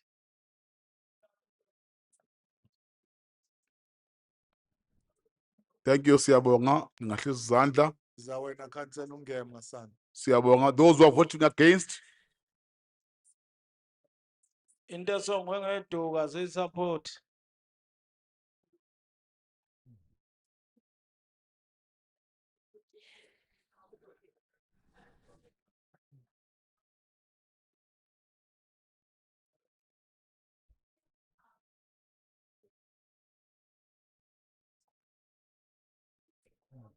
Is that the now? Yes, we will. This one can happen. Well, fine. Decision of council. Must be the meeting. Uyaqova uZondi.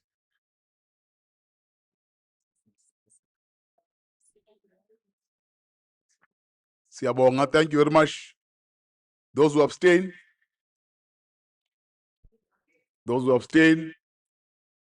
Begongi Pege. PRM, please confirm your votes. Against it. Against, okay.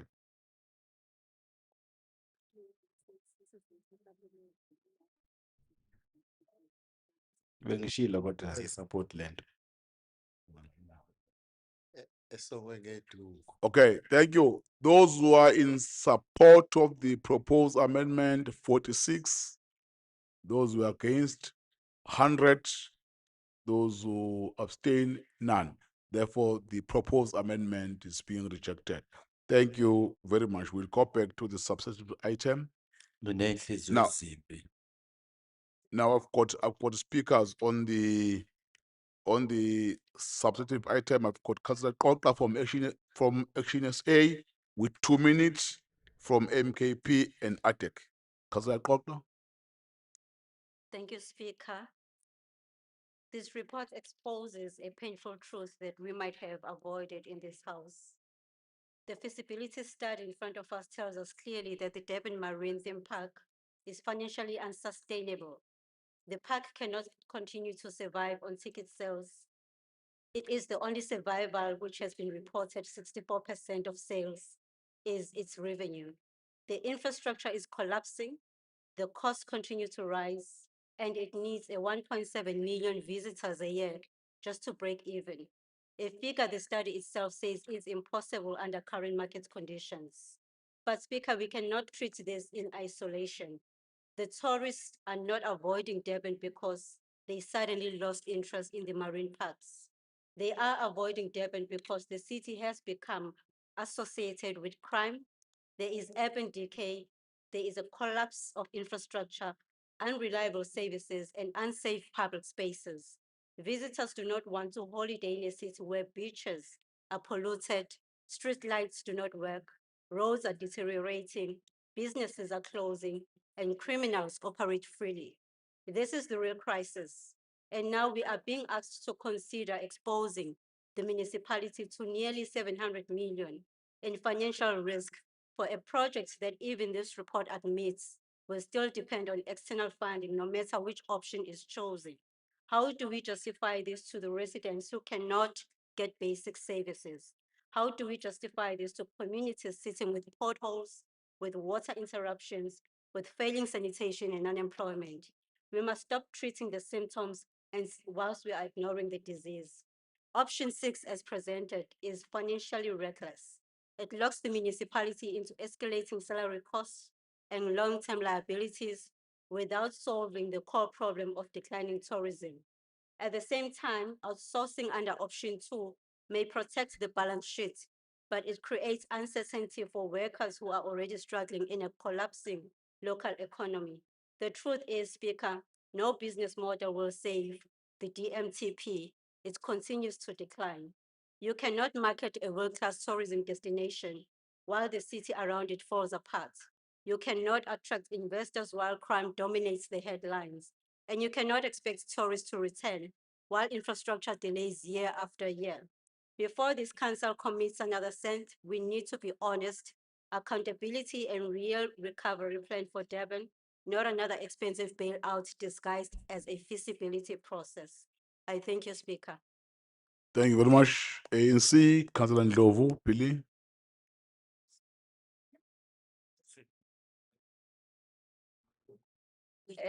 Thank you Somlomo. Ngibingelele kuwena, honorable councillors and ababukeli emakhaya. It's very strange, Somlomo, that earlier on there was a speaker from the DA that was saying Ushaka Marine is failing. Now, when you are on this item to say, let's then find a solution, now on the same bench, then you are hearing excuses. I think as this council, we are aware of the challenges that Ushaka has been having. And as such, this item, we are here now to find a solution. As the African National Congress, we support the items Somlomo because we are not here to complain, but we know that we've been entrusted by voters of EThekwini to find solution. I thank you. Thank you very much, councillors. That was the last item in the list that we have submitted of the prioritized item from page 5 to 72. We will now move straight to the supplementary agenda.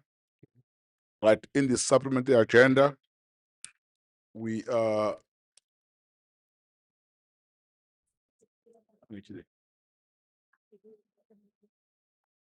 No vote. okay, no. Okay, the last item that we on page 70, 2070, page 70.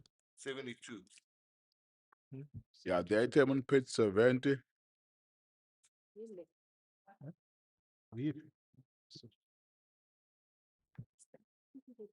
Recommendations are on page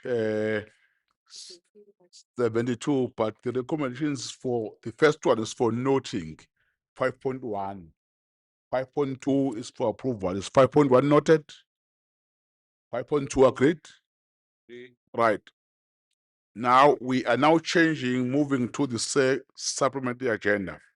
Now, there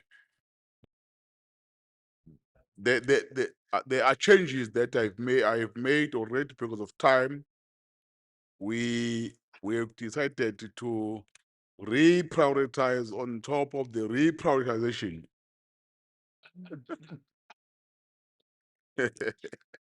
so, the second reprioritization. Right. Let me read now the second reprioritization, right? Now on the supplementary now, we are dealing with page 22, item 2.4. We'll then jump to page 83, item 5.1. Then 86, item 5.2. Then all the item, the second supplementary will deal with those. Only few items in the supplementary. Your worship, please present the ESCO report. Thank you, Somlomo. May I present the third report of the executive committee? Right, Nongalo, let's go straight to page 22. On page 22, it's item 2.4, which is a request for authority to reprioritize the 2025-26 capital budget for contract 1R46337, upgrade and widening of Old North Coast Road in Ward 110. Committee recommends. The report is here for approval. I'm now looking for my speakers list.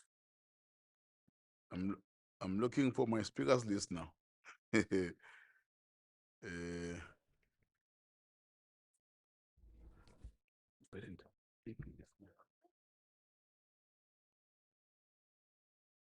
Okay. Yeah. Money they do shinja my chair. Right, on page 22.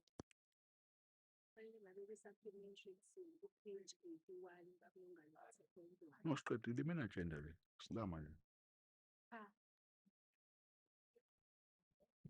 Right, brilliant. Tell them how to put it. 86. Can we twist that?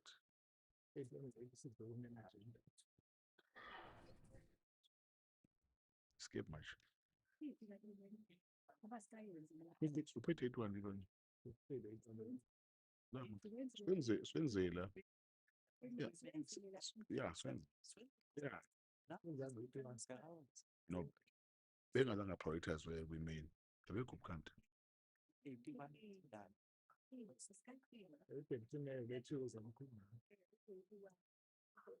Does the speaker need a 5 minutes caucus?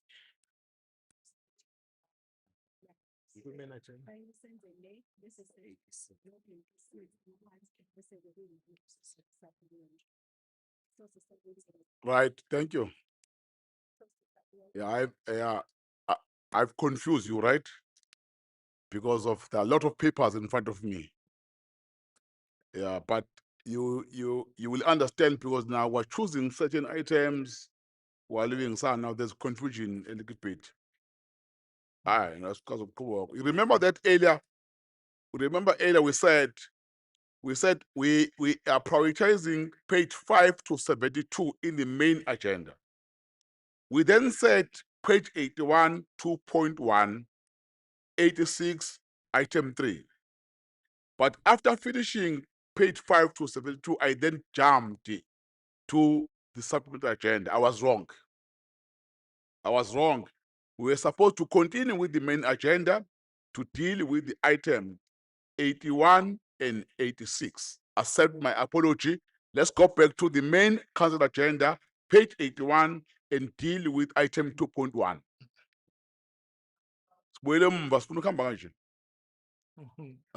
Okay. Item 2.1 on page 81 is a noting reasons for the proposed major amendment of contract 1C 17729 in terms of section 1163 of the Municipal Finance Management Act of 2003 for the supply, installation, maintenance, and support of electronic enforcement technology, including the provision of operational and back office support services for the processing and finalization of violations. Committee recommends.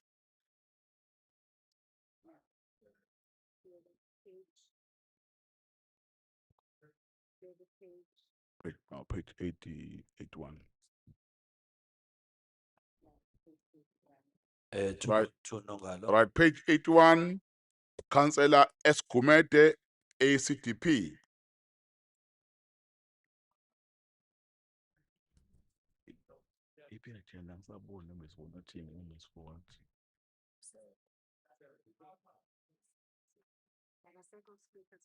Okay, what's up for me?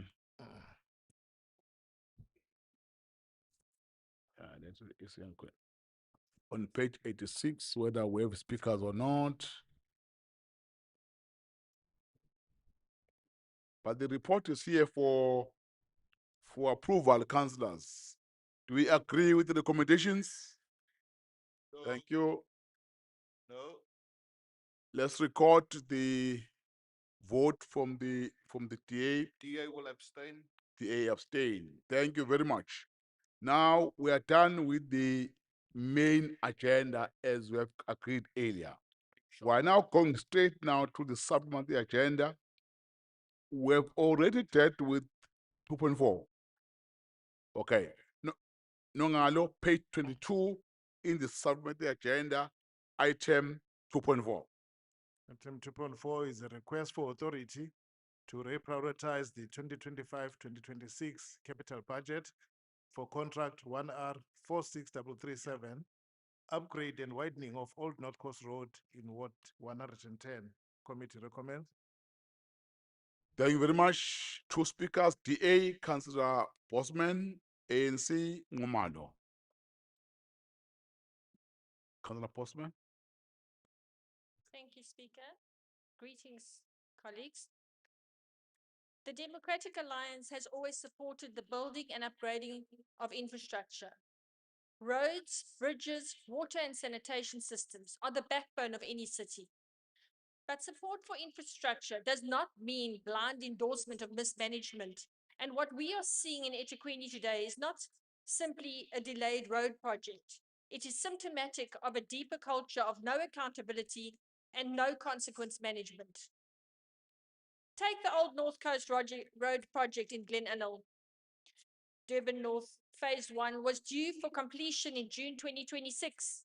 Yet, repeated delays and poor budgeting have left residents and business owners alike bearing the costs. 2 weeks ago, council was told the project was 92% complete. Only days later, we learned that funds have been depleted, contractors have been unpaid for 3 months, and workers are sent home. This is not an isolated incident. It reflects a pattern, a culture where projects are shuffled like musical chairs. One stalled or failed initiative is propped up by depriving another. Funds are constantly being reprioritized, not according to planning or accountability, but according to crisis management. This predictable, endless delays, ballooning costs, and communities left stranded. Residents and businesses along Old North Coast roads have endured years of unnecessary inconvenience and expense. They have lost time, money, and trust. Yet instead of consequence management, holding officials accountable, enforcing contracts, ensuring budgets, we see the same cycle repeated. Projects are announced with fanfare, deadlines are missed, excuses offered, and then taxpayers' money is again diverted. What assurance exists that this project will ever be completed on time? How many more deadlines will be offered and missed? At what point do we stop pouring hard-earned taxpayers' money into projects that are chronically under-budgeted and risk never reaching completion, no matter how much funding is reprioritized? This council must confront the truth. Reprioritization has become a substitute for planning. It has become a substitute for accountability and a substitute for consequence management. We cannot continue to rob Peter to pay Paul, depriving one project to fund another while neither reaches conclusion or completion. Infrastructure must be planned, funded, and delivered responsibly. This means realistic budgets, transparent reporting, consequence management when deadlines are missed, and funds are misused. It means ending the culture of reprioritization as a default response to failure. Speaker, colleagues, the DA calls for accountability. We call for transparency. We call for an end to reckless musical chairs of funding that erodes public trust and undermines service delivery. The old North Coast Road project must be completed, not at the expense of another stalled project. We demand that council insists on proper consequence management, that officials responsible for repeated failures are held to account, and that reprioritization is no longer used as a crutch for poor planning. Only then will residents see infrastructure they deserve, delivered on time, within budget, and with integrity. I thank you. Thank you very much. Cousin Ngumalo. Thank you, Speaker. I stand on the protocol. In dialectics, we say a thing is and a thing is not. It is always in a state of becoming. Why I'm putting this from the previous speaker, when you criticize from observation, you must first understand before you criticize. It's the first thing. Secondly, each time you criticize, you must come with the alternative. In as much as criticism brings growth and quantitative growth, qualitative growth must bring development. We must first look at things in both objective and subjective ways. Because if you are just subjective, you're going to come with a solution. When we criticize, we correct the wrongs. Secondly, we see a way forward movement. And we criticize in order to build, not just for the sake of criticism. We come to this road. Most users of this road, I won't mention the name, but are the majority that are living in the North Coast, including the Ig and other areas. Umgwaqo wethu lo siwusebenzisayo to and fro siya emsebenzini it is not only meant for one road, but for all the road users going to the north, to and fro. And we say the roads bring the wealth. It's not vice versa. That's why we say prosperity through mobility. The purpose of this is to seek the approval from municipal council. But the project involves improvement on the North Coast Road, a single carriageway with one lane direction to a dual carriageway with 2 lanes each direction, with a central median sidewalk, stormwater infrastructure, retaining walls, and associated ancillary works, without being verbose and elaborating on why we should support this road. Also, we're using this road every day. The people that used other roads like M13 and M12 cannot see the need of using this road. And we don't fly to our areas if you go to this, using this road. So as the ANC, without being longish, we support this initiative. Thank you. Thank you. Recommendations are on page 4. They are all agreed, councillors. No. Thank you. Let's record the vote of the DA. It's against. Against, okay. We take one comment from BL. Next item. So item on page 25, Speaker, item 3.3, which is the approval of accounting policies for the 24-25. No. We are now on page 83. 83. We have reprioritized after we have reprioritized. Yeah, we're now on 83. 5.1.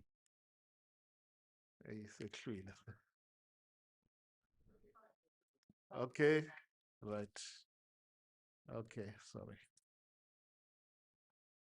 Right, on page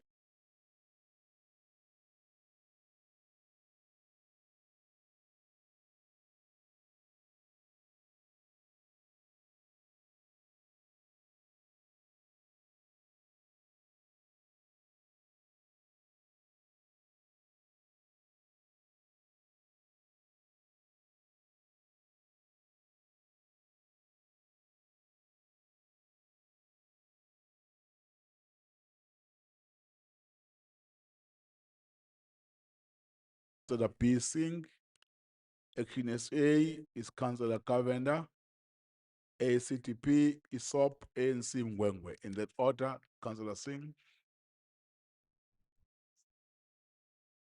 Thank you, Mr. Speaker. Mr. Speaker, fellow councillors, and most importantly, the long-suffering, overburdened ratepayers of EThekwini municipality. Today, I want to address an item that perfectly illustrates the absolute pinnacle of fiscal mismanagement, structural incompetence, and administrative failure by this ANC-led administration. We are looking at the official documents before us, titled as the request for approval to reprioritize 2025-2026 public transport network grant portion of the capital budget for the Go Durban project. Let's strip away the polite, bureaucratic language of these committee reports and speak the hard truth that the ruling party wishes to bury. Go Durban has become a catastrophic billion-rand monument failure. For over a decade, this administration has poured the hard-earned money of our residents into a bottomless pit. Yet look at our city streets. Not a single passenger has been picked up, yet R1 billion spent is an absolute disgrace. The dedicated lanes are crumbling and the expensive bus stations stand empty as derelict shells, while our residents are forced to walk long distances or pay exorbitant costs for transport because the city completely failed to deliver on its promises. Now the ANC-led administration comes to this council, cap in hand, asking us to blindly support a reprioritization of a further 39 million rand public transport network grant, as detailed in the financial tables of the report. They want to shift 39 million rand to refurbish the existing bus depots at Intezuma, Alice Street, and Mlazi, claiming it to be to prepare for a Go Durban live date that keeps moving like a mirage in the desert. This is an insult to the intelligence of our residents. You are throwing good money after bad to fix infrastructure that should have been operational years ago.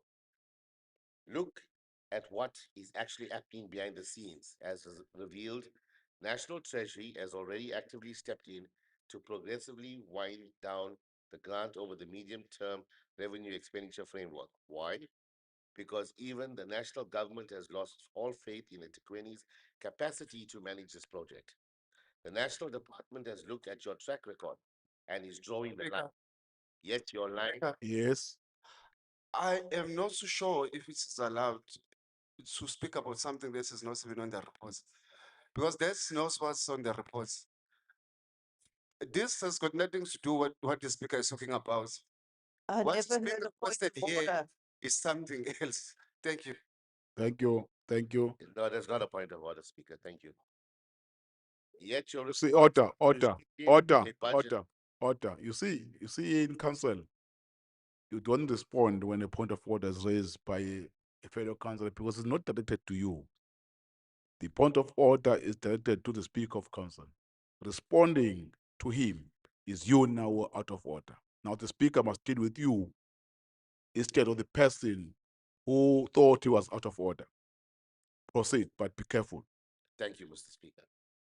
Yet your response to a shrinking budget is to reshuffle and sink another 39 million into depots for a bus fleet that doesn't even exist on our roads. Speaker, as a Democratic Alliance, our position on this matter at the committee stages was one of principal caution. We demanded to conduct site inspections of these depots. Order. Because Point of order. But Kuzwa was there. Are we still on page 68, item 3.8? We are on page 83, item 5.1. Okay. Yeah. 83, 5.1. Proceed, Councillor Singh. Thank you, Mr. Speaker. We demanded to conduct site inspections of these depots because we refuse to give this administration a blank check to waste money on a frozen project. We will not be a rubber stamp for structural failures. Our residents are facing a massive cost of living crisis. Our communities are falling apart. Our roads are riddled with potholes.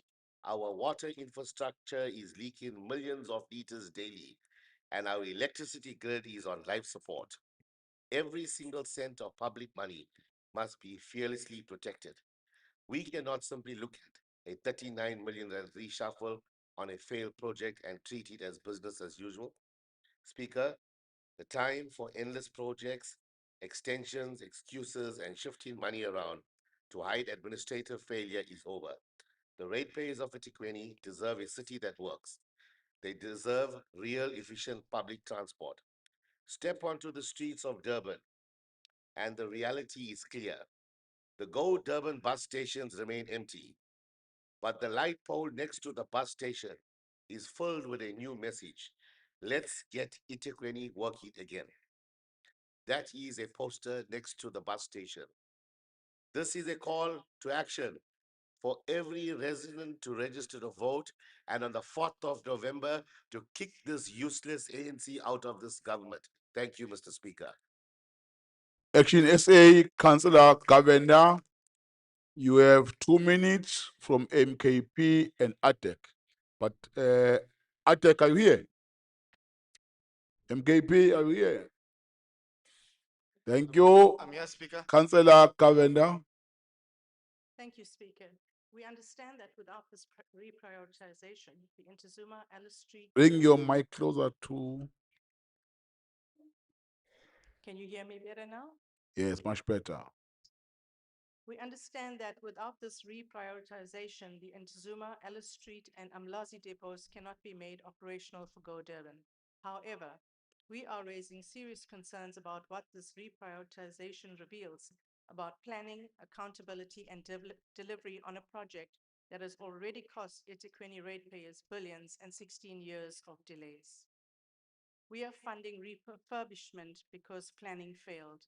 The plan to build new infrastructure has been abandoned in favor of repairing old ones.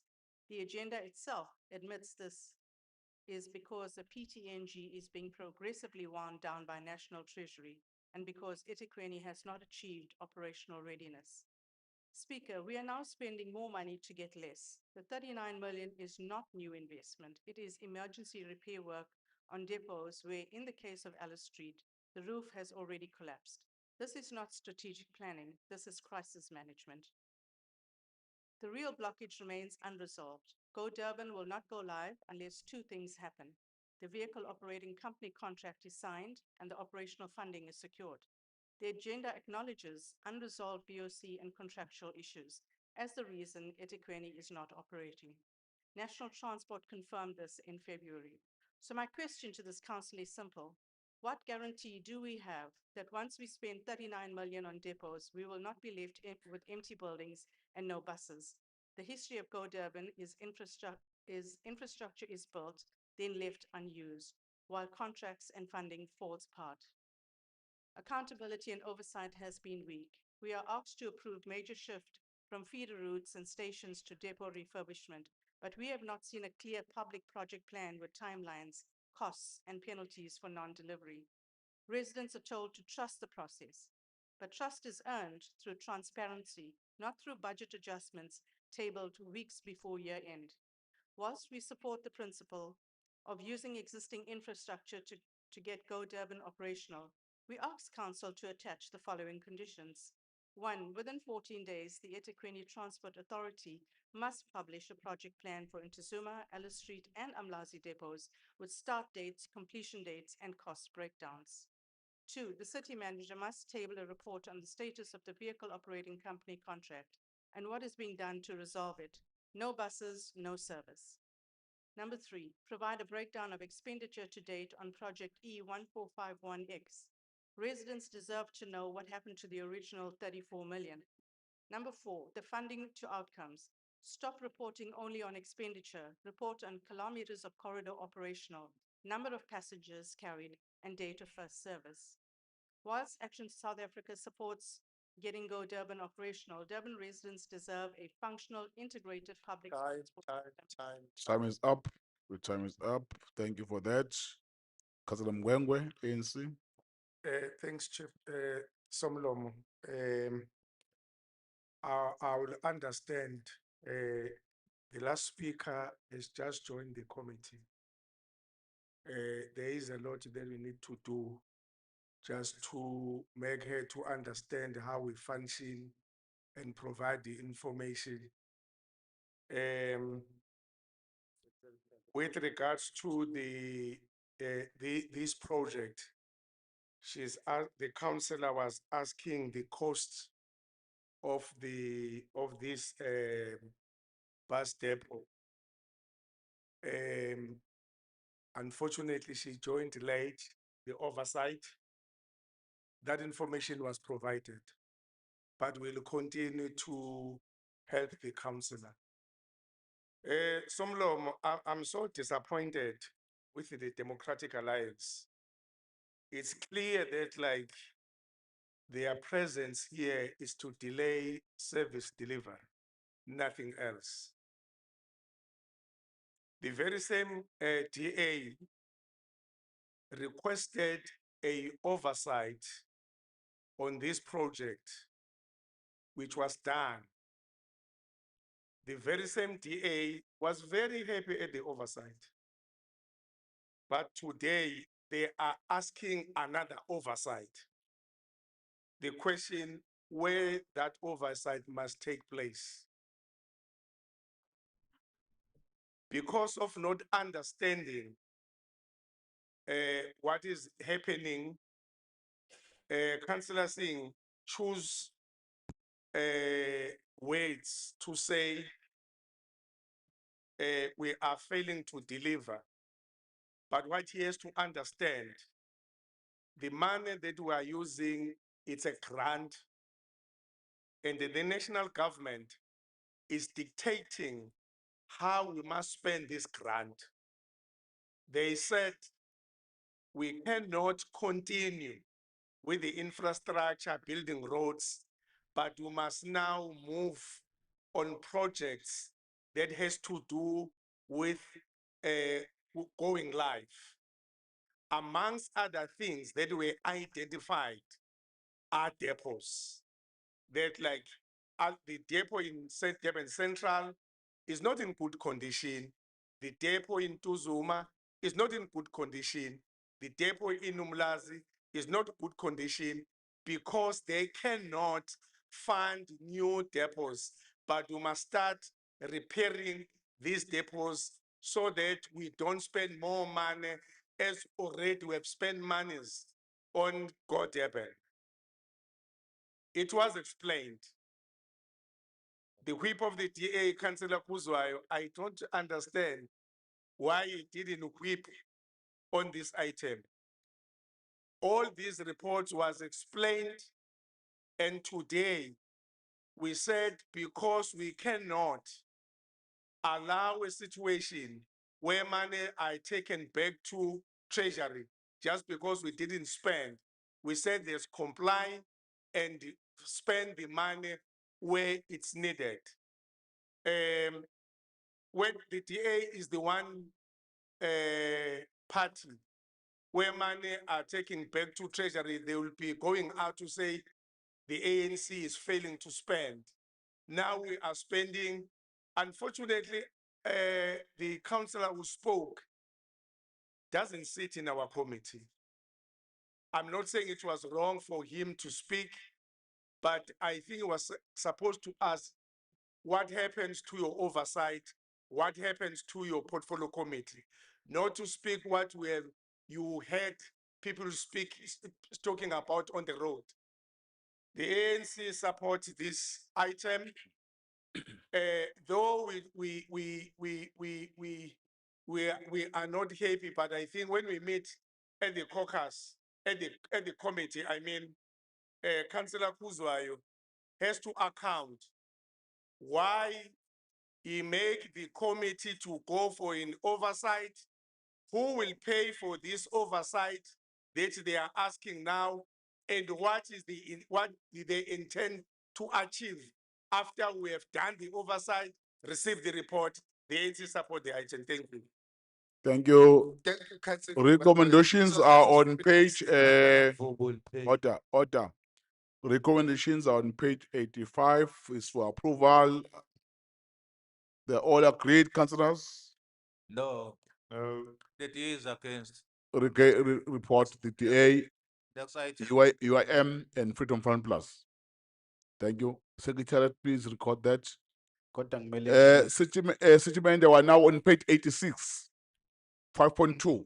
86, 5.2. Yes, thank you, Speaker. That's a request for the 25-26 budget transfer and reprioritization within the Coastal Stormwater and Catchment Management Department and the Roads Provision Department.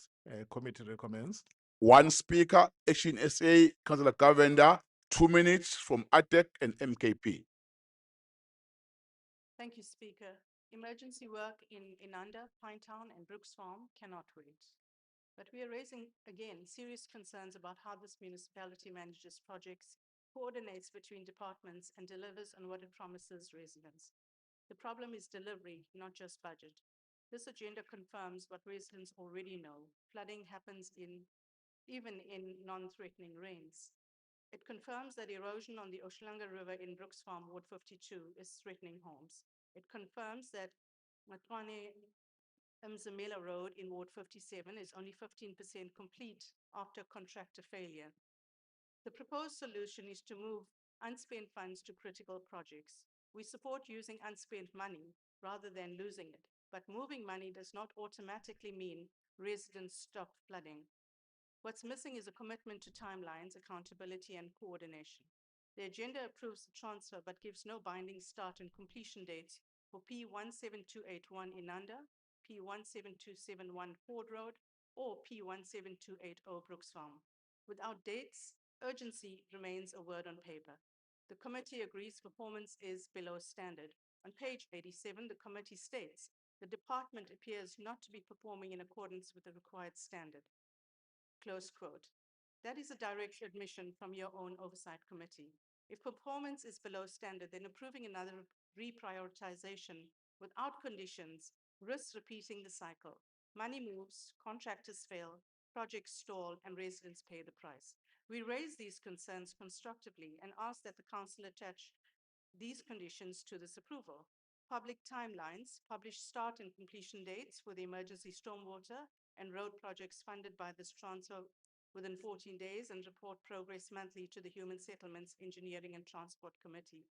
Contractor accountability, provide a report on what action is being taken against the contractor who delivered only 15% on Makwane Mzamela Road.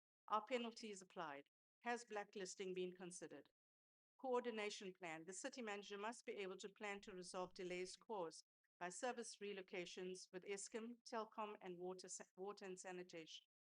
Projects like Prospecton Road Canal cannot proceed if other departments don't act. Outcome reporting.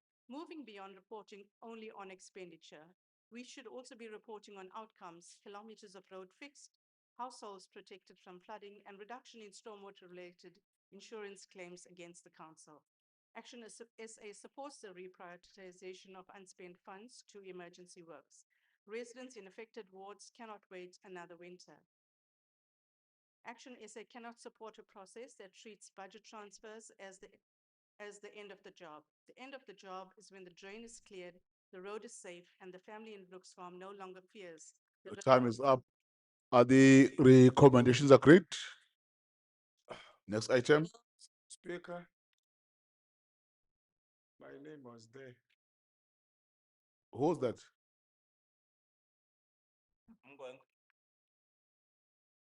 Okay, let's proceed. We are now moving to the second supplement. We are dealing with all the items there. Yeah, those are our last item, then we close. We will not reprioritize for the third time. Are you sure? Yeah, second supplementary agenda, we're dealing with all the items.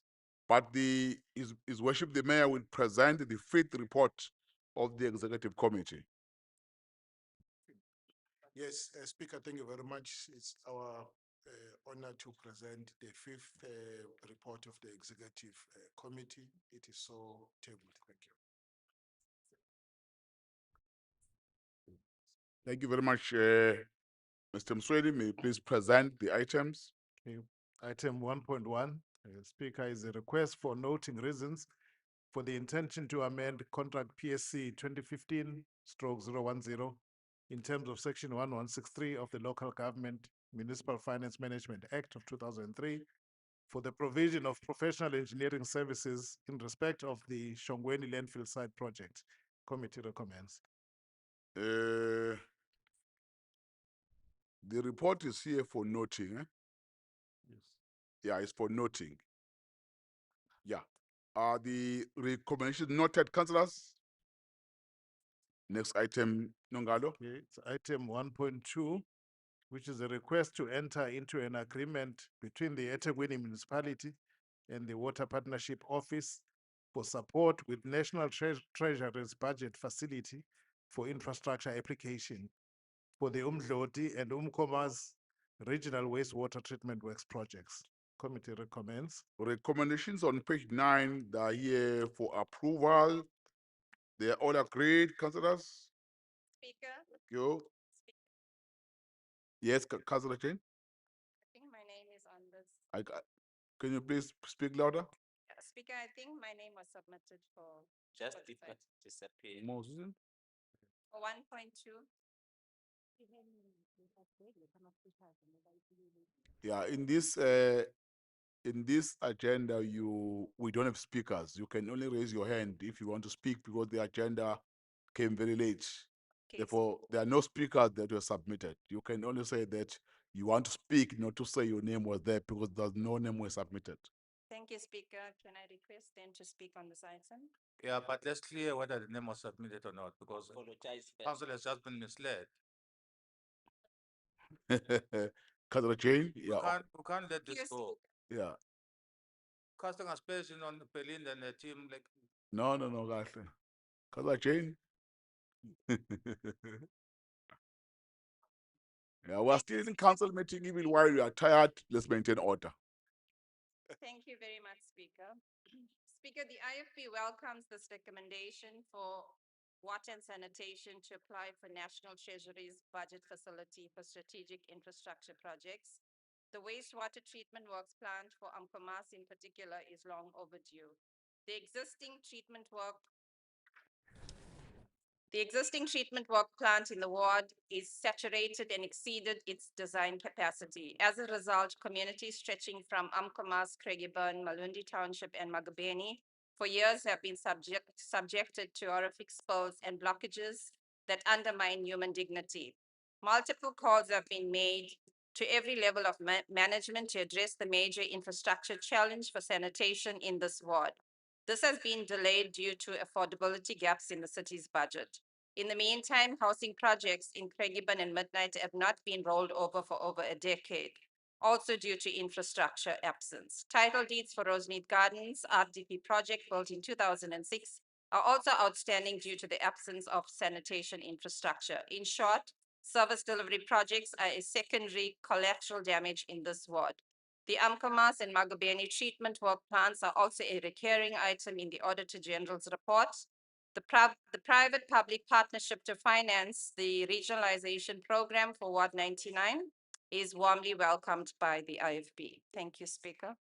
Thank you, Councillor Pulan. Thanks, Mr. Speaker. Just a correction, page 8.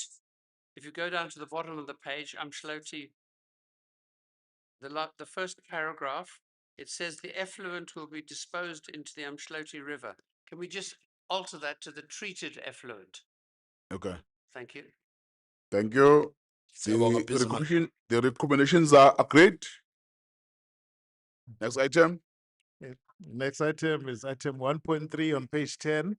It's a request for authority to transfer unspent funds identified in the water and sanitation capital budget to fund identified infrastructure projects. Committee recommends. Thank you. Recommendations on page 11, they are agreed, councillors? no. Thank you. The DA is against. DA against. Record that. Next item. Action is Next. against. Shines A against. Okay, next item is item 1.4 on page 14. Order. It's a request for authority to reallocate funds for budget required for projects implementation within the Energy Management Directorate. Committee recommends. Thank you, Nongalo. Recommendations on page 16, 1.4.1. They're all agreed, councillors. No. Thank you. Against, is against. There is against. Let's record that, Secretariat. Stay against. Shines A. Next item. Next item is on page 18, item 2. It's the appointment of 8 directors to serve on the Durban Marine Theme Park Board. Committee recommends. Thank you very much. Recommendations. They're on page 20. Mr. Speaker. They're all agreed, councillors. No. Mr. Speaker. Okay, there's a No. speaker there, Councillor Tipo. Thank you very much, Mr. Speaker. Mr. Speaker, the Democratic Alliance calls the bluff of the ANC on this particular item. You know, it was so strange for me at one stage when I started off in the EThekwini municipality in 2009 that I met a whole lot of new people and councillors in particular. Councillors like the former Miss Diane Hozek and Councillor William Mapena, who actually used to be the speaker of the EThekwini municipality. They all subsequently left, and then I met them. One of them, who's a well-known comedian, Logi Naidu, who's also the former speaker, he ended up on the board of Ezemvelo KZN Wildlife. Well, that was a strange coincidence. And then I found out that Ms. Diane Huzuk was on the board of Mgeni Water when we went to go and do oversight there to find out, why Mgeni Water was not performing. So this is a very strange thing now that we are again presented by these 8 nominations, and that these people over here, we have former ANC councillors who were then appointed to a number of extra boards across the province of KwaZulu-Natal, a former speaker from the ANC, and then a former ANC councillor, and then an MP. Now, let me tell you something. One thing that has sunk South Africa and has sunk municipalities is the ongoing cronyism and making a job for a Pell program that the ANC continues to push. You keep on putting the same people again and again and again in positions of authority, and particularly at a theme park that is already financially bankrupt. It just doesn't make sense. Is Miss Diane Huzuk so desperate that she needs to be put onto this onto the theme park board? I really don't think so. What was the reasoning behind this? Then we have other proposals over here where some of these people have already been on other boards, and one only has to do a Google search to find out that, things didn't always work out so well. Mr. Speaker, honestly, we need to start really, really looking at who we appoint to boards. This should not be, this is a blatant case of political appointments. There's no doubt about it. And we need to start seriously looking at putting people who can do the job first. So it's not about politics. It's about appointing the right people for the right positions to drag failing entities like the Durban Marine Theme Park out of the trouble and the deep waters that they are in already. This is just political interference, and we are calling you out, ANC. We can see you from afar. This will not continue after the 4th of November, I can promise you, because then you'll have to listen to what we have got to say after many, many years. Thank you. Thank you very much. Are the recommendations agreed? No. No. Thank you. The TA is against. The is against. Let's report that. Abstain. The is against. Record that. Action is against. Freedom Fund is against. UIM is against. MF is against. Thank you. Next item. Abstain. Action A. Next item. Next item is item 3 on page 20. It's the appointment of 4 directors, to serve on the board of Inkosi Albert Luthuli International Convention Center, trading Durban International Convention Center, or trading as Durban International Convention Center. Committee recommends. This is the last item, then we close. But there are hands, Nyambose, Checha. We are repeating everything that Councillor Debo said, with only changing names of appointees. But everything that he said, we're repeating it word for word. Thank you. Thank you, Kazamadlala. I I wanted to speak in the previous item, but I'll speak on this one and I'll repeat everything that I was going to say. That the only motivating factor for Councillor Debo to say all the things that he said is racism. Point of order, Mr. Speaker. Point of order. Point of order. Mr. Speaker, I can quote the specific rule, but there is a rule that says that one is not allowed to degenerate or to cast aspersions on anybody else within the meeting. To call somebody a racist within South Africa is a very derogatory and serious allegation, and I would ask that that is withdrawn. No order. No order. You are misleading us. Yeah. No. Okay. Okay. Kick him out. Let's call. Judge Mazala. Let's correct it before we rule. Councillor Madlala never referred to you as being racist. He referred to the utterances or statement you've made as racism. There's a difference of that. Now the point of order that you are raising, Councillor Tipo. He must withdraw. Speaker, equal, He must withdraw what he said. equal. Okay. Commitment. He must apologize and he. Who's the We committee? can't be sitting here at 8 o'clock Who's in the the morning committee? to hear this nonsense. He must. Yeah. The speaker's Order. ruling is final. Yes. Order. Because I'm not allowed to rule on the matter, proceed Madlala. Thank you very much, Speaker.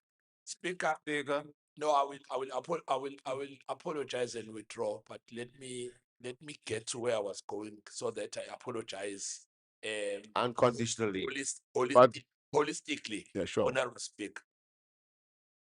Tell me why, when we are presented with a list of these people who are here, former Councillor Diane Wuzuk has a diploma. Point of order, Speaker. She has experience. Point of order. Councillor. Point of order, Madlala. Mr. Speaker, it's either Councillor Madala withdraws or he continues debating. No, but Mtetwa. Does Councillor Madala withdraw or not? Councillor Mtetwa. You decided. It was a choice. You decided not to allow the speaker to make a ruling on the point of order raised by Councillor Tipo. In the middle of addressing the matter, you all raised your hand, you were all speaking, you were all being distracted. I gave you some time to talk till I decided to say, let me proceed with council meeting because I've been interrupted in making the ruling. What did you want to say? It was a choice. It was a choice. What were you going to say? Listen. If the point of order has been raised, is the speaker who must address council on whether the point of order is sustained or overruled. Councillor Kavenda and yourself and your fellow councillors, you never allowed me a chance to do that. I kept quiet for 3 to 4 minutes, waiting for you till I decided that you are now taking my role. Let me proceed with the meeting. Proceed, Madlala. Mr. Speaker, we are quiet now. Can you please rule? Thank you very much, Honorable Speaker. Honorable Speaker. Honorable Speaker. Order. No, I withdraw and apologize. Honorable Speaker, the group of people that are noted here, they are qualified, they have the requisite experience, they have sat in other boards, they have proven service, a record of service in other boards and in this municipality. The only thing that will have Councillor Tipo look at these people and think there is something. Point of order, Speaker. Point of order, point of order. The DA is requesting 15 minutes caucus.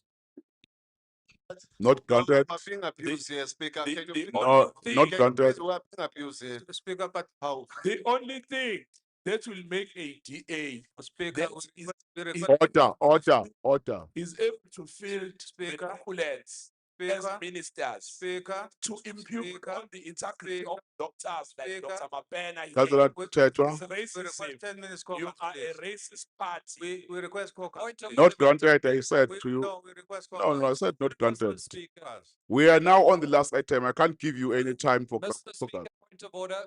Madala, Mr. Speaker, I'm calling a point of order. then councillors, We have achieved what. the recommendation is on page Mr. Speaker, you have an 22. equal obligation in terms of the rules of. Are we, Point of order. they're all agreed, councillors? Agreed. I'm not Thank you very much. No, Let me we don't agree. order. Speaker, you to DA against, order. DA against, MF against, Freedom Front Pass against, Action SA against, Mr. UIM Speaker. against. Now, listen for the announcement. Order. There's- We are going to come back here on the 4th of June No. to conclude items Have a committee. that could not be considered today. It means the council meeting is adjourned for the 4th of June Point of order. to conclude No, we have- other items. Thank you very much. Our council is adjourned. Point of order. Is against.